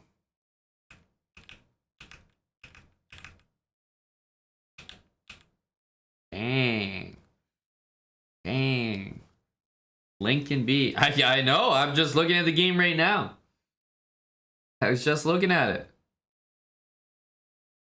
I mean, Eddie definitely made a mistake earlier, but usually one mistake is not like immediate KO. You played a really good game, Lincoln. I don't think many people would be able to survive that. The way you were playing, I think most of us would be taking L's. Get him out of here? Hell yeah. A KO for Lincoln. I agree. Get that medicated Eddie out of here.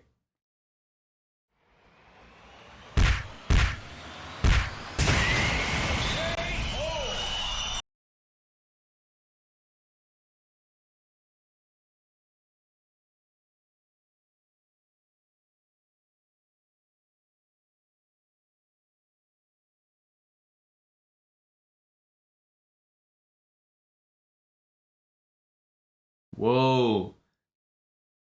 All right, guess what? Road to beat Carlson. You don't have to be fancy. When your piece gets attacked, just move your damn piece. You don't have to be a hero. What the hell kind of move is that?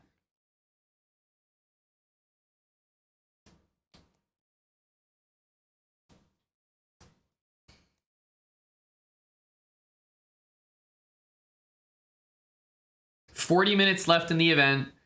I think you can still late join.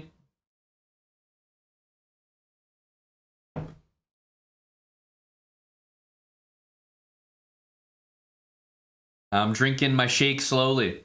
I'm gonna finish it by the end of the tournament. That's the goal.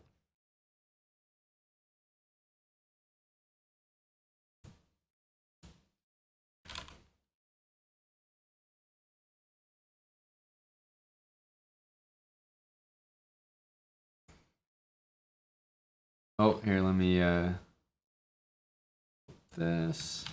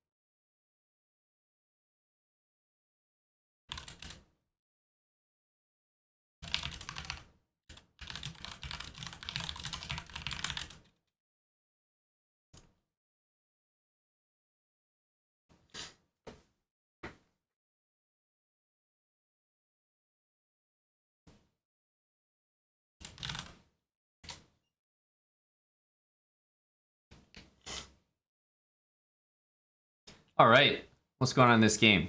Sorry, I just had to take care of something. Just had to make sure all of our picks were in our betting channel in Discord before the games happen tonight. I'm on Florida and Denver. Those are my teams. So, I mean, my teams in the round. They're not like my teams in general, but my picks for this round. So I'm probably just betting. I'm the type of guy that'll bet on them every game, even if it's smart to bet against the team you want to win, because, you know, they might win 4-1 or 4-2 or whatever. I'm the type of guy that just always supports the team that I want to win.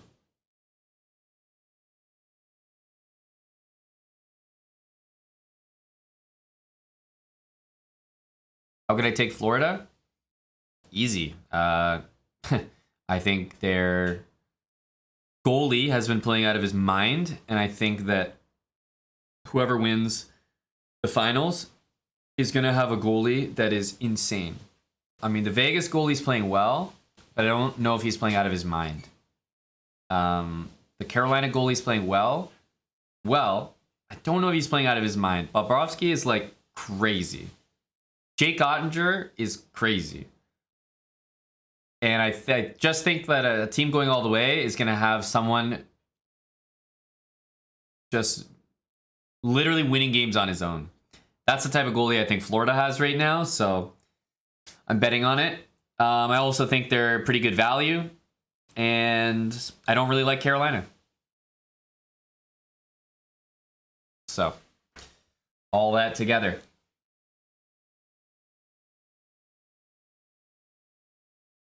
Well, you got punished, Sad Rabbit. How could you not take your phone with you? If you're on mobile anyway, why not?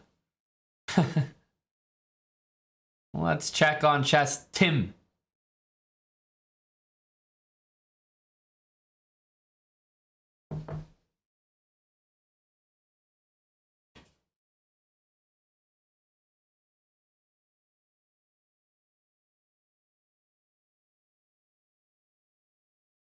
What did you just see? Yeah, he sacked his queen because he knew he was winning anyway, right? This move, I don't understand for the life of me. What the heck? No, he's just dead lost now.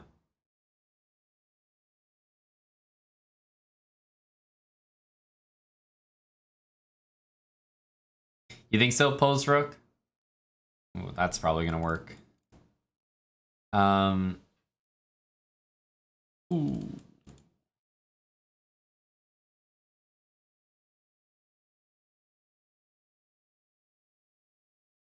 Nasty. Chess Tim dominating.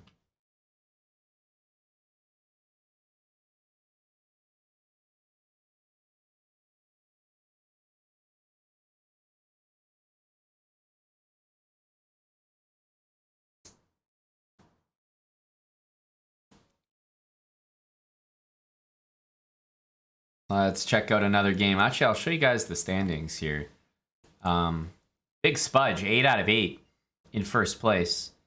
Max on a great score. Useful Logic, 7 out of 7.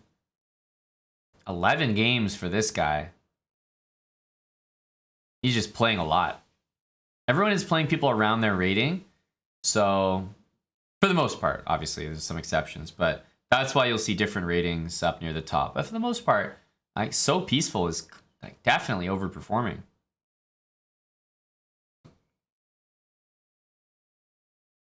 All right, let's see here.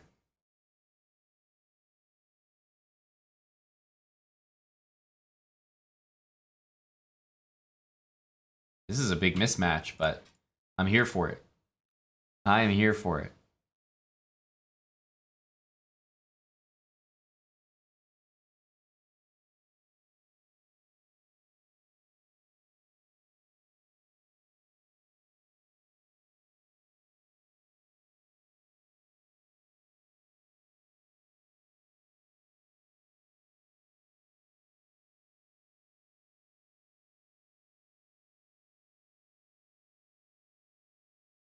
Don't drop bombs, drop acid. Interesting.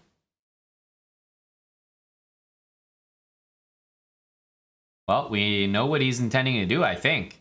This is a 600 versus 1600. Oh, wow. Why would you play this move and then not even take it? That's weird.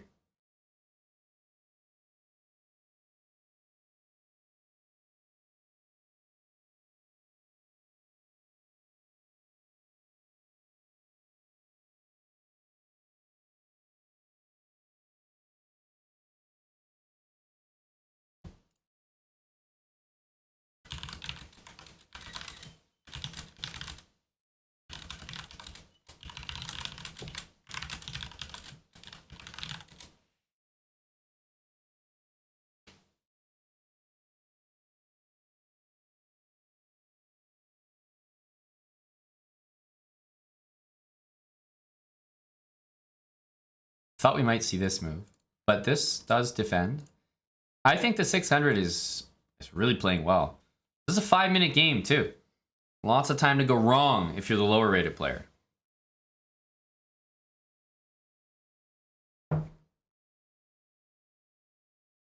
Go Toronto!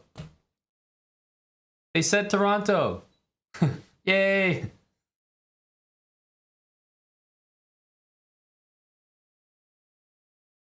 Go Toronto Acid Bras.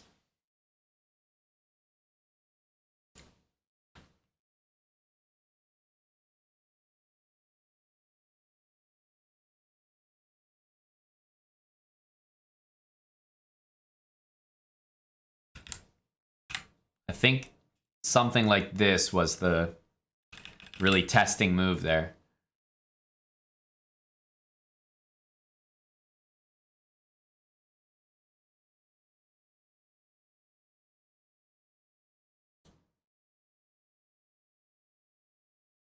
Get him, Lincoln. Get him, buddy.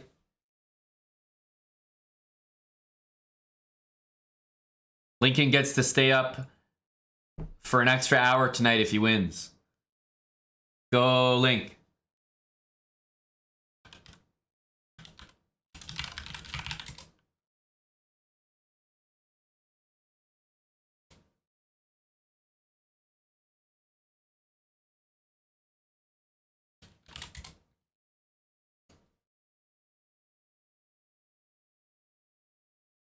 Father versus son. We gotta get, we gotta give this 600 here his shine. He's been playing a pretty good game, but yeah, we gotta check that out. It looks like it's getting testy here because it is only a rook for these two bishops, but it's the fact that the rest of the position is not good for white. So it's not just the material.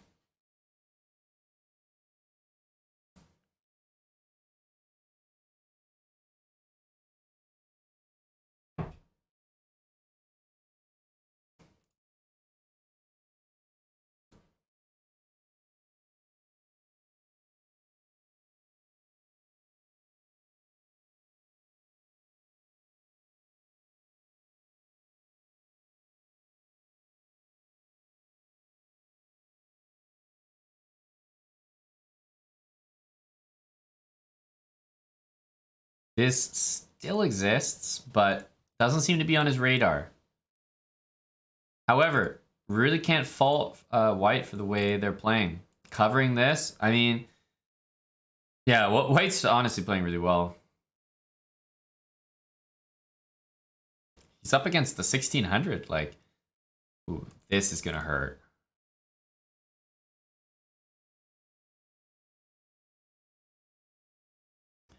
Cannot fault the way he's playing. Another good move.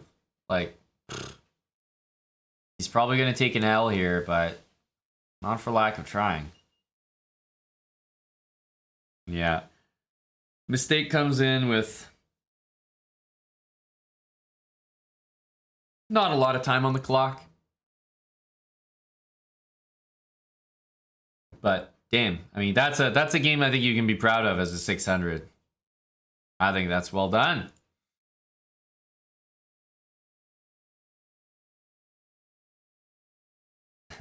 Bam Deezy and Bam Deezy Jr. What do we got here? Father versus son. Okay.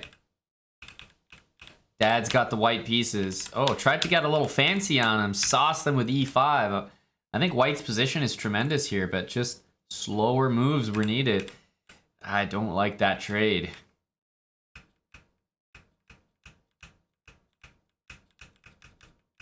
Oh. Well, looks like the kid's staying up late tonight. Oof. Oof.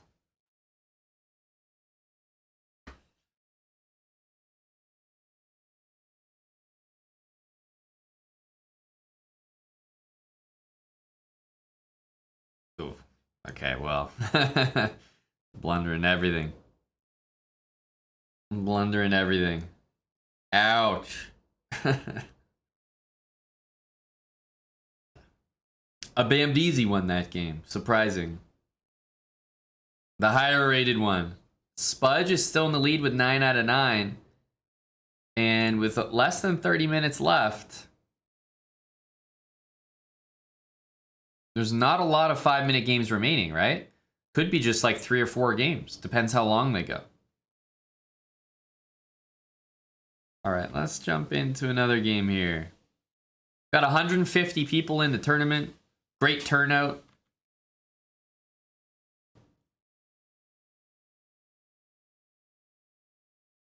Who should we watch? All right, let's go here. Because you know what? Did we not just talk about this in a slow chess game earlier today? On this very stream. I said you don't play this. You gotta have a pawn supporting first. And this is exactly what you don't do. You see how black lost a piece out of the opening? Queen a4 check. And you're already losing a piece. You have to bring a knight back. Because you gotta guard that. And then d5. You're already losing. Rough.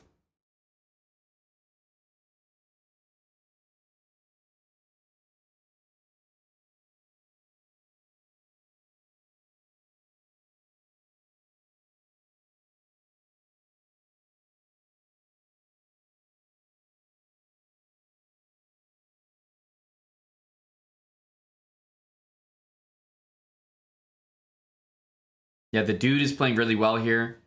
His opponent, though, seems to have walked into a...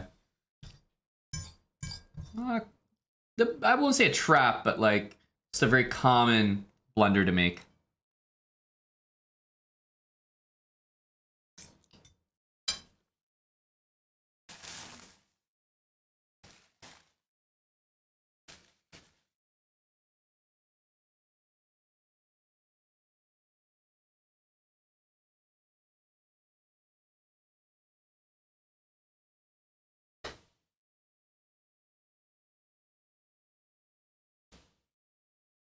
Is that ding? That's a good question. I think it is. Yep, that's definitely ding, Loren. Good eye.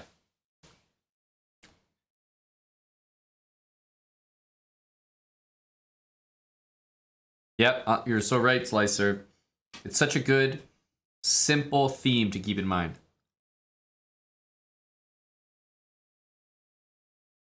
And yeah, MN, I think you're right. You're definitely proud, but at the same time, you're like, did we really need to do that?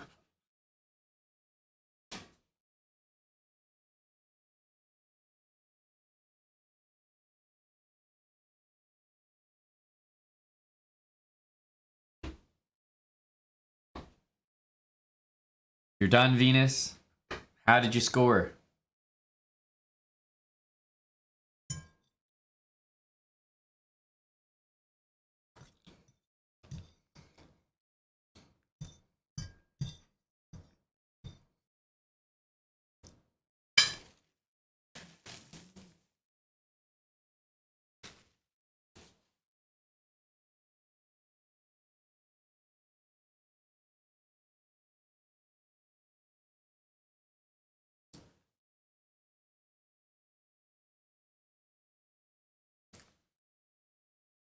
Lost them all. Ouch.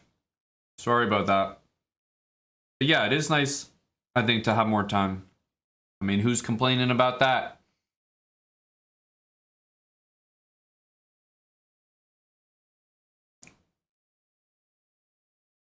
Nice game from the dude there. Very nice game. Let's check out Gull. John Conway, thanks for gifting us up, bud.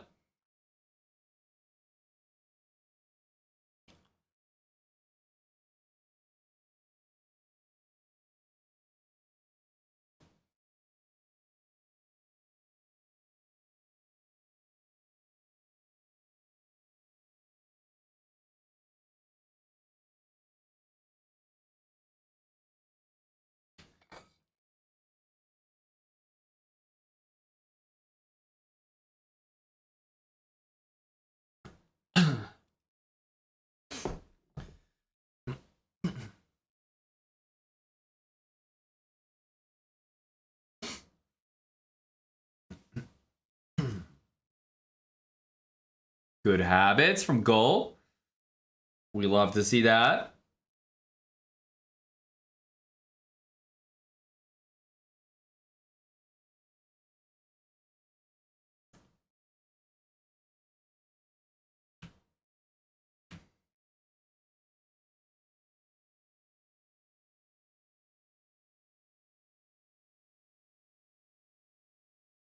Two bishops for black. Definitely big advantage.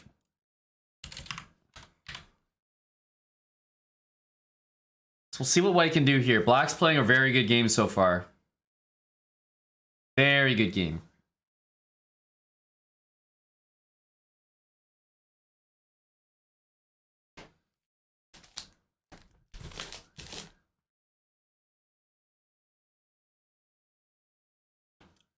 I've noticed it recently, Smucker. For me, not right now, but I'm sure you're not the only one. In a general sense.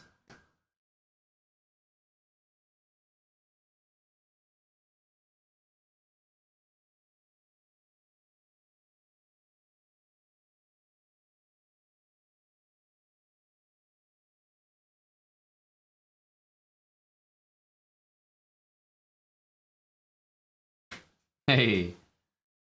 This is just Miss Monique warped. Nothing special for me.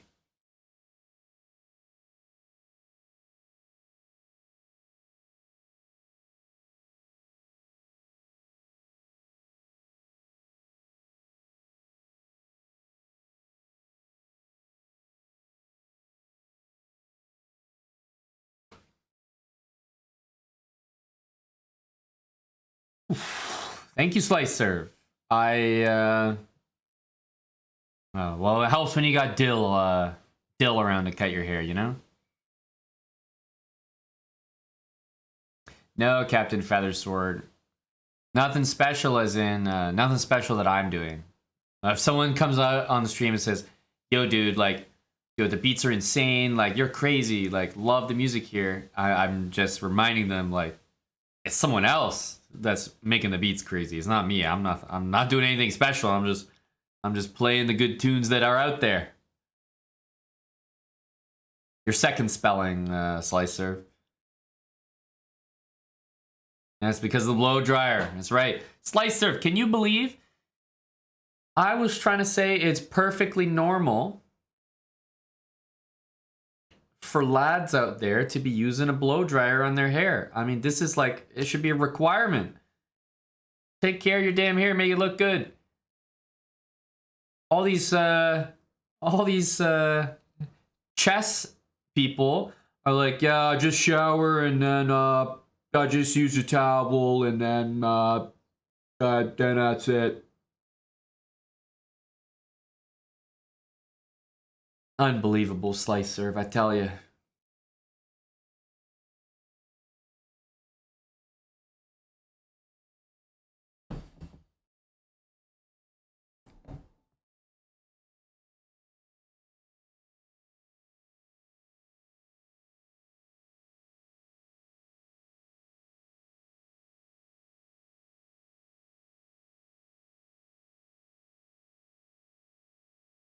Let's just say chess players generally don't put style high on their list of to-dos. Oh, that's fair.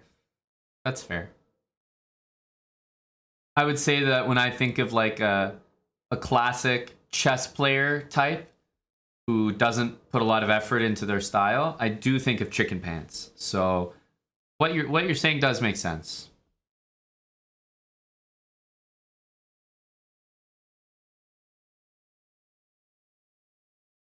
Jackpot Jossie, you've been rethinking why you haven't blow dried your hair in a decade. Real food for thought.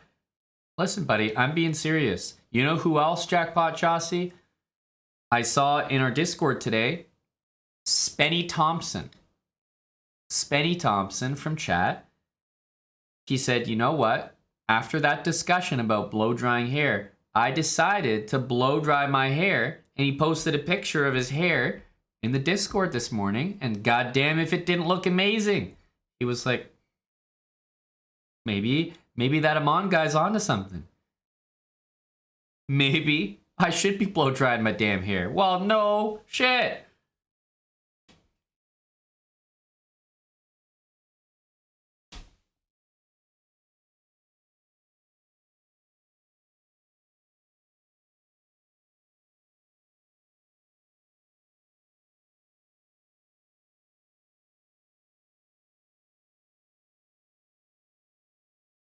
Who are we gonna go to? Here we go. Big matchup here.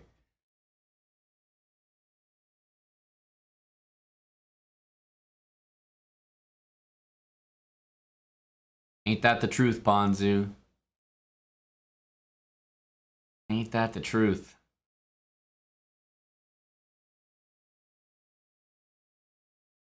Is that the hair video, VSim? Or is that something else? Go, VSim.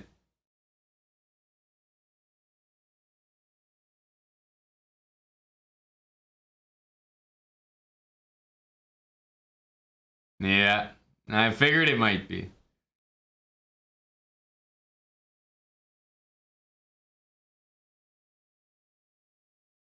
What's tonight, Panther Zero? Sorry, I'm mostly following basketball and hockey these days. Remind me.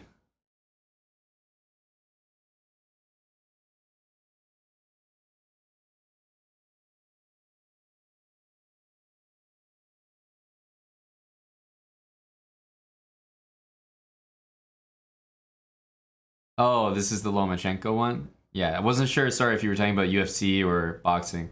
Yeah, someone asked earlier about that as well. Lomachenko for me, for sure. Thanks for the resub, Slice Serve. 43-month. Big resub from Slice Serve. Thanks so much. And welcome back. Appreciate the support. Is that right, Bunglet? With only 15 minutes left? Is that from you? Bunglet is calling an early KO. If Bunglet doesn't win this game... Okay, Bunglet won the game.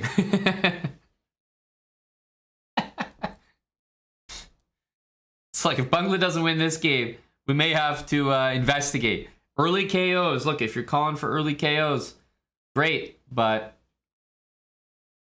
if you're wrong about them, there may be penance. However, Spudge takes his first loss, but he's got such a big lead. I think he might still be winning this tournament. You're tilted, Mike? What was the lay of the land out there? Just taking too many L's? Disappointed in yourself or what?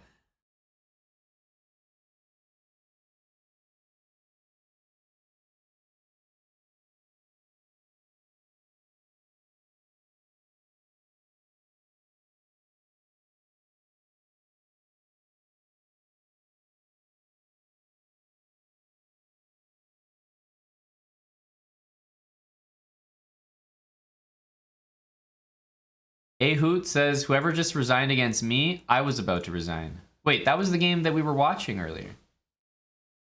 Shoot, I forgot about that.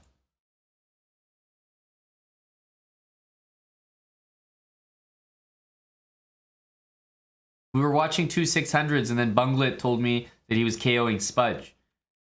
So I left the 600s. We should never do that. Never spectate Bunglet when 600s are playing. That was a mistake.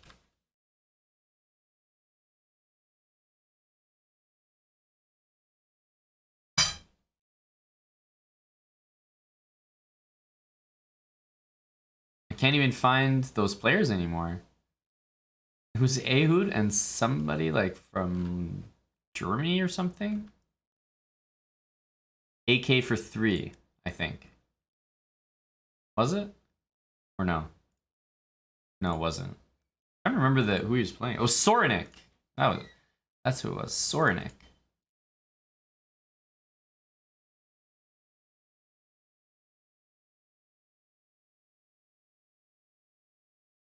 I can't find either of those usernames. Are they playing another game here? Damn, I don't see either of them. This is taking so long just to find these names.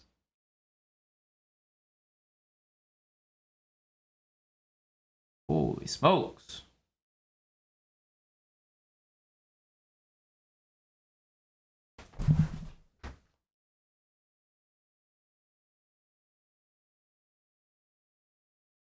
Finally. Damn, that actually just took forever.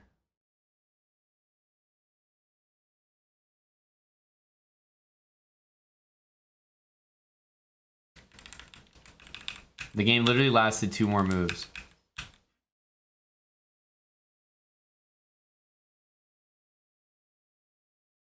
So your opponent was saying, Soranik, that in this position, you resigned after taking the pawn, but your opponent was telling you that they were about to resign in this position, and that they were surprised that you resigned. All I can say is that 600 elo, Soranik, you should never resign when it's your opponent's turn. Never. You should never resign, period. But certainly not when it's your opponent's turn. Always make your resignation decision based off a move that they do. Never based off a move that you do. Because you have no proof. You have nothing that guarantees that they're going to take that rook or that they're going to go like this. Always make your decision based off their move so you have all the information in front of you. Right here, you're missing key information. Maybe black was about to make a queen and then you checkmate.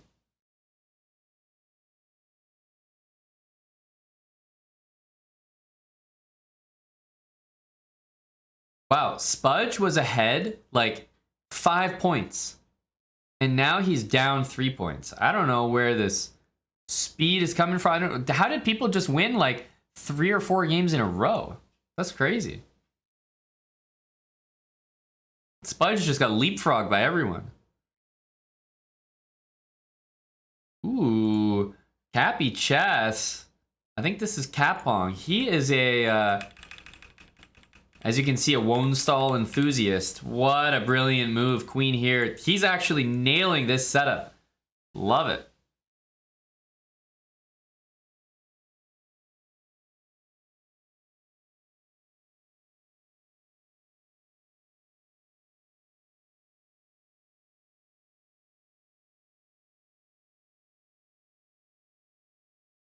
Yeah, this is a really good setup from White so far. Let's see how he continues to handle it. Why is the queen move good? It stops knight e4. So White wants to play here to boot the knight out. But if the knight can go there, that's really annoying for White. So imagine that instead of that, you played this, black might go here. And now, like, if you take, you see, like, your bishop's blocked. Your knight's going to get kicked out next. Not a very good position. So this stops that move, and then you can continue like that. I like it. I like it. In this case, I might have continued like this first, but still, I think he's playing well.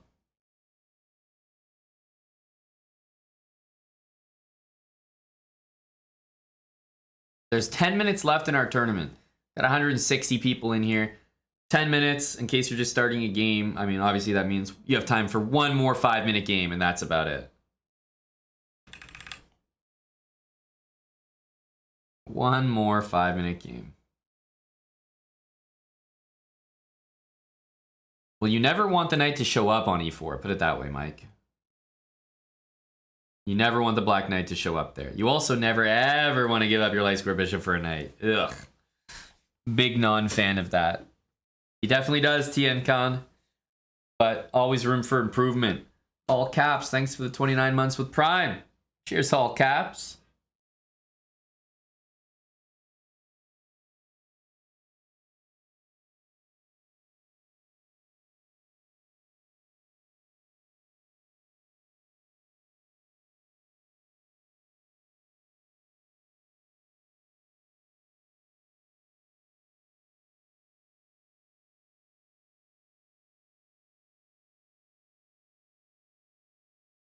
Hey, Jason, go buddy.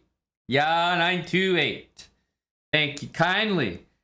A 50-month resub, half a century from Ya928. Tier 3 as well. Thank you, buddy. And ooh, we got a spicy position here. I love the energy from White, but the fact that you gave away that bishop means this is probably an insufficient attack.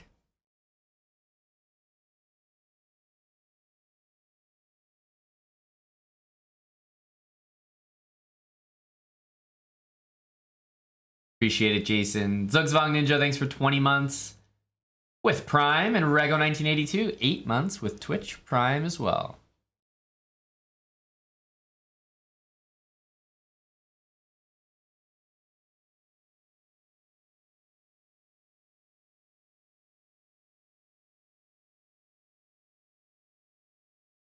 Oof, yeah, the fact he had to trade queens there, he's not happy about that. Pull the goalie. True, honestly.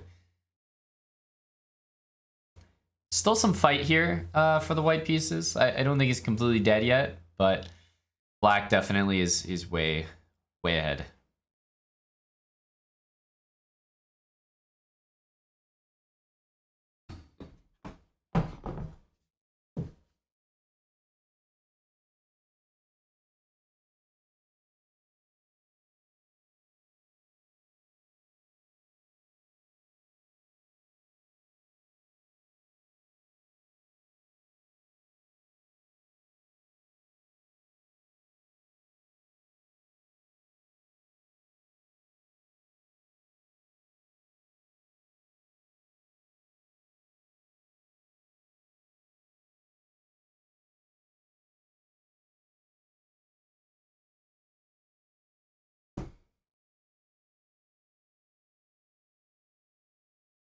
Knight takes? You like knight takes on d4?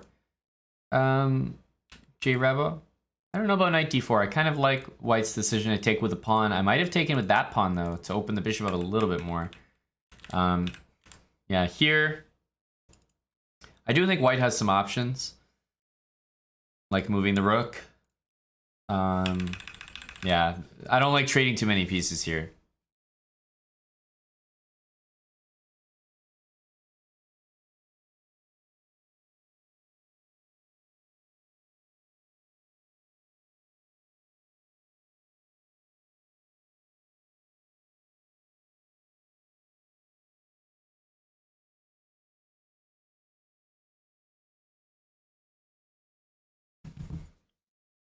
Six minutes left in the event. The final games are probably happening now. Cappy Chess, he's really hanging on for his rating. Jarmax is in first place, but only temporarily. However, it looks like he's going to complete this game. I don't know if he's going to win it. It's actually really even right now, but he's going to finish this game. He's going to have time to complete it. He wants to take that. Didn't want that move happening. Can't blame him.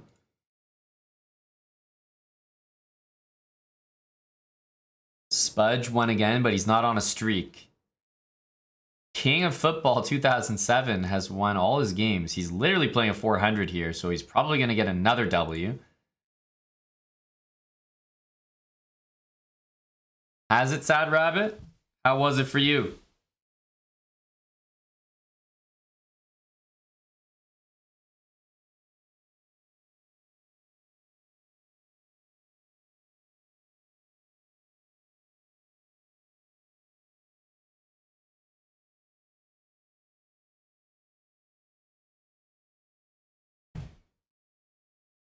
Short but sweet.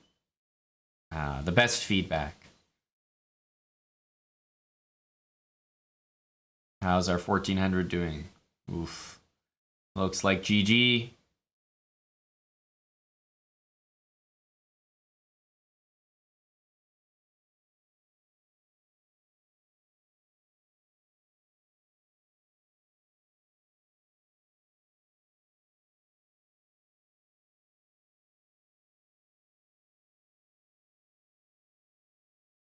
Nice, so that's a win for him.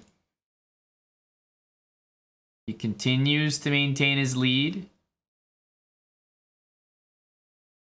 Meanwhile, here, it does look like Jarmax will get the win.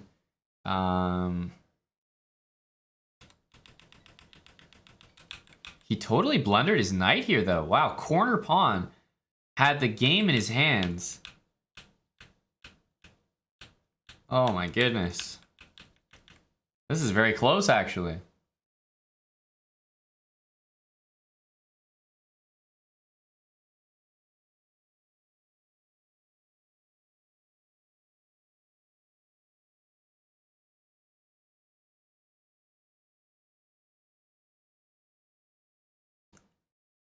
Not happy with your performance, Jason Cassidy? Well, if you're going to have a day where you beat, what, a 1900? Like last time you played a tournament, you're going to have days where maybe it's a subpar performance. Problem with you is the bar is set too high now. That's your own fault.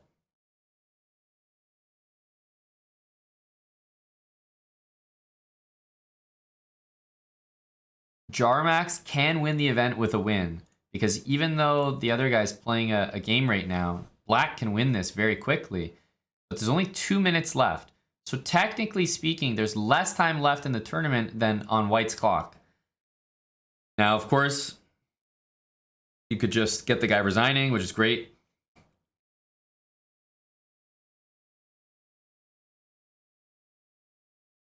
But Jarmax is going to jump temporarily in first place here.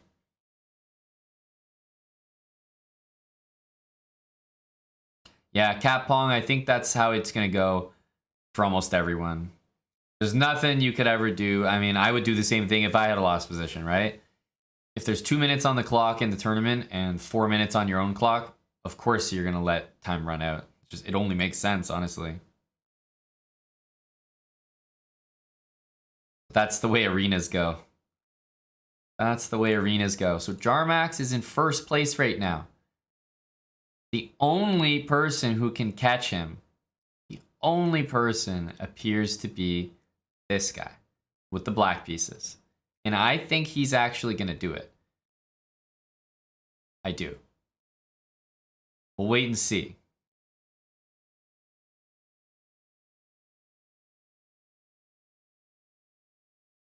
There's 1 minute and 22 seconds. Oh, he didn't take it. There's 1 minute 22 seconds. Can he win it? Technically, White in this position should just let the time run. But it doesn't look like that's what he's doing. So, Black has every opportunity to win this tournament with a W here.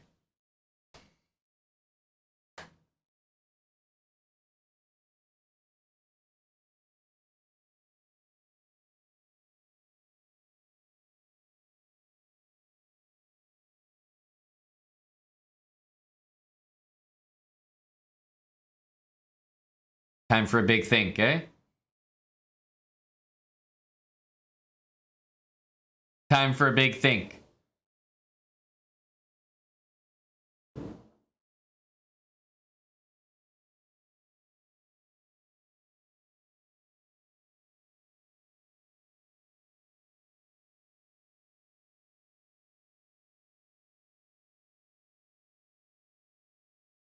Oh, there's 10 seconds left in the tournament.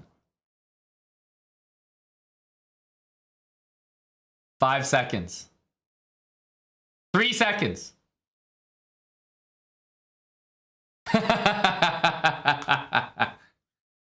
Oh, and he comes in second place. Oh, Ripperoni. Poor guy.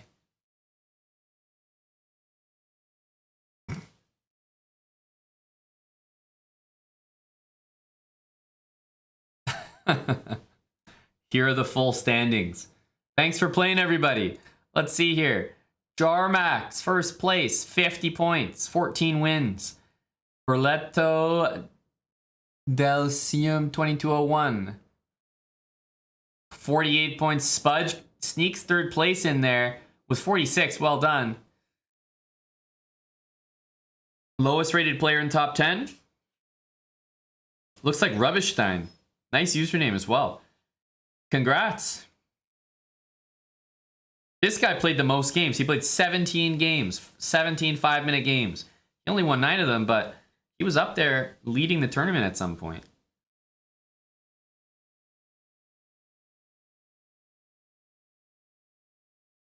Thanks for playing, guys. Hope you had a good time. Max Milnick. What's that? Big 15 from Max? It is. Thanks for the resub, Max.